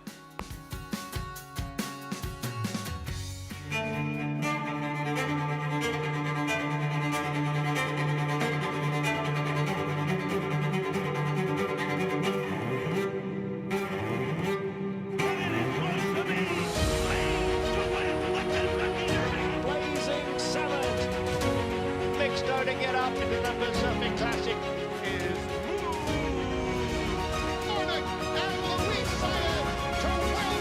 Good Magic, the classic sire. You bet with Naira Bets. Bet any track, anywhere, anytime, including the second leg of racing's Triple Crown. Download the Naira Bets app to play today and get a $25 free bet, plus $200 deposit match bonus. Watch live horse racing, get expert picks, boost your bankroll with daily promotions, and hone your handicapping skills with exclusive tips and tutorials. Sign up now to claim your $25 free bet and $200 deposit match now through the Preakness Stakes, only with Naira Bets.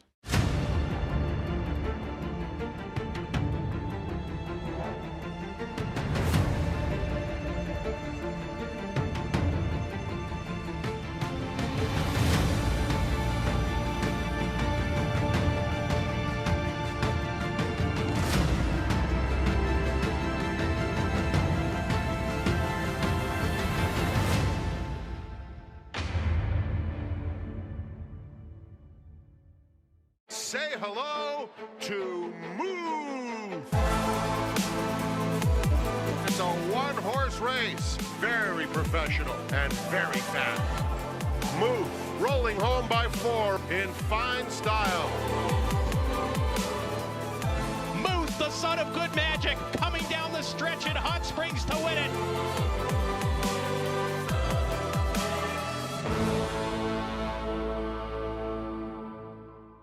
A reputation of excellence isn't built overnight. Day by day, year by year, decade after decade. For over 100 years, Claiborne's commitment to quality has led to unrivaled success.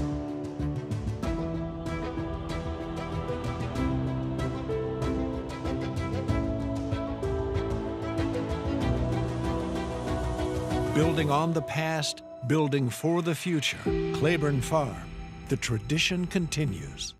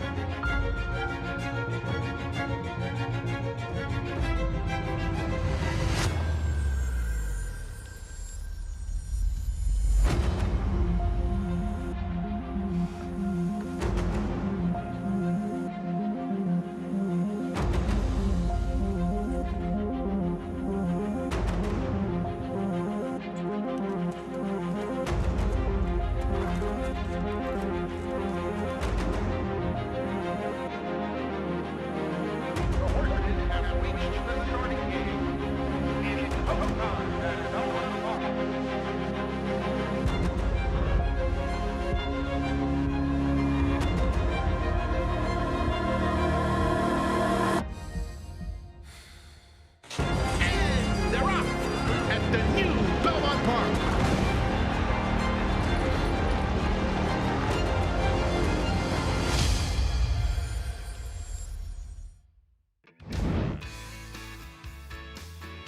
This is right around the corner. Belmont Stakes Racing Festival for the final time, and your last chance to see the third and final leg of the Triple Crown at historic Saratoga. Tickets are on sale now right there. BelmontStakes.com/tickets. Acacia will be there. Andy will be there.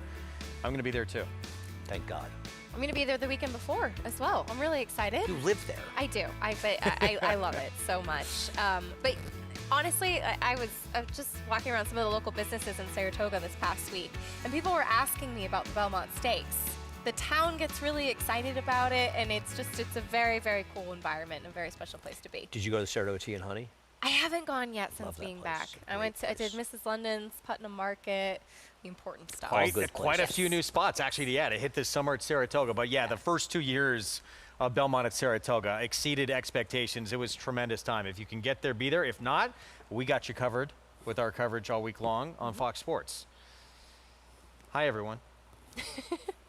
We got the finale still to come. Stars today. 13 minutes away from the race that's going to close out action on this Friday card. 6 furlongs sprinting on the grass in the starter optional claiming field, and that is Willing to Risk It All. Dutrow Barn, Ricardo Santana Jr. rides. Let's go downstairs to Maggie Wolfendale. I'll admit, I was a little surprised to see Willing to Risk It All lit up as the favorite, but when he walked into the paddock, I was also surprised to see what he looked like, because I have never, in my several years of watching Willing to Risk It All, see him appear looking this good before a race. He is a little bit of an awkwardly put together type, but his weight is better than ever. He generally does not carry a lot of conditioning behind the saddle through his hind end. That's a bit better, relatively speaking. His coat has completely shut it out. He's totally dappled. He's usually washed out and nervous. Not the case today. Maybe this is a bad thing, I don't know. But like I said, the impression is far more favorable than what I've ever had of Willing to Risk It All. Now, when it comes to the conditions of the race, though, I'm not sold. Yes, he did break his maiden in a New York bred maiden 40, going 7 furlongs on the turf back at Belmont. He is huge. So nothing about him, at least looking at him as far as confirmation is concerned, says this turn back to 6 furlongs is where he'll be successful. But I can't deny the fact it feels as though Rick has him going better than ever, though I do wonder if people are kind of judging him a little bit more on his dirt races. And to be fair, that standout race 3 back was enhanced by being with the track bias that day on February 11th. Now, the fuzzy in here, I think, is number 2, Bite and Strike for Linda Rice. He is one also that has never gone this short on the turf. You go back to his last turf race, and it was contested over a course that had some give in it, going 1 1/8. So a sharp turn back to the 6 furlongs for this guy. But watching that race, the pace did come apart, and while he got over to the rail early, he started throwing his head from about, a 1/16 of a mile out of the gates till the start of the backside. And then he got settled once he got to 4 or 5 wide, and really got wide around the turn, and even wider when entering the stretch. I don't know what was happening with Joel Rosario there, but it definitely blew any kind of chance he had of finishing that race. Now, Linda automatically goes to sprinting him. And generally, when horses are a bit rank, going longer, I think the best way to assuage that is to turn them back. Therefore, they get more pace in front of them, and they're not fighting the rider. He has been aggressive in here. He is sharp. He's doing all the things you like to see from a horse that is cutting back in distance. So I think he's a little bit intriguing. I did notice that, while it's not a really severe bit, Linda does apply a ring bit to him. I've never seen him before, so I don't know if that is what he usually wears. But a horse that does have the propensity to want to lean out, it's a good bit to use, Greg. 8-1, Bite and Strike. Linda Rice off the claim. Javier Castellano will be aboard. Meanwhile, this is Roland Indo, trained by Amelia Green, who spent the last few years learning under a master Hall of Famer, Todd Pletcher, but now she's proving she can thrive on her own. Since launching her own stable, she has quickly established herself as one of racing's rising young stars.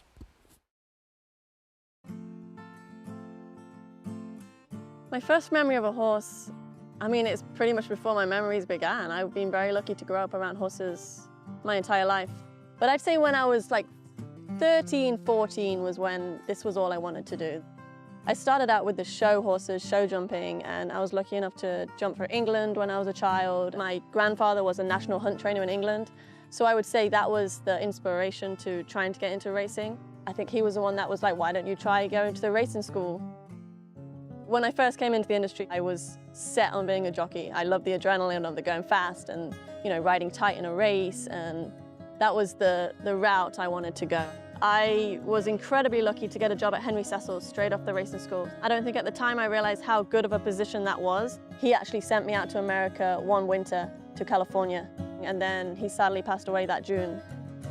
I had a trainer in California, George Papapadromu, that offered to sponsor me for my visa and move out to America. I haven't left working-wise since. Go with Gian if you need to. He should be fine, he's ran already, so regular gallop. You know, I couldn't cut the weight riding races. I'm also a realist, and I knew that I was a pretty average jockey. And then I kind of just plateaued a little bit, and I wasn't really sure what I wanted to do. I spoke to Michael McCarthy, and he said, would you want to go work for Todd Pletcher? And I was like, yeah, I'd love to go work for Todd Pletcher. And so I called him. I think the only thing he said was, when do you want to start? What was great about Amelia is when she first arrived, she didn't want to just ride. You know, she wanted to be involved in the barn and work the hours that the foreman and the assistants work, you know, to learn all the other stuff that goes into preparing a horse to race. You just learn something from him every day. As everyone knows, he's not the most vocal person, but if you pay attention to what he's doing and how he's doing things, it's just a great barn to be in and learn in. I think I first told Todd about, you know, the desire to train on my own like 3 years before I actually did it. My biggest challenge was trying to hold on to her for a couple of years, and you know, I was able to convince her to stay. I think I talked her into another year, and part of the agreement for that year was we would sort of prepare her for some of the things that you need to know when you're training. He was very supportive from day one. I think he learned that from, you know, the Lucas tree, that when someone says they want to do something, he's going to help them get there if he can. You know, the one thing I'm very proud of is not only the success that they've had, but the way that they conduct themselves, the way they represent themselves, and the way they represent the industry. You can take her away from the pony, she's good. But when I left Todd's right after Breeders' Cup, I actually didn't have a single horse in my barn. So straight from the Breeders' Cup, we went to the November sale, and I was lucky enough, I had 2 owners. We bought a filly called On Command and another filly called Wimberley. And that first week, I mean, I did it all myself. I groomed them, I hot walked them, I rode them. That was it, we were up and running. We give it to On Command, Katie Davis. They win the license fee. She's always gonna obviously hold a special place in my heart. The first couple of days I was here, I was driving in the gate and just looking over to the Saratoga track and thinking how cool it was to have a barn here of 35 horses in my first year of training. It kind of took me aback for a second, realizing how lucky I am. You're doing what you always wanted to do with your life, working with horses every day. It's pretty cool.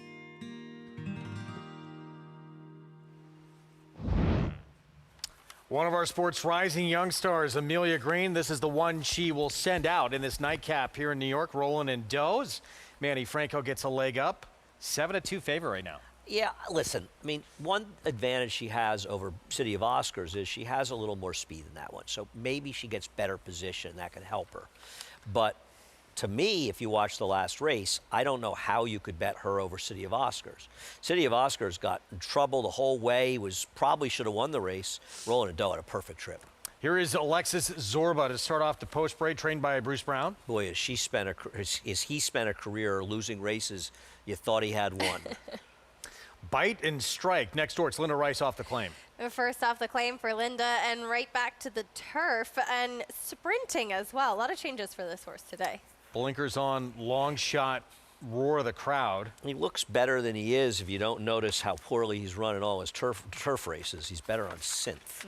Launch control coming out of that Roland and Doe City of Oscars race, and was the speed that day. And I think should be the speed in here as well. He's now second off the layoff and should be able to put forth a stronger performance. I'm betting him to wire the field. Willing to risk it all. It's been competitive, but going longer on the grass. Guess broke his maiden at 7 furlongs in the turf, but I don't know if he's really a sprinter, but he's got the talent. City of Oscars next door, Marcassi Barn, and has Edgar Zayas in the irons. I'm with Andy. I thought this horse had a tougher trip than the current favorite. Was last early. Now, he does not have any early speed at all, which could be his Achilles heel, but I thought he was closing really strongly. Still the favorite. Here's the Amelia Green runner, Roland and Doe. He's improving for Amelia, who wins a lot of races. If he can get the right trip, he can win, but he's going to have to get the right trip, and he can't get a better one than he had last time. First on turf, Go Irish. There was a sibling that was a 3-time turf winner. Irish Warkeye, just 2 for 63 with turf sprinters. Haute Couture broke the maiden 2-back at a mile on the grass. Cuts back in distance, turnbacks on the turf for Chris Englehart. 0 for 13 with 0 hitting the board.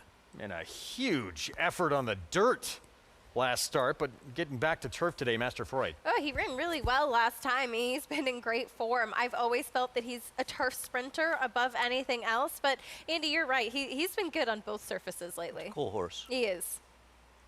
Back to the speedy launch control, 5-1, and that race where he set the pace, backed up to 6th in a 9-horse field against Roland and Doe City of Oscars, who were 2nd and 3rd that day. That was off the bench. Yeah, and it was a race that kind of came apart at the seams. If you look at his form last year, he came off a substantial layoff, and he didn't run that well. He had the speed, and he stopped. It's a 2-1 favorite. What did he do the next time? He wired the field. I'm going to hope that there's a similar pattern. He should be the controlling speed, and if Christopher Elliott, who has struggled a bit on the turf, puts him on the front end, there are no mistakes to be made. Meanwhile, Master Freud, as we touched on, yeah, he has won sprinting on the turf. Impressive win sprinting on dirt last start. It's back to turf today. And I think throughout his career, he's a horse that has done better when he's had a race or two off of the layoff. So the fact that they actually brought him back earlier in the season and was running on dirt, and he comes back off of that big win last time out with Dalila Rivera, I think could set him up well for a big effort today as he gets back on the turf, which I've always felt he's a turf sprinter, but he has some recency, whereas last year, Andy, we had to see him come back off the bench and try to get back into his form a little bit. No, I think he's a cool horse. He's funny, he's usually more forwardly placed on the dirt. Now, I think one of the reasons for that is the paces are often faster on the turf. So if the pace isn't as quick, can he adapt? That's a very good point. Look at the selections, 2 minutes to post in this finale on the Friday card. Proof it's not easy being green. Let's go back to Maggie.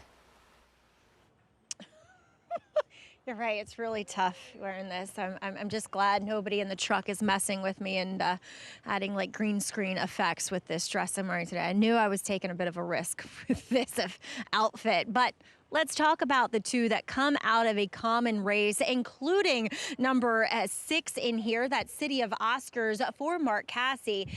I do want him, based upon trips, based upon performances in that last effort. I know he was a beaten favorite, but he was a long way last early. He got in tight at the head of the lane. Then he had to, reroute himself and dove down to the rail and was closing quickly in the latter stages of that race in which Blown Cover just got the jump on him, moving so well out on the racetrack. So that's, sometimes it's hard to be running out on the dirt out at Oaklawn to kind of maintain, your form, your well-being, and it looks like he has. Now, his main rival did finish just in front of him, and he happens to be the favorite in here. Speaking of being green, well, it's easy to be Amelia Green, given the way that her horses perform. And Roland and Doe looks so much better, honestly, than what he did when coming back off that really long extended layoff back on February 13th. His coat's come around, he's stronger, he's moving better, and his first try on the turf last time was good. It was a good effort, but an ideal sort of trip where he was sitting right off the pace, found the seam at the head of the lane, and ran on. So I do think of the two, I'd much rather take the 4-1 on City of Oscars, as we'll take a look here at a horse coming back. It's a big price. Haute Couture. I just want to mention the fact that he needed to be a gelding 2 years ago.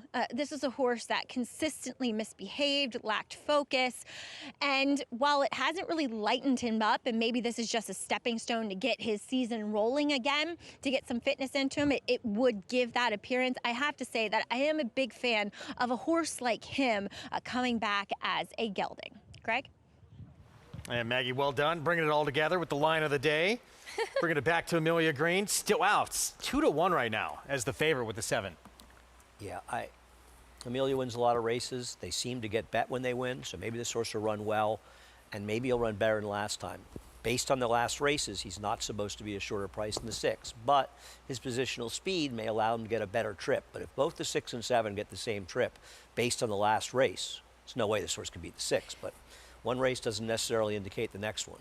And this is a very tricky race, I think. I agree. I think there's a lot of different ways you can go. I'm with you between the 6 and 7 as to who I would prefer coming out of that race. But the one, as we've mentioned, Achilles' heel that the 6 in City of Oscars does have is a lack of early pace. And I think Maggie's horse is a little interesting. The horse Bite and Strike, this is either a very good pick or a very bad pick. But I like those kind of horses at prices.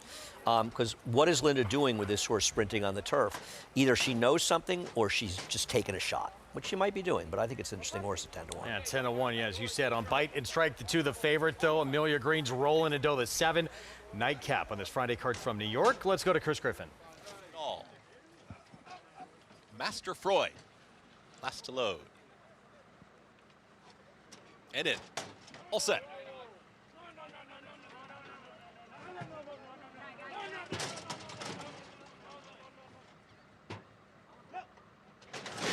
And they're off. Launch Control with that early speed. Just broke outward a little bit, got into the rival, willing to risk it all, and that allows at the rail Alexis Zorba now to take advantage. Alexis Zorba is 3/4 of a length in front of Launch Control, who's the stalking second. At the rail, that's Roar the Crowd, the big long shot in third.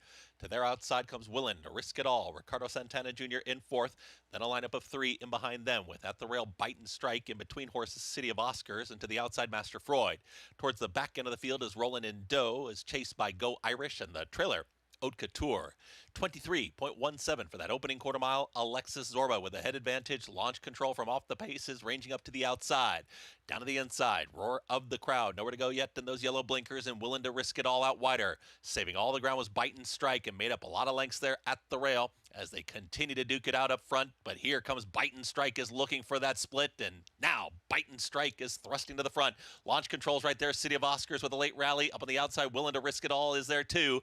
Bite and Strike inside the final 16th is chased by plenty of pursuers, but Bite and Strike will win it. City of Oscars second, then came Roar the Crowd and Willing to Risk It All. Bite and Strike. Linda Rice off the claim with Javier Castellano at a couple of wins today, 9-1. Call by Maggie, and a horse that got a very, very good. Javi's a second terrific ride that Javi's given on the turf, you know, and the other one was somewhat logical. This horse, you know, was a bit of a guess, and Javier, you know, both times, incredibly patient, saving ground and working it out. And tell you what, Linda's had some good success claiming from Bill Mott over the years. She had another one here that did well.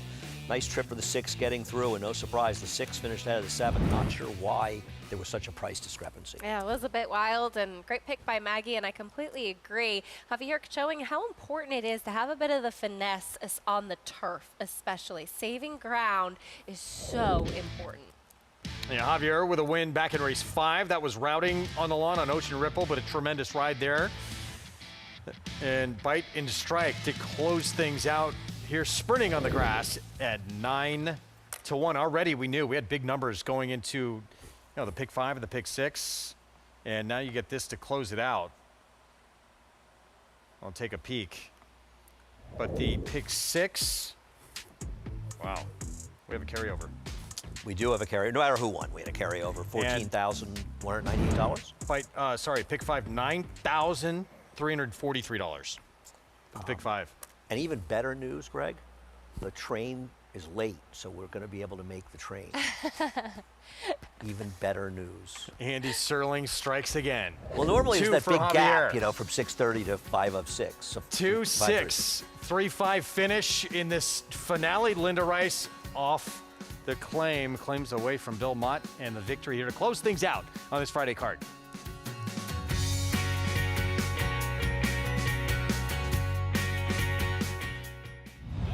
Gunrunner is the sire of 16 millionaires and 12 Grade 1 winners. Last year, he sired $17 million yearlings, including the Keeneland September sale topper. He was the sire of the $2.2 million Keeneland November weanling sale topper as well. Gunrunner was the co-leading sire of 2-year-old Grade 1 winners, including Breeders' Cup Juvenile Fillies winner Super Corridoro. Gunrunner, breed true.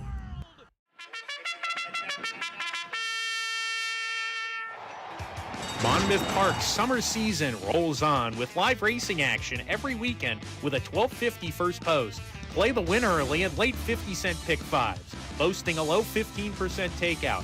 Plus, play our new $3 all-turf pick 3, $3 late pick 3, and $5 late double, all with the same player-friendly 15% takeout. Get in on the action at Monmouth Park Racetrack. City of Light, multiple Grade 1 winner, who posted 7 triple-digit buyers, stands to continue the legacy of his sire, Quality Road, with graded stakes winners, Menti, Chop Chop, and Formidable Man.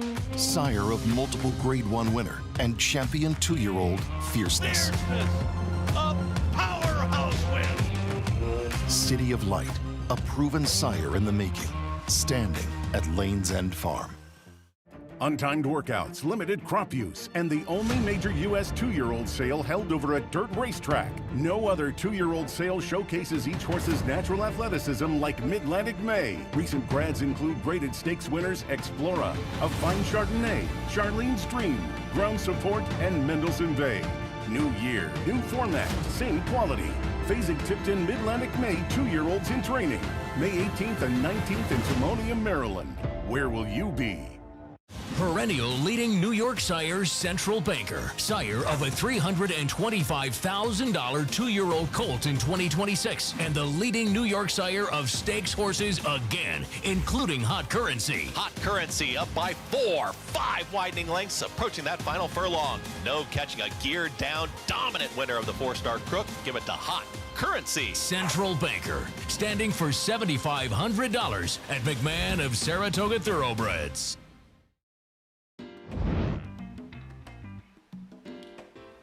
Back with you for our final segment of the program. This Friday afternoon on the eve of the Preakness. Went to Central Park a few days ago. You didn't call me? I live right by. And we were the kids. Could have come over and hung out with you guys. Greg doesn't like I'm a little hurt, Greg. I know, clearly, Acacia. Yeah. You would have called The me. truth comes out. I needed some me time. We've had dinner in my neighborhood. You're not like Greg. I'm happy to see you Bite when I'm and in town. strike. I would love to have lunch with you. We got to make a plan. Bite and strike with a win here in the 8th. Linda, you know, switching this horse, turning back, a brilliant move by her. But I got to tell you, this horse was helped by a sensational ride by Javi.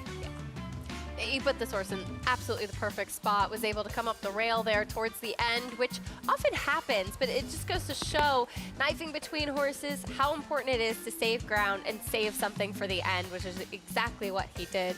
But another St. Williams map, getting back to the turf, and this one does like turf sprinting. And I think what's funny here is that City of Oscar got a better trip this time than Rolling and Joe. Yes. And as opposed to last time, this time that horse got the better trip. So that means you're supposed to bet Rolling and Joe next time? Maybe. By the way, how about the 78-1 roar of the crowd getting third?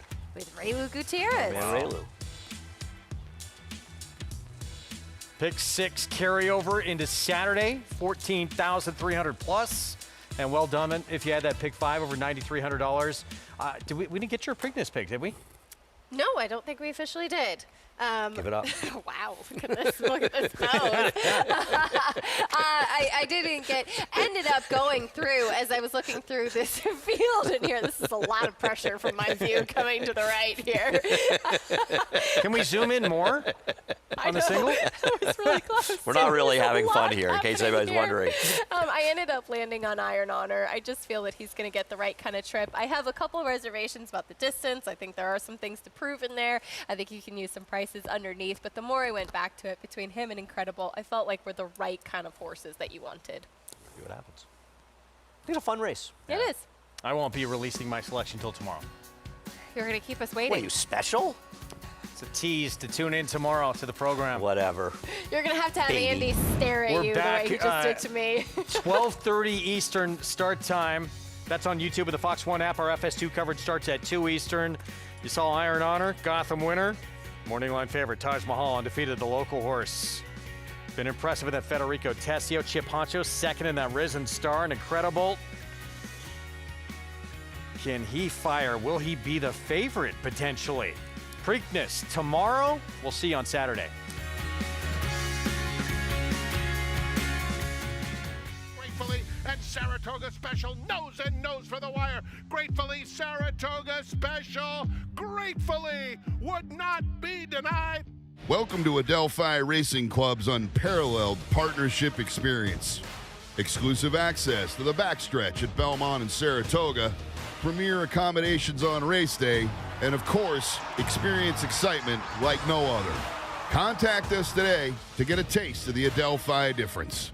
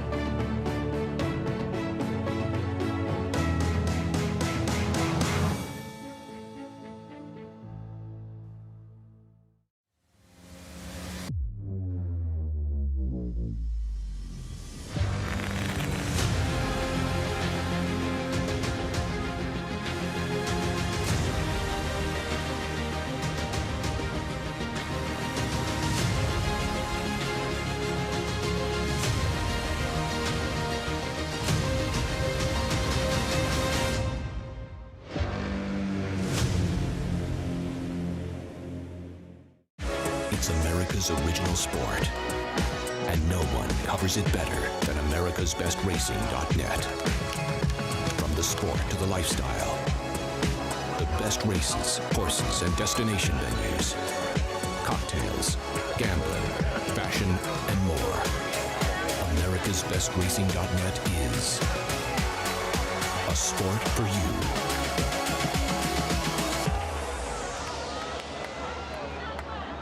Racetrack Television Network brings you every race, from every track, on every screen, every day.